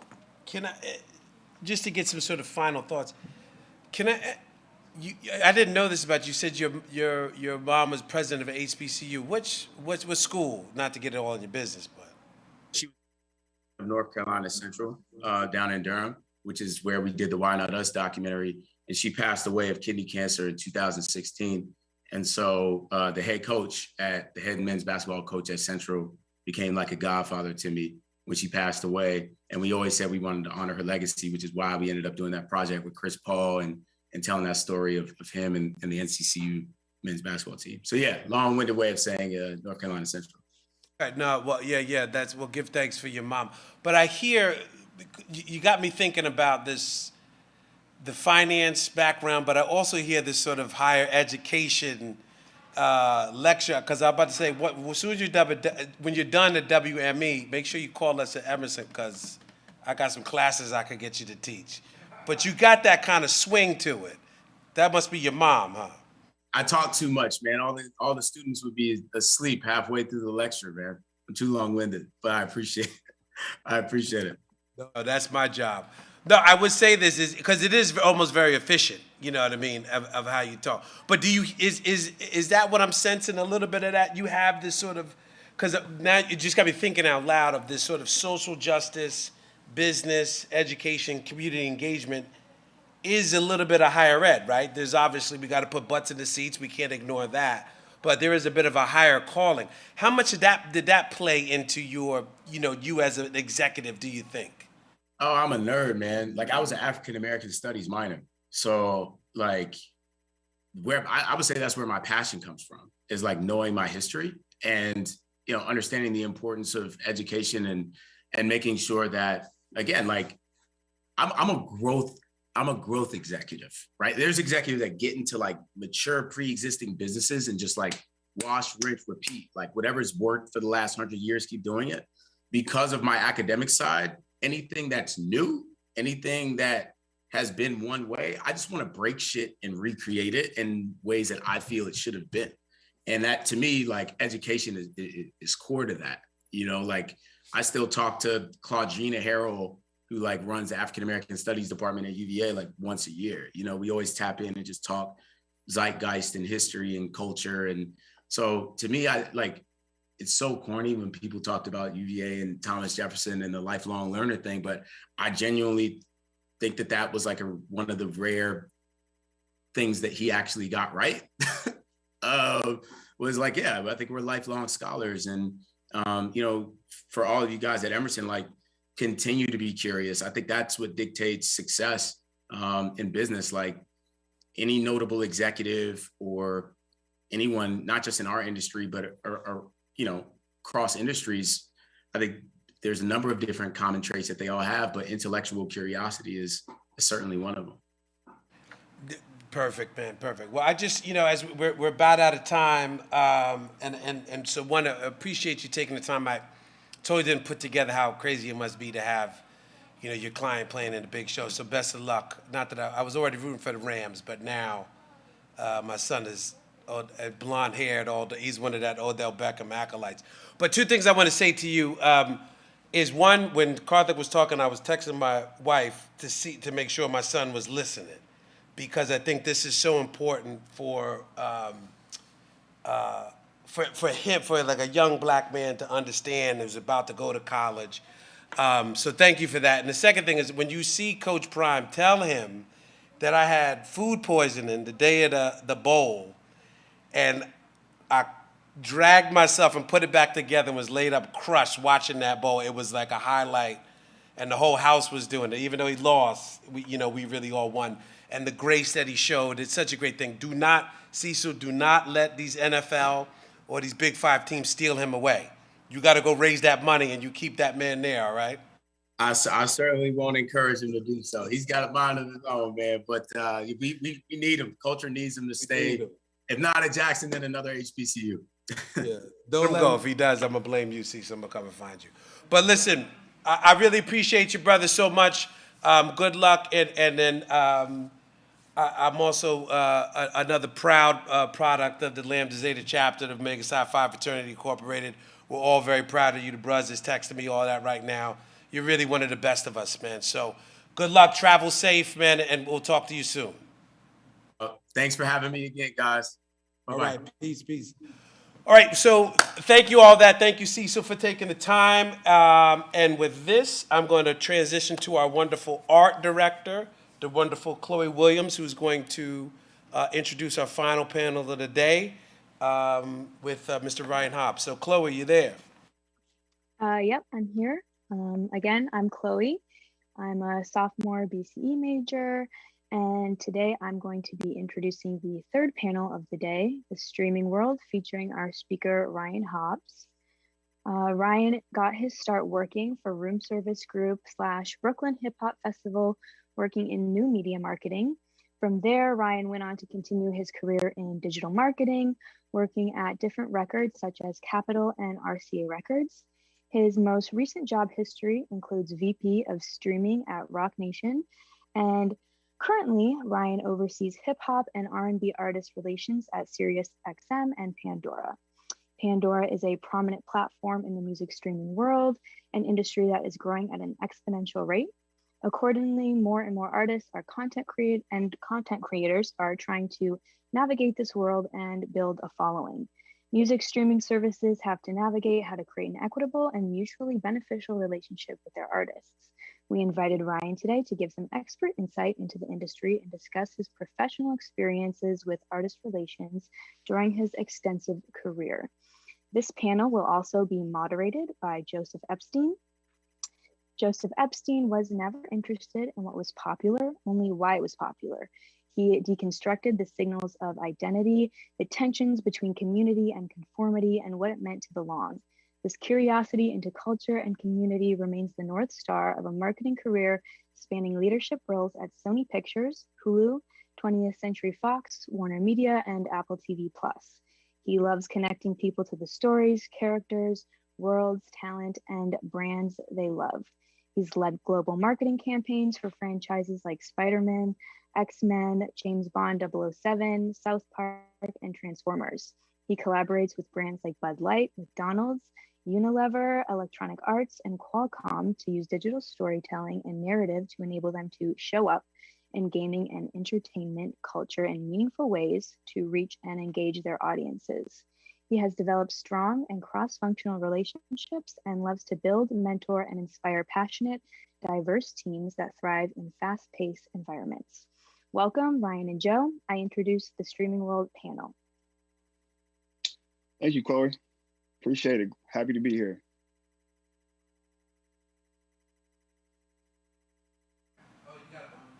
I got to unmute. No. I got it. Hi, Ryan. Can you hear me? Yeah, I hear you just fine.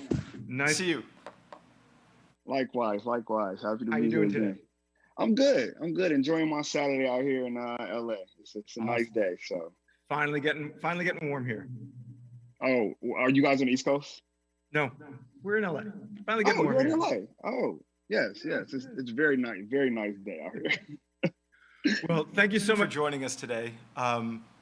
Obviously, the conference is really around enfranchisement. And as we talk about those themes within music, really want to start with, there's a lot of amazing stories around getting a seat at the table in music, but we really want to start with your journey. Can you tell us a little bit about your journey in the music industry? Not what Chloe just mentioned in terms of he went to this and did that and then did this and did that. But you actually are, you come up, it sounds like, through digital, as I did, and you came up in the music industry at a time that it was going through a really extreme existential crisis. That when you look at film into streaming and broadcast, they are just beginning to feel that pain. So we'd love to hear your story, really, and then we could kind of double click into the industry stuff and what you're seeing in the space. Is that all right? Yeah, no, it's totally fine.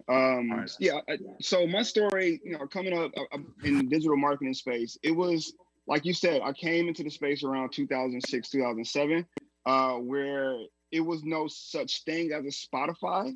It was no such thing as Apple Music streaming. Streaming wasn't like the prevalent way that people consume music. It was really digital downloads, right? So, I think the music industry had to find a way to create a way for itself to survive. And moving throughout my time in the music industry, I've seen it go from the importance of a Friday release and let's get as many downloads as we can to Tuesday release and get me as many downloads as we can into now a Friday release, pushing fans to different platforms to stream the music, right? So it's definitely been a journey. I think, as the music industry started to level out and sustain itself through streaming, I found a way, and I know for me, it's all about, evolution in my career. I found a way to kind of be on the forefront of the streaming world, right? Where it's like, I came into the most recent roles I've had at Rostrum and Rock Nation with kind of like a streaming mindset. Like, let's change the way we do marketing in order to push streaming. So that's kind of like been my journey. And now obviously me taking the VP role at Rock Nation, that was a direct streaming role, helping the artists get on platform, get playlists and things like that. And now I'm actually working at Pandora, which is a streaming company. So the evolution is, again, it's been a journey, but I believe for me, it's just the right trajectory. Awesome. Can we actually rewind even before that? What is the prequel for you from before 2006?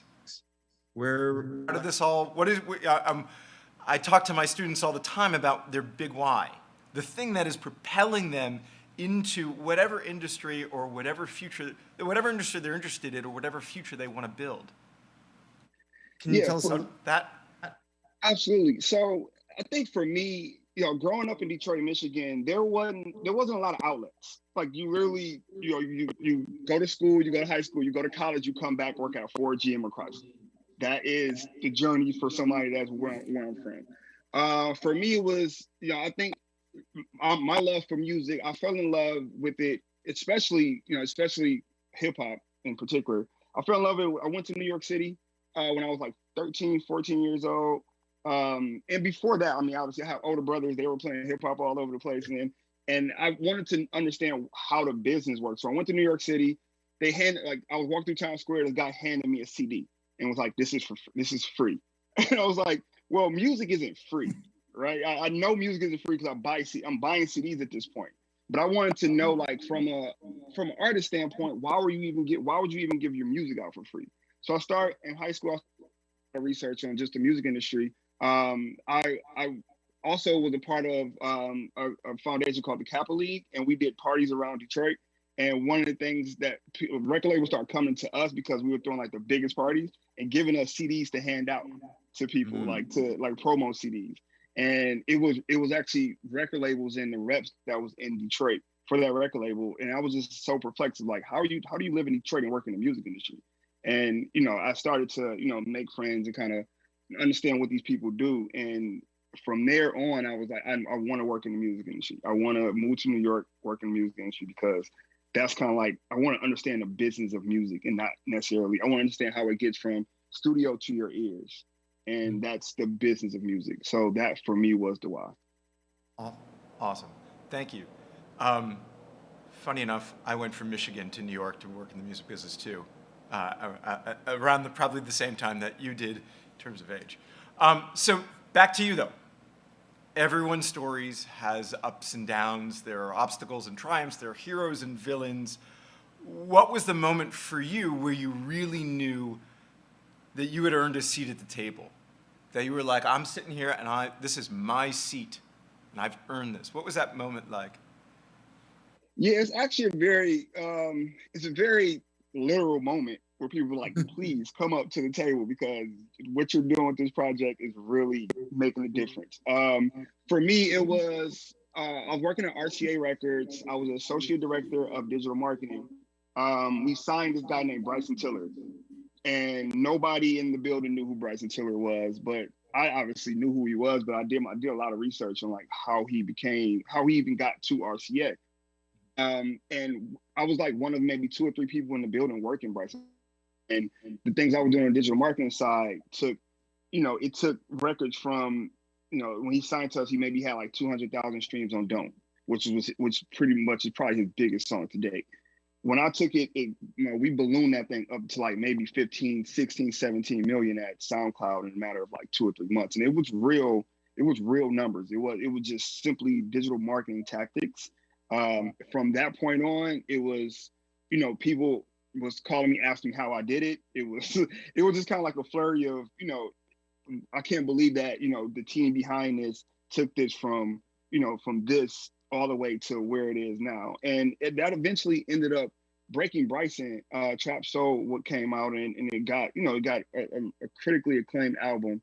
And my name was in the credits. And I was like, and people again were like, yo, that is insane that your name is in my favorite album credits. Even like my niece in Michigan was like, whoa, I just bought the CD and your name is in the credits. I was like, I've been telling you I'm working this. So that's my seat at the table moment. Ever since then, everybody kind of looks at it like, you continue to evolve and you're evolving in the right way. And it's definitely a journey thing to see. So that's my seat at the table moment. There you go. It's disappointing that no more liner notes anymore. Your name doesn't show up anymore, right? But that's all. That's fantastic. Moving into the industry, the music industry, traditionally, artists are found, and some A&R scout finds someone that's at a talent showcase or a dive bar or rolling around in a van or busking on the street, right? That's changed, right? You do digital marketing, that has totally changed. So what does being discovered look like today? Yeah, so discovery comes in, all different shapes, sizes, right? It's not one platform that's breaking artists. It's not one platform where, as an artist, you say, I need to be on this platform because that's where I will get found, right? I think discovery now comes with, it is so crazy that I'm even saying this, but it comes within algorithms. So think about algorithms. Yes. So think about, a Spotify playlist where you have these unsigned artists, but they're making so much noise that they find their way onto a playlist. And that's just Spotify. You have the same sort of backends at Amazon, the same sort of backends at Apple. Well, these A&Rs kind of they still scout these playlists to find and discover these new artists.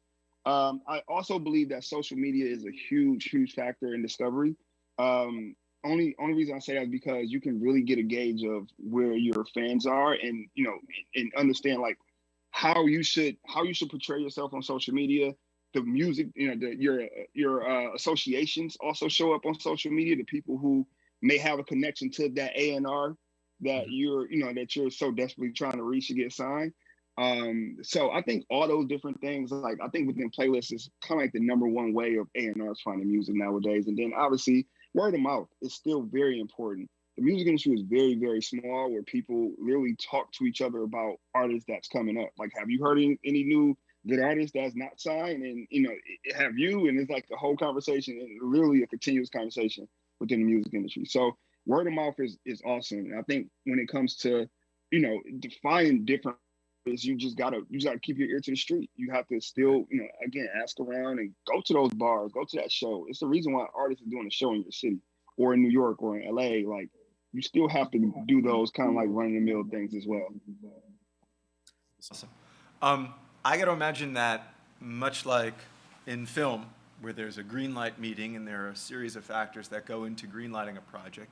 In music, when an A&R person brings in a potential new talent, there's criteria. Here are some of the boxes that we need to check that we want to ensure that we believe are be proxies for success for this artist. Can you talk a little bit about what those factors are? You mentioned it before, some word of mouth, the ability or the likelihood or the history of some of their music showing up in the algorithms across the various streaming platforms. But in your experience, doing artist relations, what are some of the key factors that you see in terms of emerging artists getting their shot? Yeah, key factors is number one. I mean, the biggest factor is having the numbers, right? Understanding that this artist, this artist has grown an audience on its own, and how that artist got there. I think that's kind of like the biggest factor, right? Whether it's on social media or in the streaming world. If an artist has shown success, then as a record label, you can come back and say, let's double down on what they've been doing, invest, and grow these numbers, and obviously create a superstar. I think number two is just being able to market the artist. I think one of the biggest things and one of the misconceptions in music is that you sign an artist and the record label creates him. It creates like the artist, and it's like not necessarily. The artist comes with something. Therefore, as a record label, you have to build on what that artist has already done. Again, back to being sustainable as an independent artist and building up your own kind of like marketing.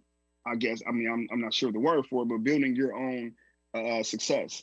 Record label, they take that and they build up on it. So the artists have to be marketable, and I think that's pretty much. I think that's it. And then obviously, you want to have somebody that kind of fits into the mold of the label.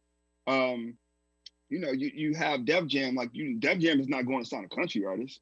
So you have to create. You have to sign what your label or whatever the particular larger label is about. Like you have to sign them, and you don't want to step out of bounds of what you've already kind of established and built as a branding for your label. So I think those are kind of like the biggest factors for sure. Awesome. Streaming, but before I do, I have one record label question.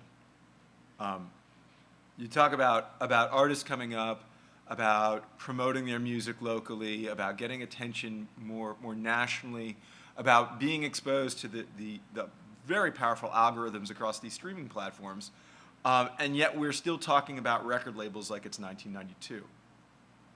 What does a record label do today?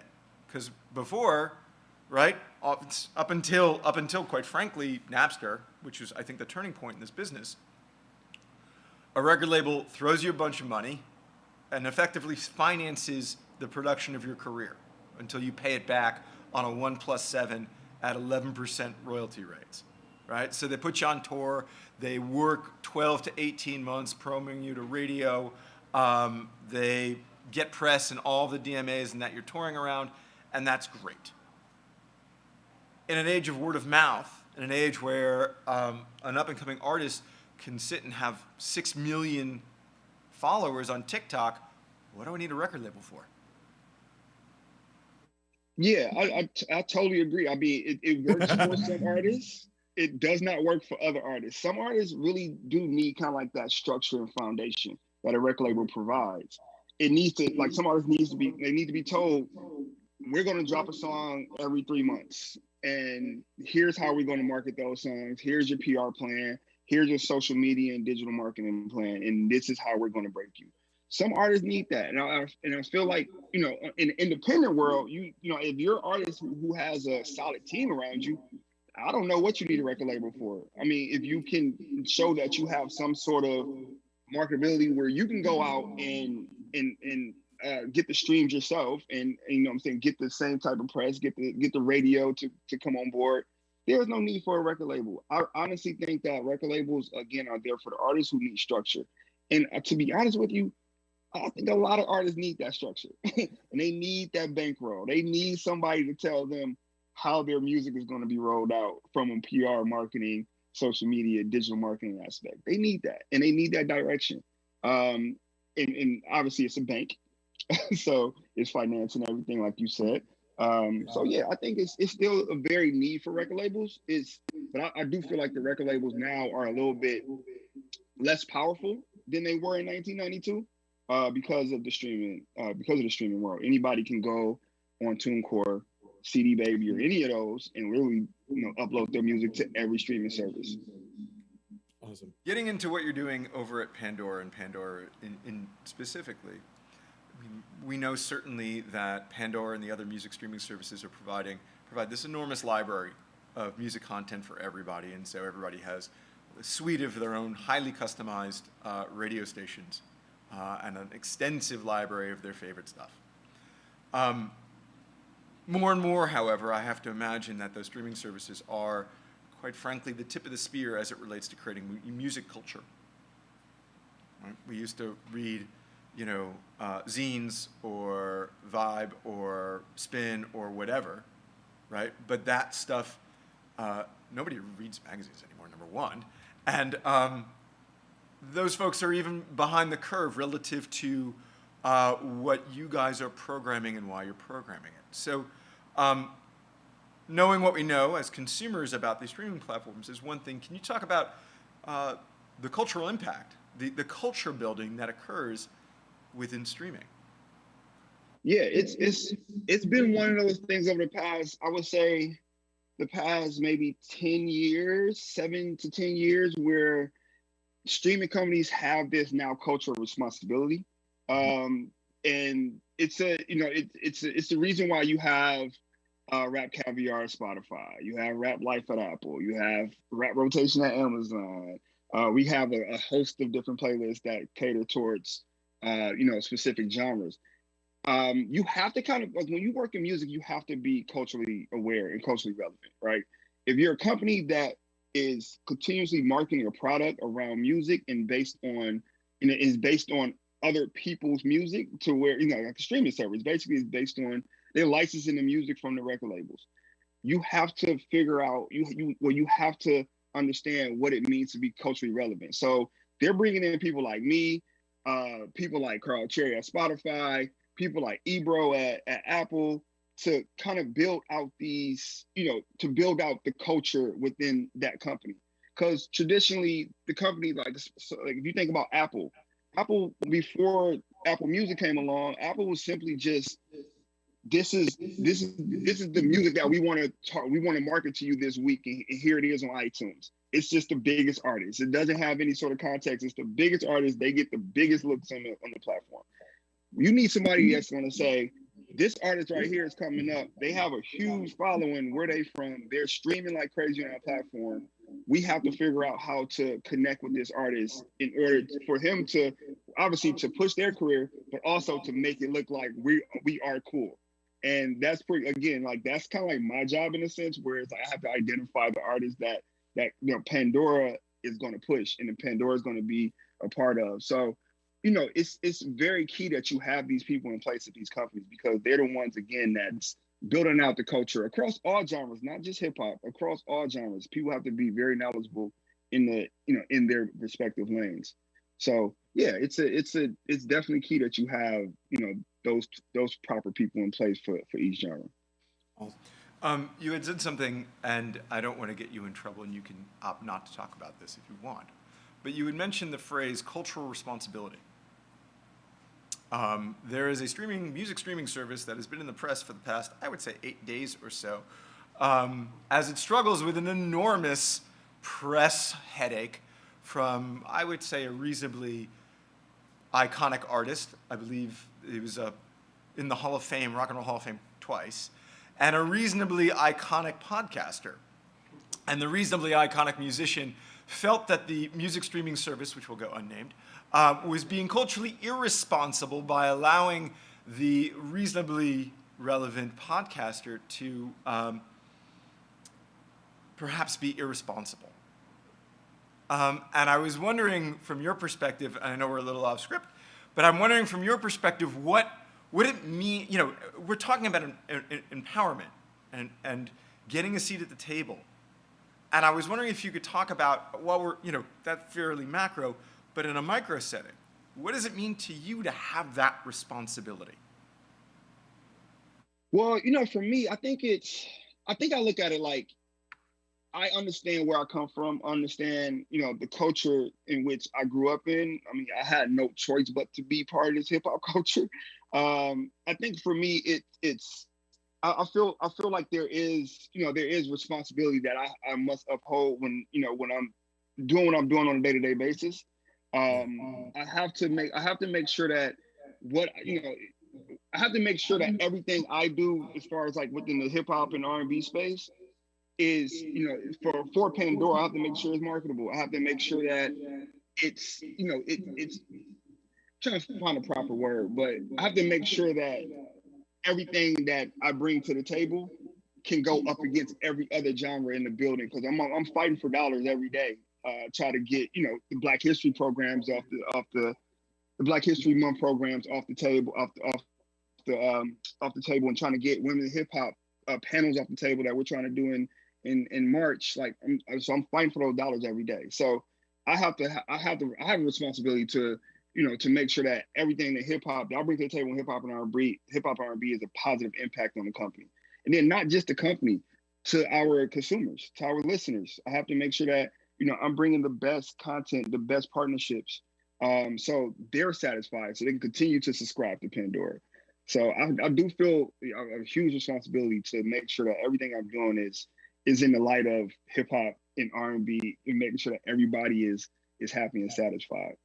So it sounds like what you're saying is that with empowerment comes responsibility. Like, you're literally the Pandora version of Peter Parker. With great power comes great responsibility, Ryan. Okay, so moving back to the artist for a second.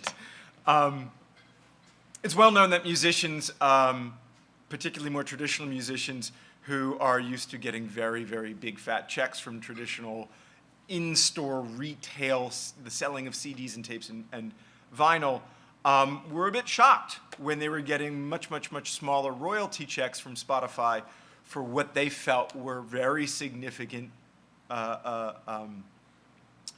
plays. In a world where 1 million streams on Spotify or any of the other streaming platforms, 1 million plays nets about $7,000, which is a lot of money in certain circumstances, but not a lot in others. Really, how empowered are emerging artists these days in this environment?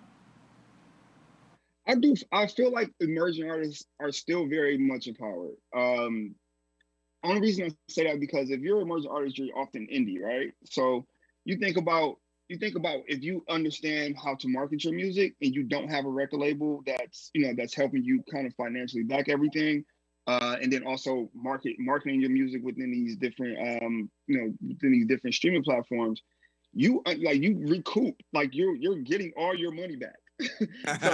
So if you understand the world of marketing, you understand how to you hire the right people around you, a PR person, all these people that can like help push your music. You really have all the power. And if you grow to be something a little bit bigger, think about Chance the Rapper 7 years ago. Like, literally, he had all of the power. Like, it wasn't like labels were like, I don't understand how he's doing this. And it was through strategic partnerships. It was him understanding his audience and kind of tapping into that and throwing gasoline on the fire and growing that base to where he literally recouped all of his the money that he made from streaming. Probably 10%, 15, 20% to the distributor, but at the end of the day, he was in control. It wasn't the label, it wasn't no one else but him and his manager. And I think that's definitely a big example of success. There's a lot of smaller examples, I'm sure, that's taking place right now, but yeah, I think you still very much have the power if you understand how to tap into certain things like marketing and PR. Awesome. From a tactical perspective, right? If you're Chance the Rapper 7 years ago, what does that look like? Is he literally calling you, texting you, whatever, being like, "Hey, can you throw me on?" What does that look like from an artist perspective, and what does that look like from your perspective, maybe receiving some of those phone calls and how you parse through who you're listening to, who you're not, who you're passing on, and whatnot? Yeah, so I think in that case, as an indie artist, again, if you have a good team around you, let's say a management team, right? Mm-hmm. So you have a management team. Usually, the management team is the one that's doing all the reaching out, right? And then the artist obviously is just playing the role of the artist. So usually for me in my position, I get the management calls because again, I'm artist relations, so it don't matter who calls me. If it's the artist, the manager, the record label, the PR person, the radio person, everyone calls me. So it's very popular. I try not to be sometimes, but yeah. So it's like that. You usually have a team that's doing that outreach, and it's literally the same process as it is as the label doing it, right? So the label calls and asks me the same thing, asking me the same thing as the manager, and sometimes I do get calls from the artist, and they're asking me this same thing. So it's not too far off. Like it just for the label, it's just more, it's volume. It's the label is calling. When they call, they say, "What's up with X, Y, and Z artists?" Whereas you hear from the manager of the independent artist, it's just all about his artist. So you able to have a little focus when you kind of talk about one artist and one artist only. And for me, why I take those phone calls, and I believe like how I can kind of decipher through things, is simply looking at the numbers. We have Pandora Amp, where you can literally go in there and see how much people are streaming. And if a manager tells me it's been spiking over the past 2 weeks, I can say, yeah, you're right, or I can say, I don't see that on my end. Show me proof. So that's how I kind of, I look at the numbers, and then obviously I listen to the music. I listen to a lot of music. And if it's good, regardless of the numbers, if it's good, I will definitely make a case for it inside Pandora and inside SiriusXM as well, to get either play on SiriusXM or add it to the playlist of Pandora. Streaming obviously is the centerpiece of the music business these days, unequivocally, particularly with COVID shutting down a lot of touring. As an emerging artist seeking to sort of be empowered, what are the other factors that he or she needs to think about and build out and drive? I know you mentioned social and word of mouth, and I think probably in between there's idea of creatorness, if that's a word, storytelling. But what are some of the other factors that if you were building a emerging artist robot, you would build into said robot? I will build into said robot the ability to identify your audience. And once you identify your audience, you understand how to market to them. You understand how to get them to, to tell people about you and tell their friends, and create different social media plays to where, you're asking them to tag 4 friends. You know what I'm saying? So you building those evangelists, that loyal fan base, to, as an artist, this is as an artist, not obviously the label or anything else. As an artist, like, you understand how to build that fan base. Also, you also understand the business of music. You understand when to sign a deal and when not to sign a deal. Because I think, a lot of people under the pressure, once you sign a deal, like, now everything is going to change for you. You can sign a deal and become very stagnant. There's been people who put out songs as independent artists and sign that deal, and you've never heard from them again. So it's having the understanding and the wherewithal to create these partnerships and create these and when and understanding how and when to do it. So I would say those are kind of like the 2 things. And then also just be self-aware. I would say be self-aware. I think that's a misunderstood thing in the music industry. Understand where you are. Like, don't be overly excited or overly entitled to think you belong somewhere, or you should be on this playlist, or you should be, you should be in this position to get that deal when another artist got it. Like, just be self-aware, be humble, and understand that your time is coming if you're doing, if you're checking off all the boxes. So yeah, I would say that those are the things I would be conscious of as an artist.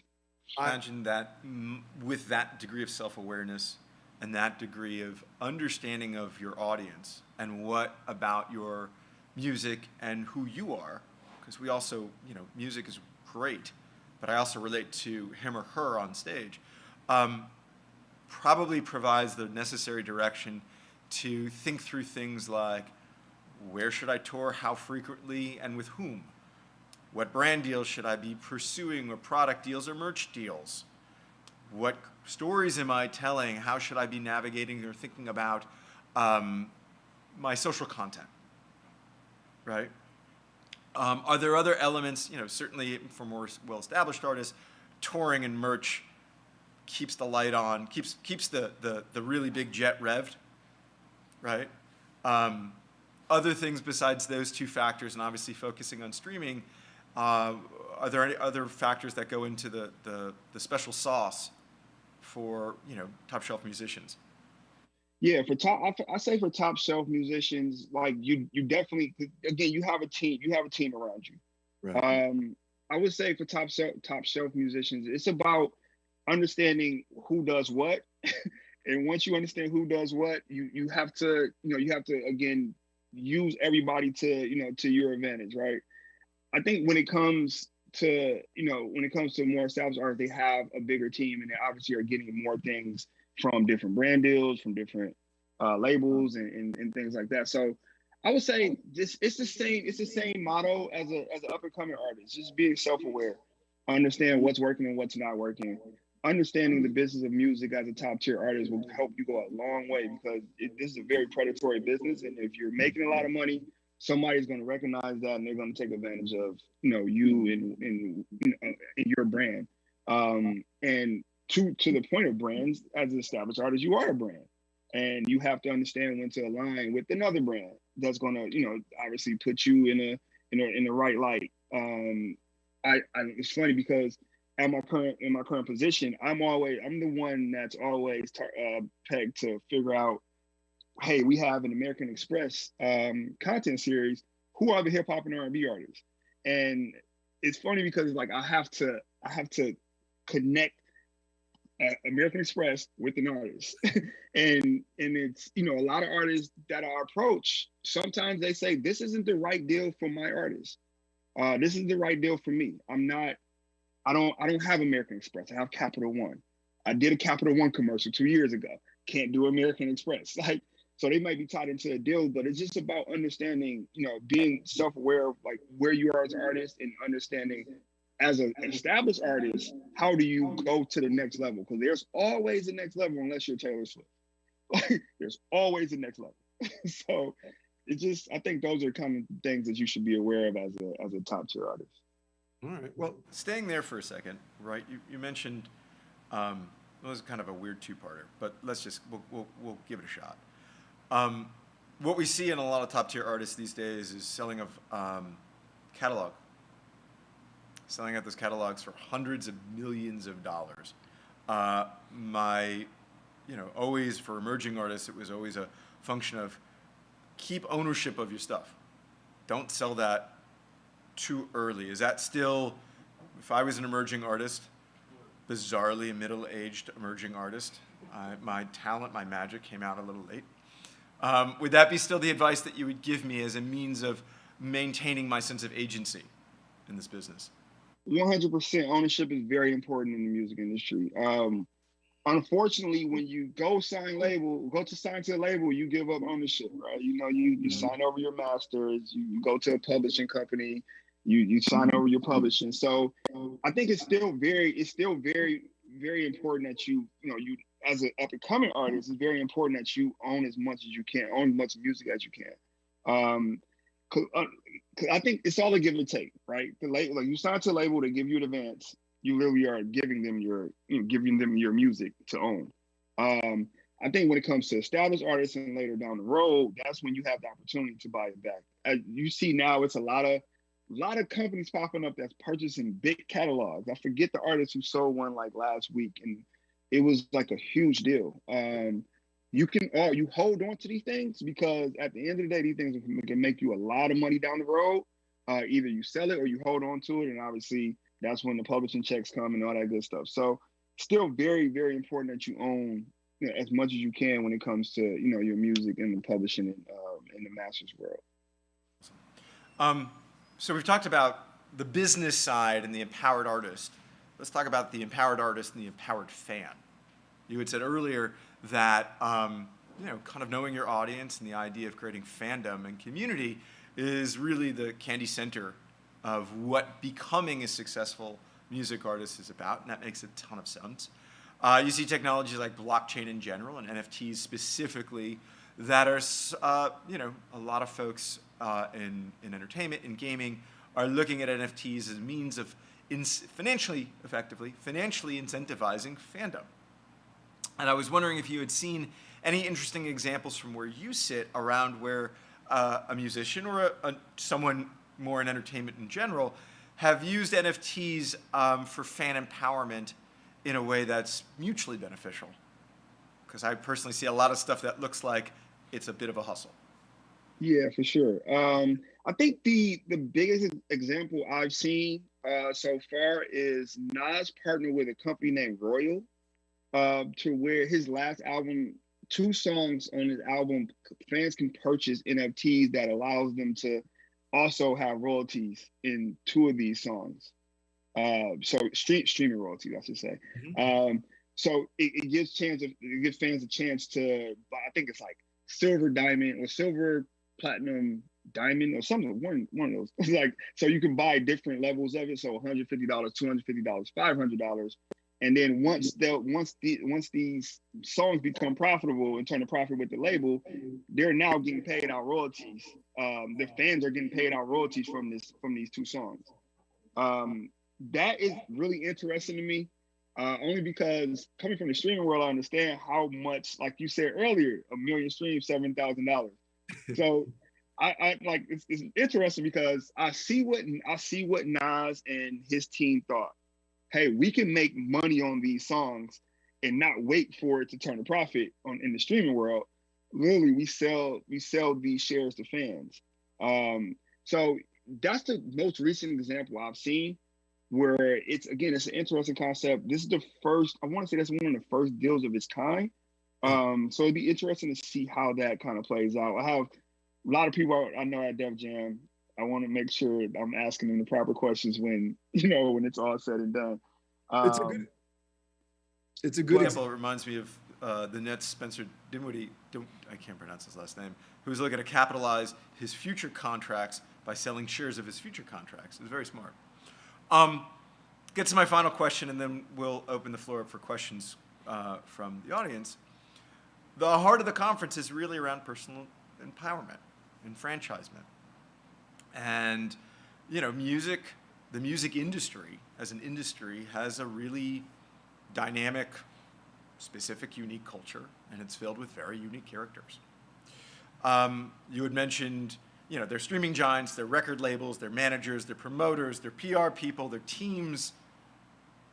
And you had mentioned the at least traditional predatory behavior, which I think probably there's always predatory behavior. So what does it mean? How does an artist claim their seat? What does it look like for an artist to claim an emerging artist in particular, who comes in with with enormous talent and all the pieces and parts that should usher them to success?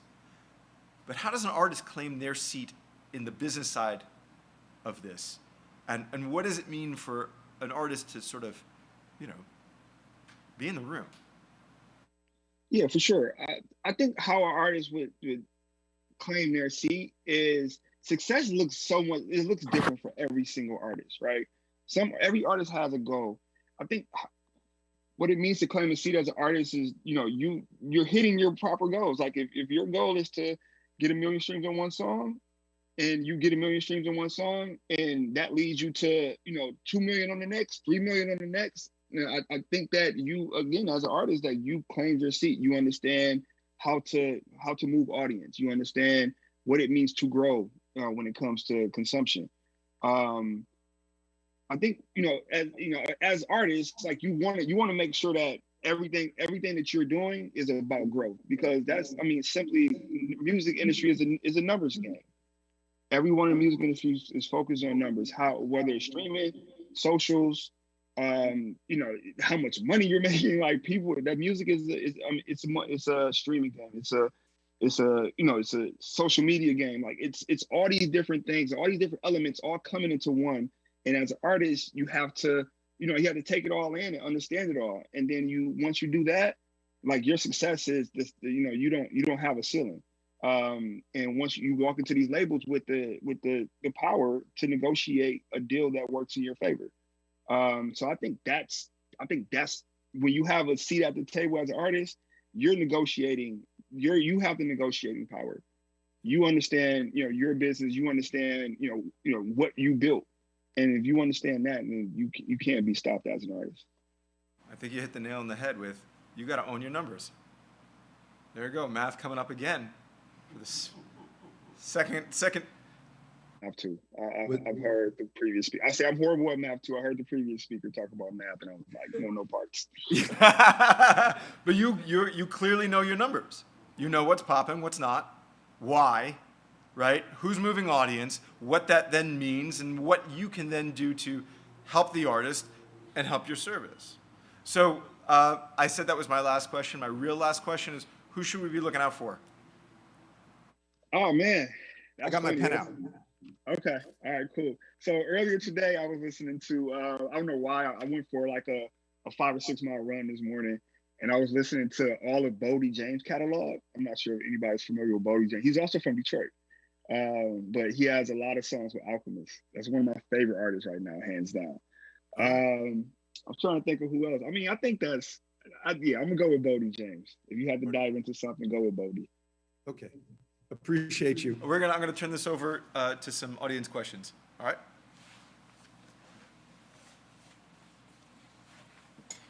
Hey, how are you, Ryan? I'm good. How you doing? Well, I'm doing well. Thank you so much for taking the time once again to answer some of our questions here. I really, really appreciate it. Cool. So first off, you know, I know that from what I understand, you work in like public relations, artist relations, stuff like that. And are you, you know, within Pandora, you know, their model is very different compared to, you know, Spotify, Apple Music, other streaming services out there. Are you asking customers to choose Pandora over Spotify, to subscribe to both? And also on the flip side, as a creator, you know, are you asking artists and whatnot to link up with Pandora compared to the other streaming services out there?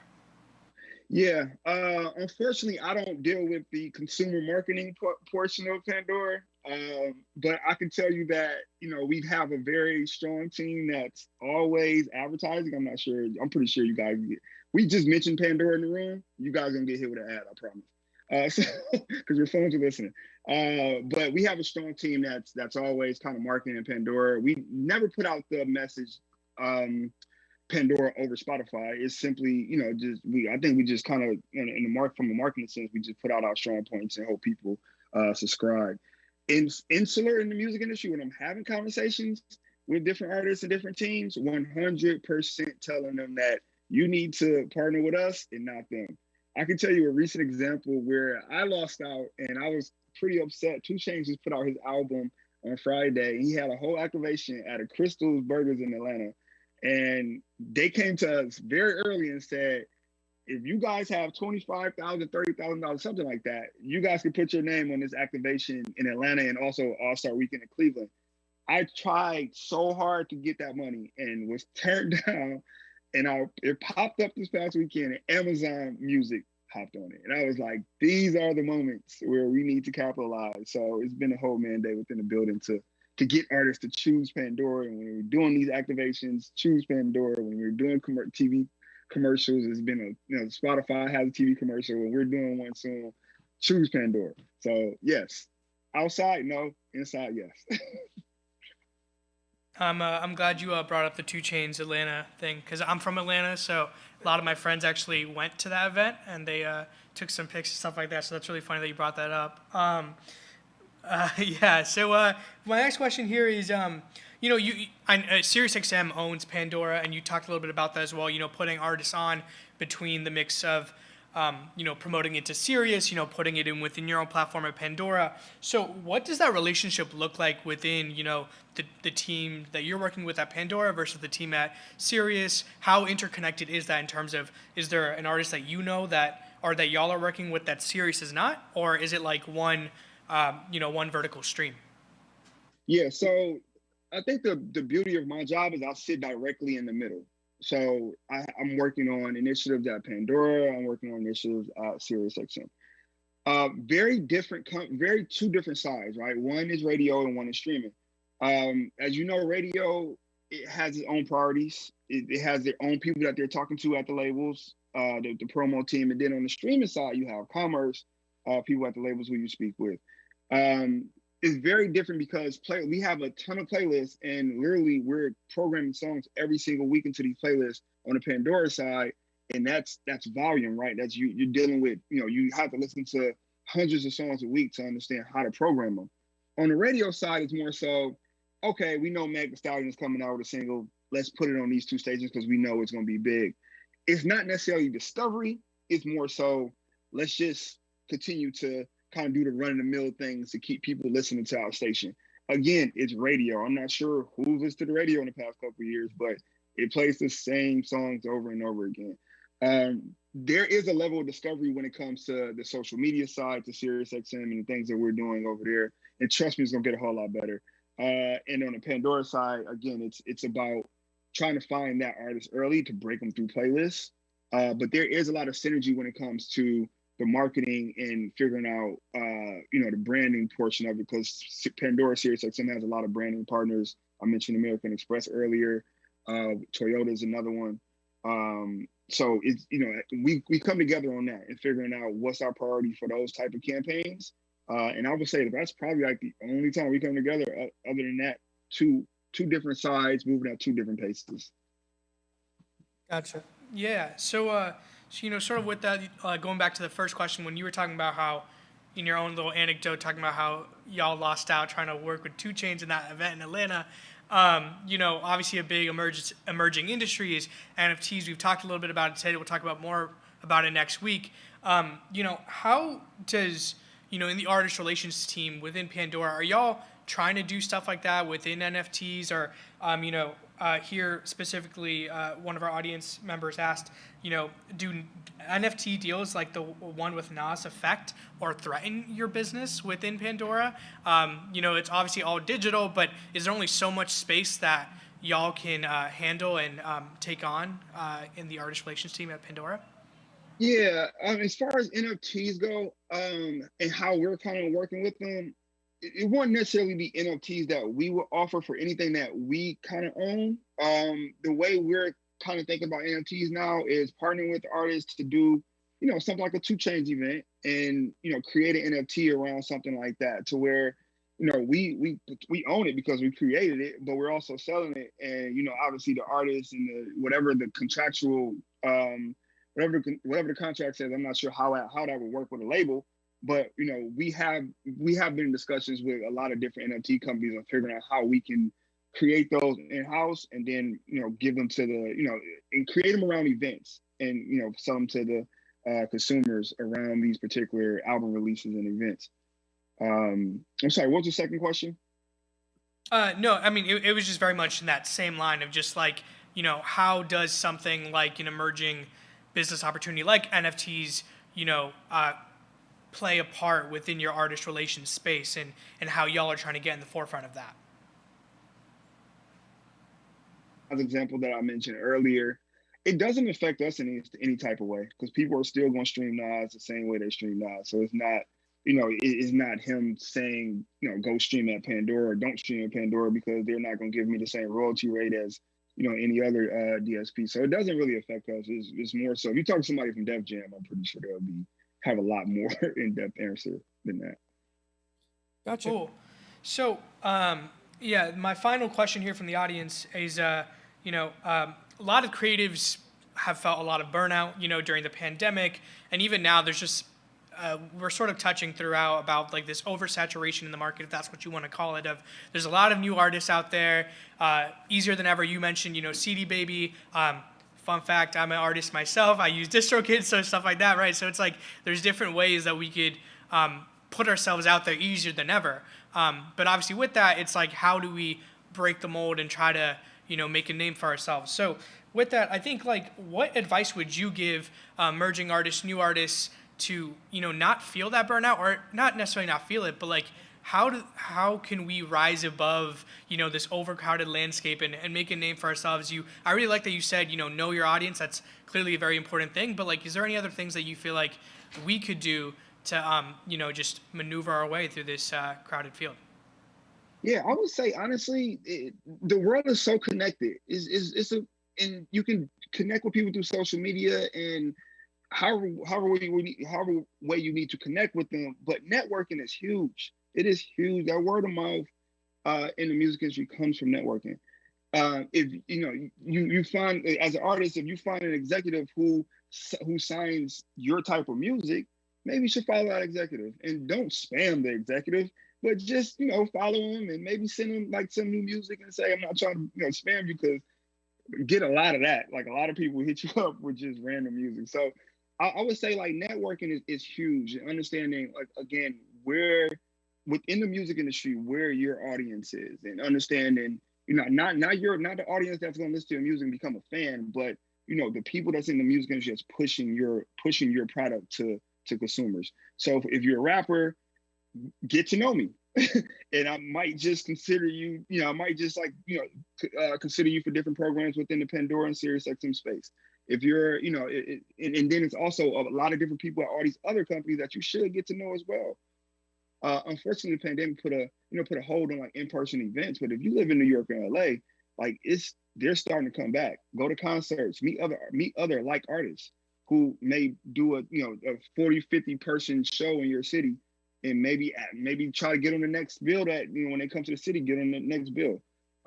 It's just all about, again, networking and breaking through that noise. It's difficult, but at the same time, if you're aligning yourself with the right people from a relationship standpoint, you're going to start to see a difference in not your streams, but the people you're connected with. And the artists are doing the same thing that you're doing.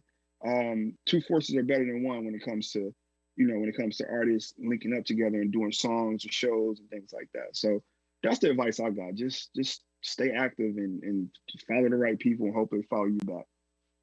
Well, Ryan, I hope you know that I'm not going to spam you, but I will start, sending my stuff over to you. But no, Ryan, thank you so much for your time. I'm going to pass it back over now. Okay, cool. To Joe. Thank you so much, Ryan. I really, really appreciate it. Thank you, man. I appreciate you.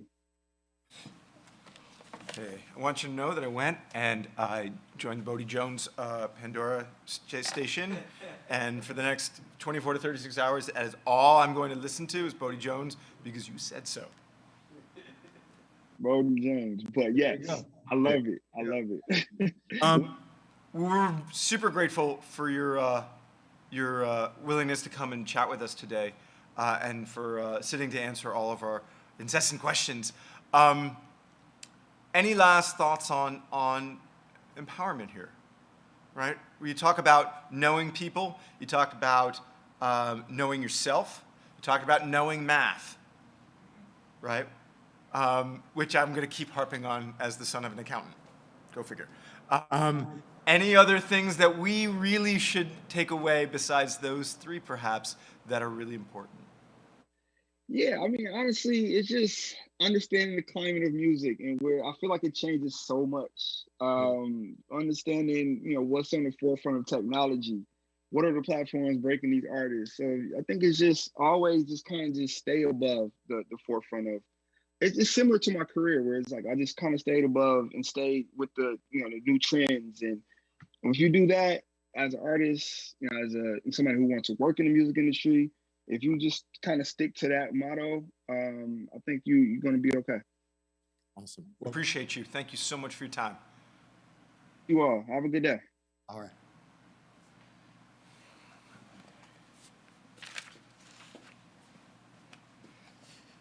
All right. Yes. So thanks again, Professor. Thank you again, Ryan. I'm going to toss it back to Boston to Valeria, who's going to take us on home. Valeria. Thank you, and thank you so much. Well, I have ended with all of the panels of the day, and we are so happy and excited for everything that we learned today, honestly. And thank you, Ryan. Thank you, Joe, for this amazing panel. We truly learned a lot. And the panel before as well, the tip of the spear. So right now, I will pass it on to Professor Chair Brent Smith of the Marketing Department, that he will give some closing words about the event of today. Right, good day. Thank you so much, Valeria, and hello, everyone. So I'll just have just brief remarks. It's been a delight to watch the entirety of this conference. I want to give a shout out to the student organizers who really brought this together.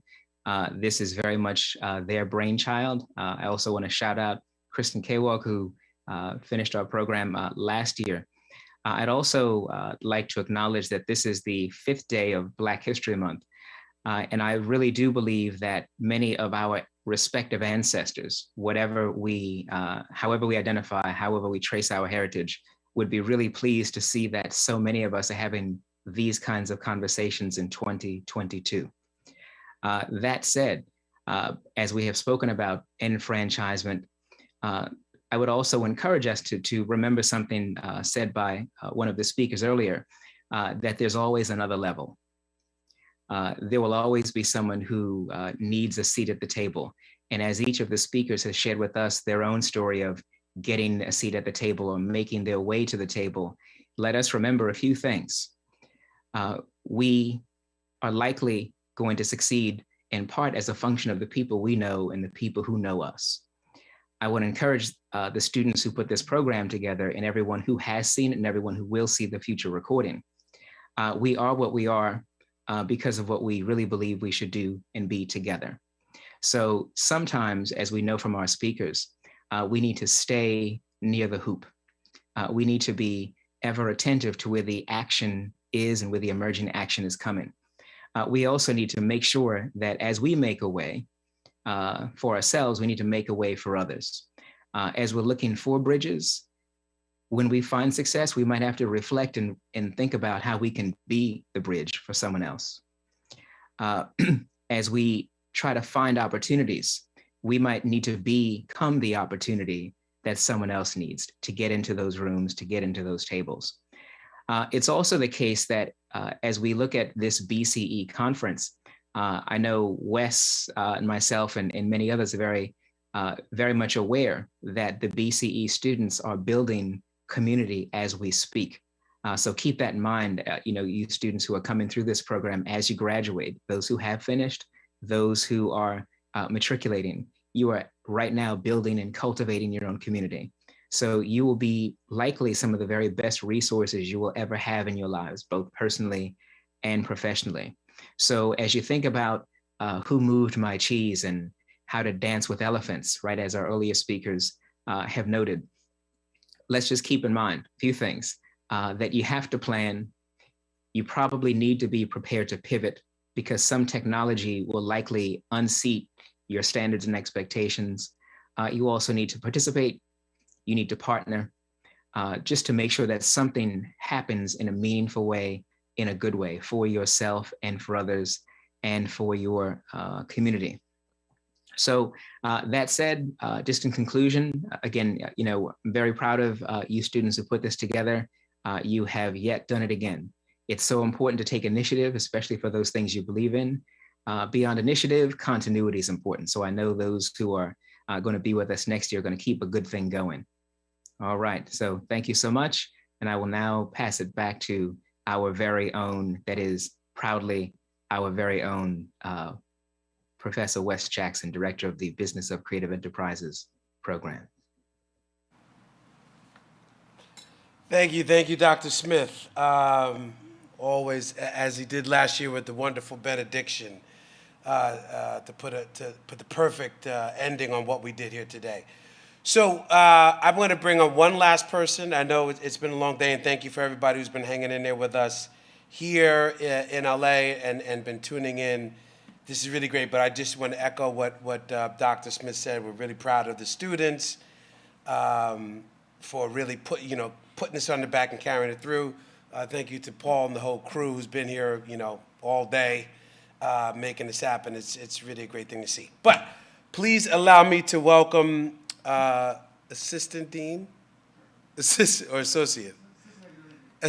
Academic Dean of Emerson, Los Angeles. I apologize. But really, one of the main reasons why we wanted to come and bring this BC energy out here to LA is to connect with the wonderful things that are going on in this building. And this brother here is responsible for a lot of the academic things and the curriculum development that are helping us produce such wonderful scholars and executives. Please welcome Dr. Mikhail Gershevich.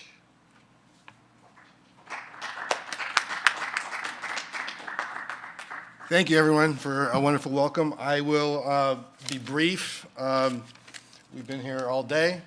So really, I want to just extend a number of thanks to various key folks. Before I do that, though, I want to harken back to something that Michael Traylor said. I think he said this sort of in passing, but he said there's a difference between a dream and a plan. And I always like to say that ELA is unique in higher education, and I certainly know that BCE is unique in higher education. And what we've been doing together over the last several years is trying to marshal these dreams into plans of our students, and dreams that were once deferred, that no longer are, so, or at least appear not to be. So with that, I would like to thank Wes Jackson for his leadership, and Sanjay Pothan, Dean Raul Rice from the School of Comm at Emerson, and Paul Pegger, without whom this would not have been possible. Again, I want to shout out the students, Karthik Ramaswamy, Valerio Kondo, Chloe Williams, Jessica, I'm sorry, I apologize, Jessica Saavedra, Nissim Hershkovitz, and Eugenia Camacho. And at ELA, my big thanks go to all the folks who worked on this event, including Madla Daly, Oscar Makia, Rudy Shields, and on behalf of myself and Allison Sampson and our CEO, Tim Chang, thank you so much. Have a wonderful day. Take care, everyone.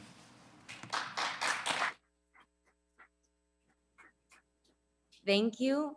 Thank you so much, Mikhail, and for these closing remarks. And also thank you, Brent, for these closing remarks.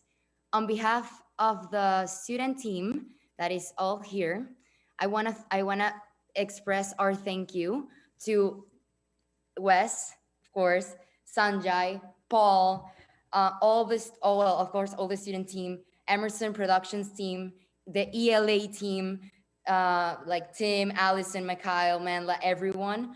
And honestly, everyone that made this happen, the speakers, the moderators, I can like do a huge list and not end today, but really we are very thankful that you made this possible.